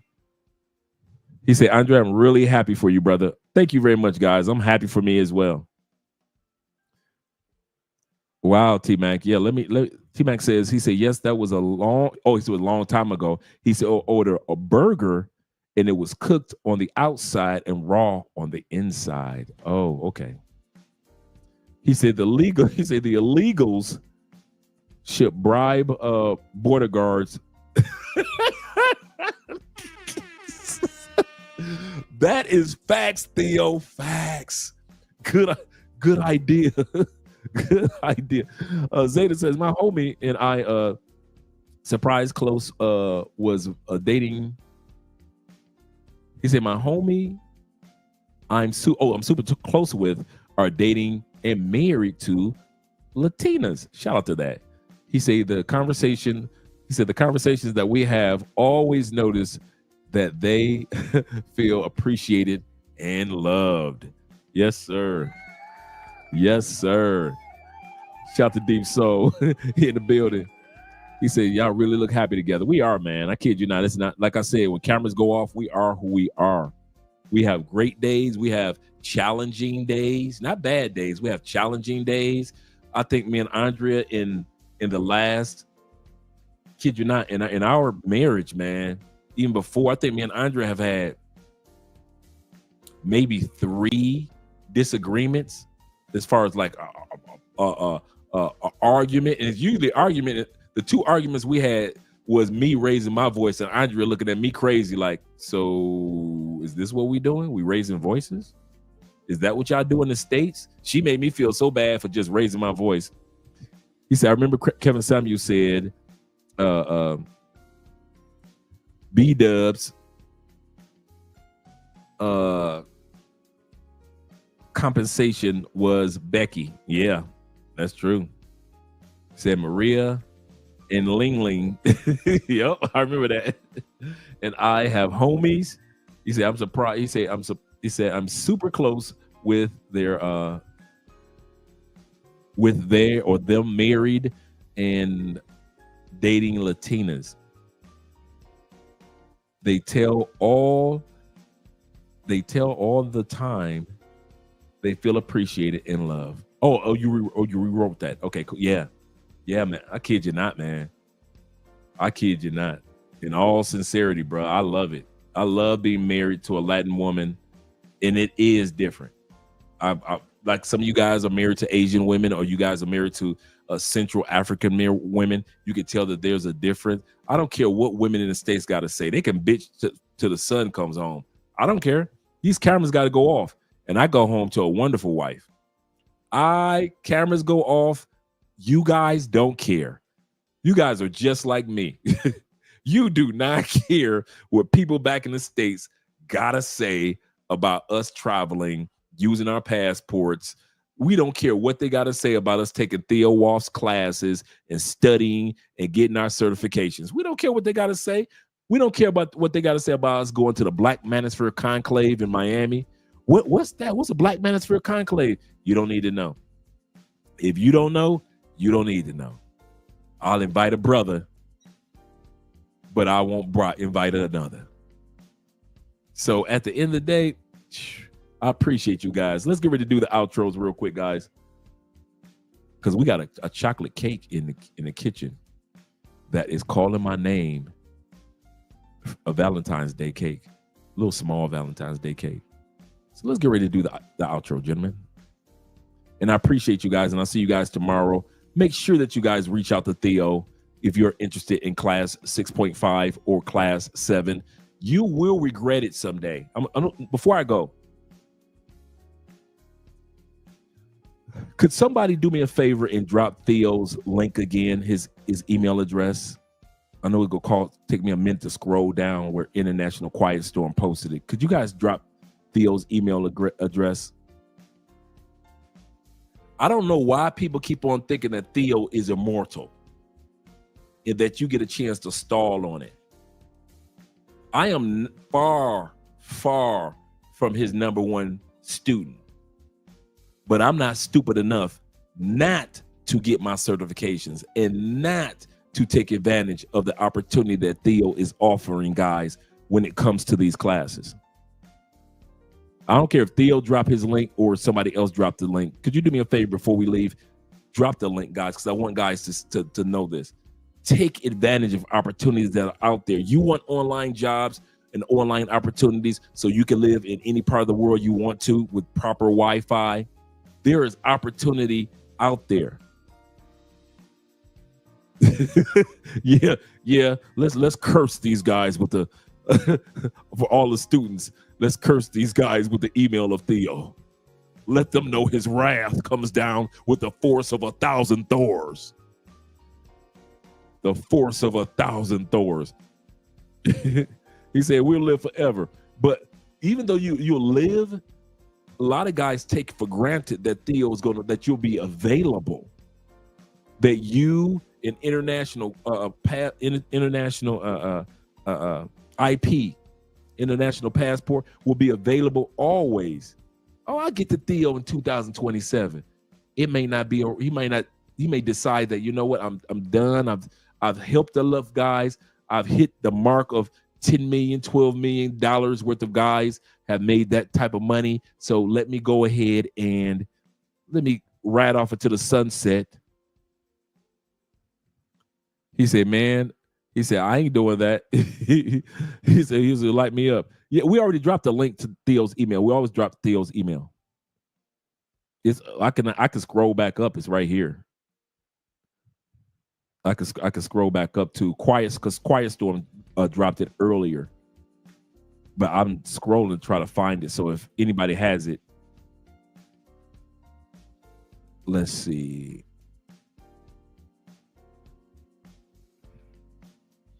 Trying to find Quiet Storm's email with Theo's information.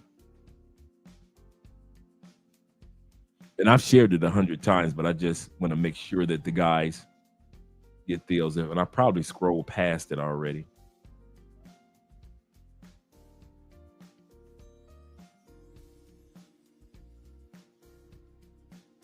And I'm actually going to be doing an intro. Theo doesn't know this. I'm going to be doing an intro for, I'm going to add to our intro of the show, the Black Manosphere Conclave, and I'm going to add Theo's information to the intro of the show for the next 3 months. So I'm going to be expanding the intro when you guys come into the show to for Theo, the Black Manosphere Conclave, and the Petronio Festival here in Colombia. Yeah, I'm missing Theo's. It's like, okay, wait a minute. I think I got it. See, now y'all got me scrolling to the top because Theo got y'all shook. It could be Chewbacca got him shook. Let me see. Okay, I got International Quiet Storm sharing my information and International Quiet Storm sharing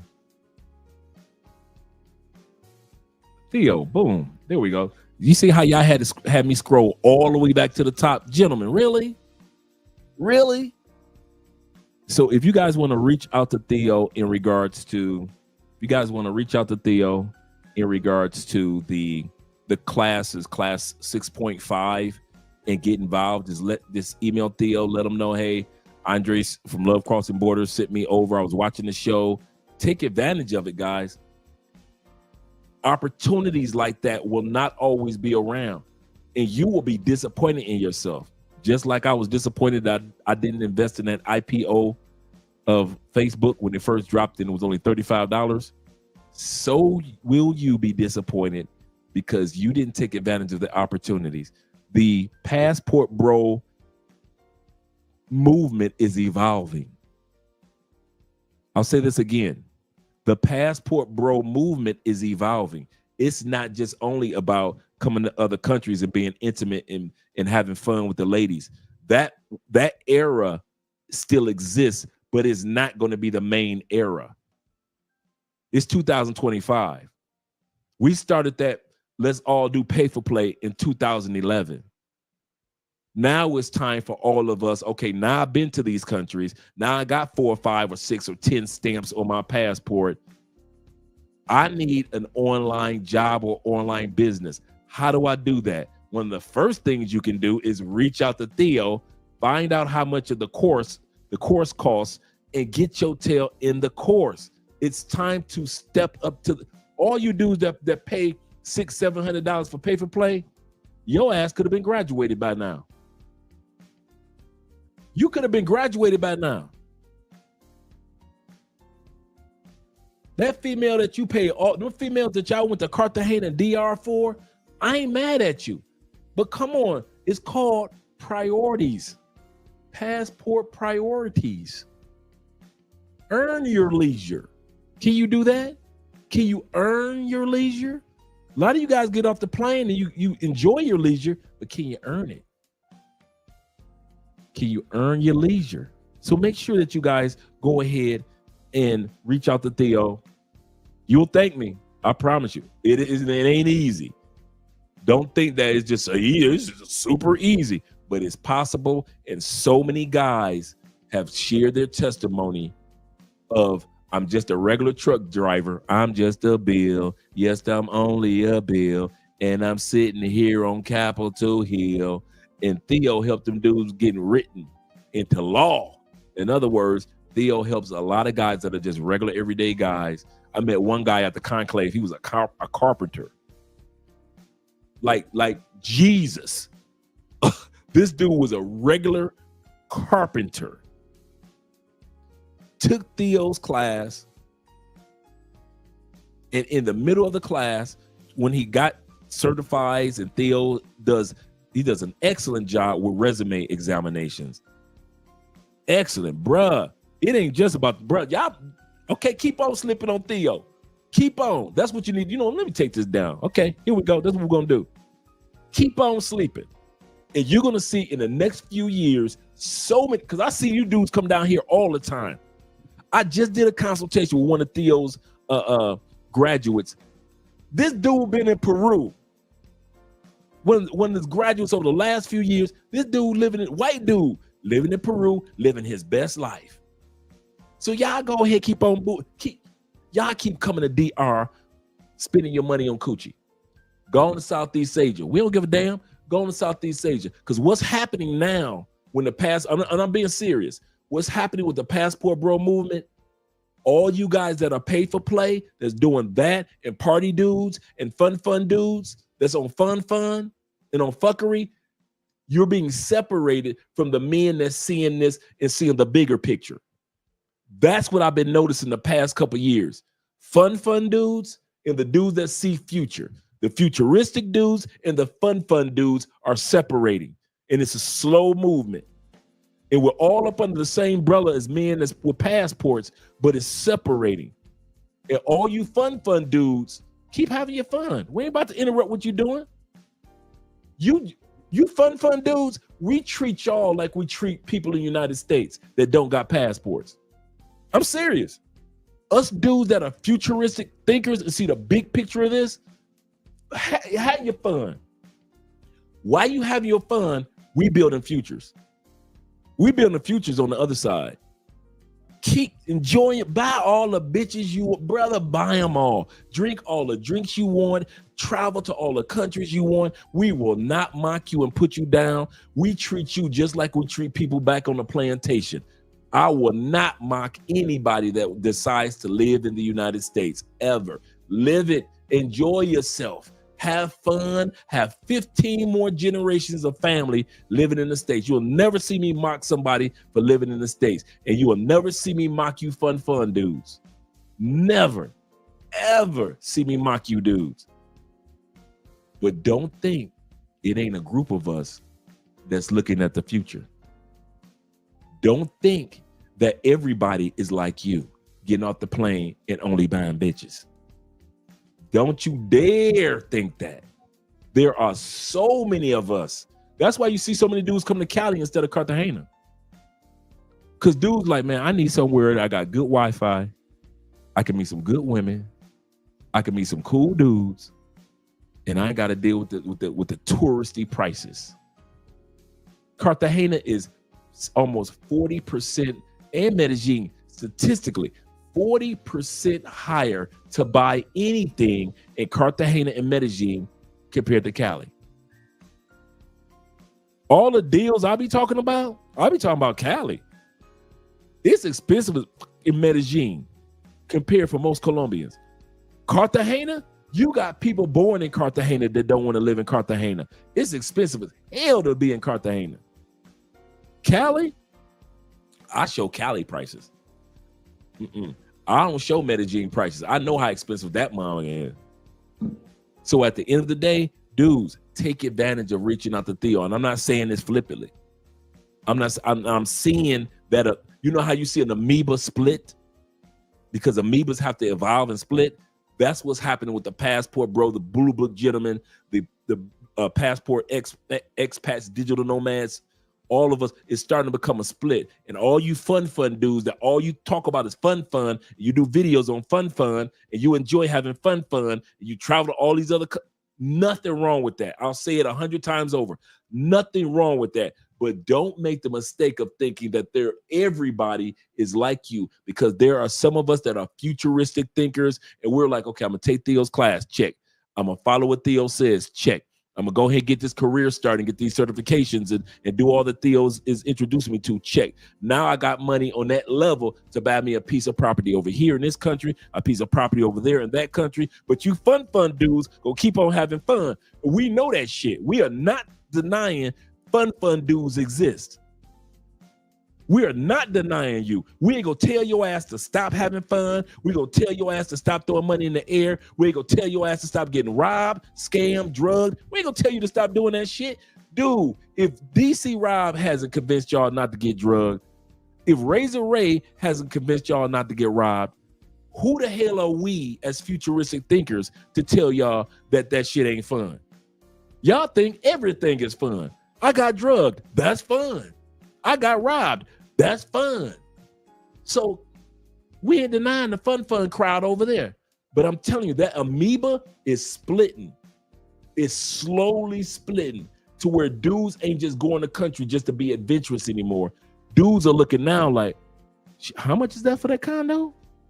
Oh shit, I got that. How much is the down payment? Oh man, let me go ahead and get two of them condos real quick. That's what's about to take place. You're going to see a lot more marriages or a lot more strong relationships, or even dudes that are in polygamous relationships that are in happy polygamous relationships in other countries. They got kids and everything. Watch till y'all sit. Okay, you think I'm playing? Watch in 10 years when you see passport bro kids that are 7, 8, 12 years old. You think I'm kidding? Okay. Well, y'all still having fun. Well, y'all still having fun. I'm not being preachy. I'm telling y'all for real. Stop treating these blessings that come in the passport bro movement with dudes like Theo or other guys. Shout out to El Guapo who did a live stream today too. These dudes are in our faces for a reason. Take advantage of it. Because when they go, I keep on having fun. Are you fun motherfuckers? Y'all be having me rolling. Earn your leisure, gentlemen. Earn your leisure. Yeah, you got to put in the work, sir. You got to put in the work. It is not just I can do this in 15 minutes with my eyes. Shit. I feel blessed every day to have one of Theo's, being one of Theo. I kid you not, brother. I kid you not. I kid you not. You are so correct. Shout out to my man Theo.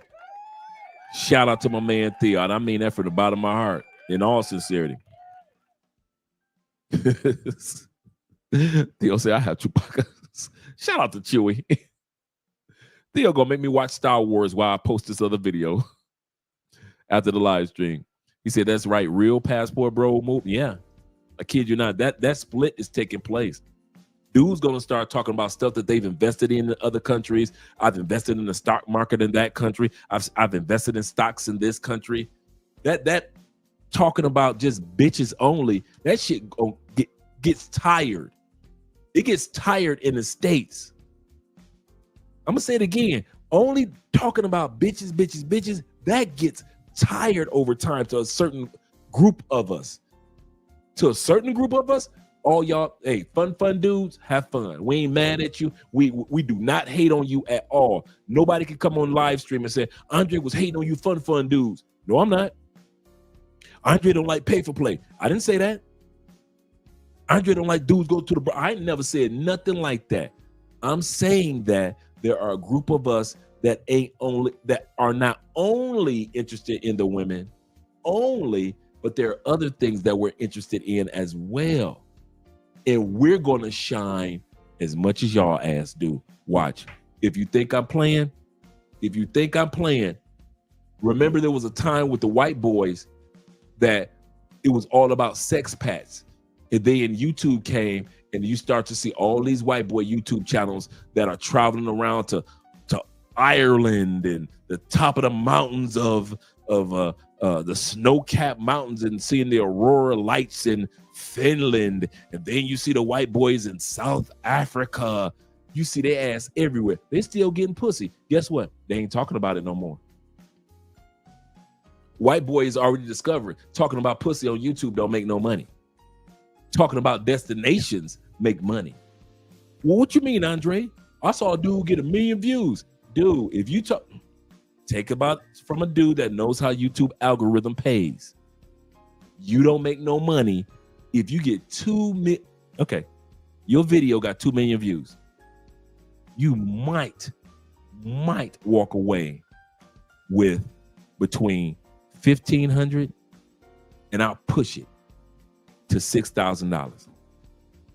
You might walk away with that particular video. White boys already discovered all they need is 500,000 on a video that seriously talks about travel. They can get that same 6,000. Y'all think Ace Live is walking around broke? You think Check in Effect is broke? You think Marwa built that big ass mansion in Africa with nothing but YouTube money broke? You building mansions, not a house. This dude built a house for his mama in Africa and then turned around and built a big ass mansion for himself on YouTube money. Nothing but 100% YouTube money. And ain't had to worry about showcasing bitches all the time. Y'all, okay. Fun dudes. Y'all keep having fun. Y'all keep having fun. We ain't mocking you or laughing at you. But we're just telling you there is going to be a division. Yeah. Zeta says gym, workout, self-learning. Yes, sir. He say passport grind never stops. Absolutely correct. This is going to be the future of the passport bro movement. The evolution has got to evolve. In order for the passport bro movement to continue, it must evolve. It must split like an amoeba. We can't only show party videos. Oh, come to Colombia for this. Come to Brazil. You can't show that. And here's the kicker. Y'all ready? The brothers that's already doing it, you never see them on camera. Man, it's so many brothers that live in Cali that you guys will never see on camera that own so much shit in this city. You will never see them brothers on camera, ever. I purposely don't interview a lot of those brothers because I know how important their privacy are. So, and I know them. I got them in my phone, but I never ask them for an interview because I want them to enjoy their privacy. I kid you not. There are a lot of sisters that live down here in Cali. You never see the sisters down here in Cali on camera. So, I mean, sisters of all ages, cool as can be sisters. Older sisters, younger sisters that live in Cali. You ain't gonna see them. No, you too busy looking at the party, the fun. Same thing in Medellin, same thing in Cartagena. There are sisters in Cartagena that own 3, 4, 5 condos now in Cartagena, and they're renting them to each other. Fuck you dudes. They ain't got to worry about getting an Airbnb because all you do is hogging the Airbnbs. These sisters are buying Airbnbs and renting them motherfuckers to each other while y'all still buying bitches in Cartagena. Y'all funny. Los been trying to tell y'all to buy crypto and y'all coming to Cartagena to buy bitches. And Los is sitting up there married with a whole family in Cartagena trying to convince you dudes everybody in Cartagena ain't buying bitches. Some of us are using our money to get crypto, but y'all still steady buying bitches and thinking everybody is doing it. Everybody ain't doing it like you, bruh. That's one thing you fun dudes got to come to a conclusion. Yep, Austin don't move the same. I talked to Austin the other day too. He don't move the same. Austin is not that same 23-year-old that we met all over the news. He's moving completely different. But y'all still think everybody on fun. So when I say, guys, take advantage of Theo's classes, I'm not saying it just you got a choice. Sometimes you got to treat life like you ain't got no damn choice. What if you didn't have a choice? Take advantage of it.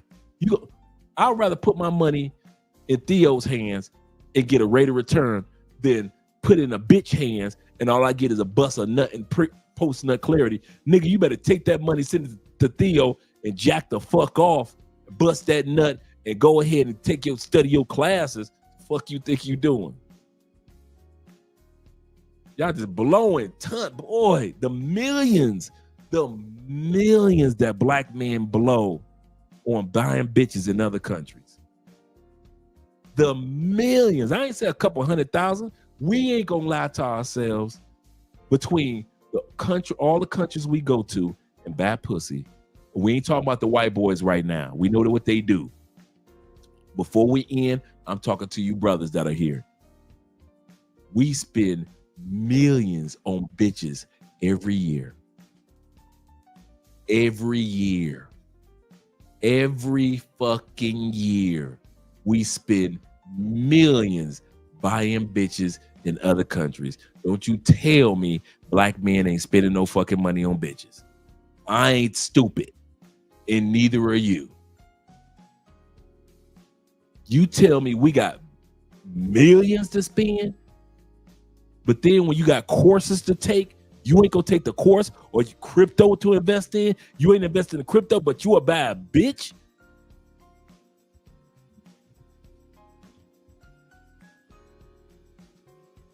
I'm not black, I'm OJ. Okay. All right. Hey. So be it. Let me get ready to do the outro. Shout out to my man 0 milligram in the building. You're part of the problem. Yeah, dudes are part of the problem. You're part of the problem. Stop paying people that you don't have no respect for. Bring that beat back, cat. You're part of the problem.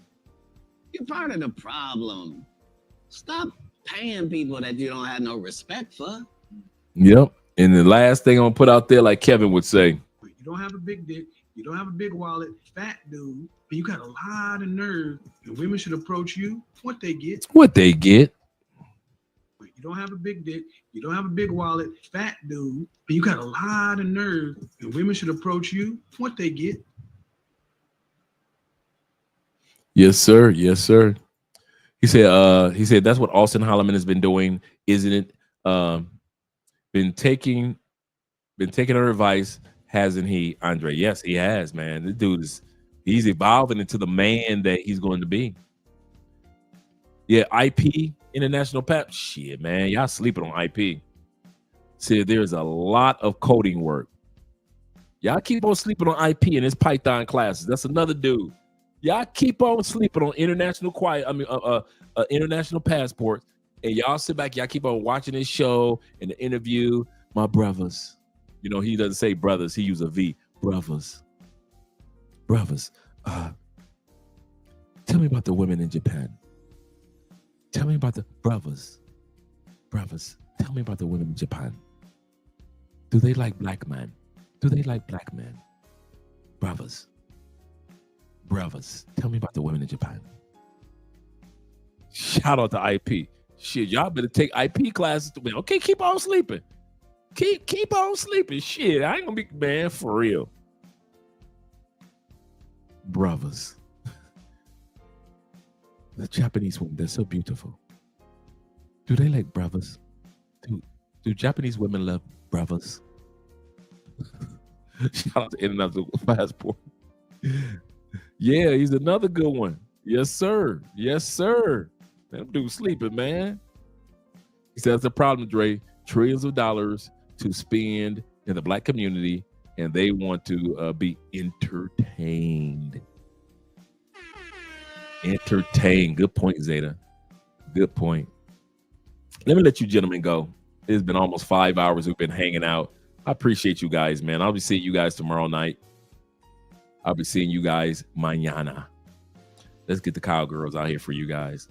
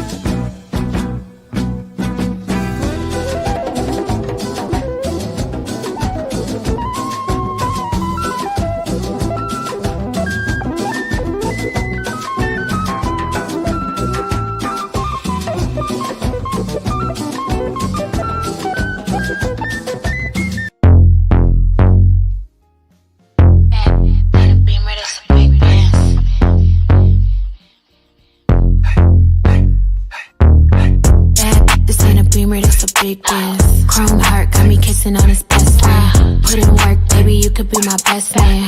Sending cash to my account, he investing. Dark shades on when I'm off the Migos. He tryna cuff me like a in a Rico. Moving through this like GTA with a cheat code. He claimed that he love me, but before not a freak. I just wanna dance all night. Can't nobody do it just like I. Boy, you got just what I like. Come on, baby, let's kiss, don't fight. What you wanna do? Tell me what you like. What you wanna do? Tell me what you like. What you wanna do? Tell me what you like. Just say the word, baby, I'ma get you right. What you wanna do? Tell me what you like. What you wanna do? Tell me what you like. What you wanna do? Tell me what you like. Ain't gotta say it, I know I'm the one you like. Ooh, damn, tell the DJ turn the beat up. Got a white boy who be singing like a Beatle. Claim she getting bread, but I heard she doing keto. I don't do drugs, I'ma smoke a little weed up. I can't chase a man for no paper. Just think it's sweet, I'ma show him now or later. I be getting money on the wake up. He a broke boy, tell that get his cake up. Only with dope boys, they the ones who spinning paper, get your weight up. Total send an Addy and a stay up. Just out here mad, told him assalamu alaikum. Who that 5'5", she don't even need no makeup. What you wanna do? Tell me what you like. What you wanna do? Tell me what you like. What you wanna do? Tell me what you like. Just say the word, baby, I'ma get you right. What you wanna do? Tell me what you like. What you wanna do? Tell me what you like. What you wanna do? Tell me what you like.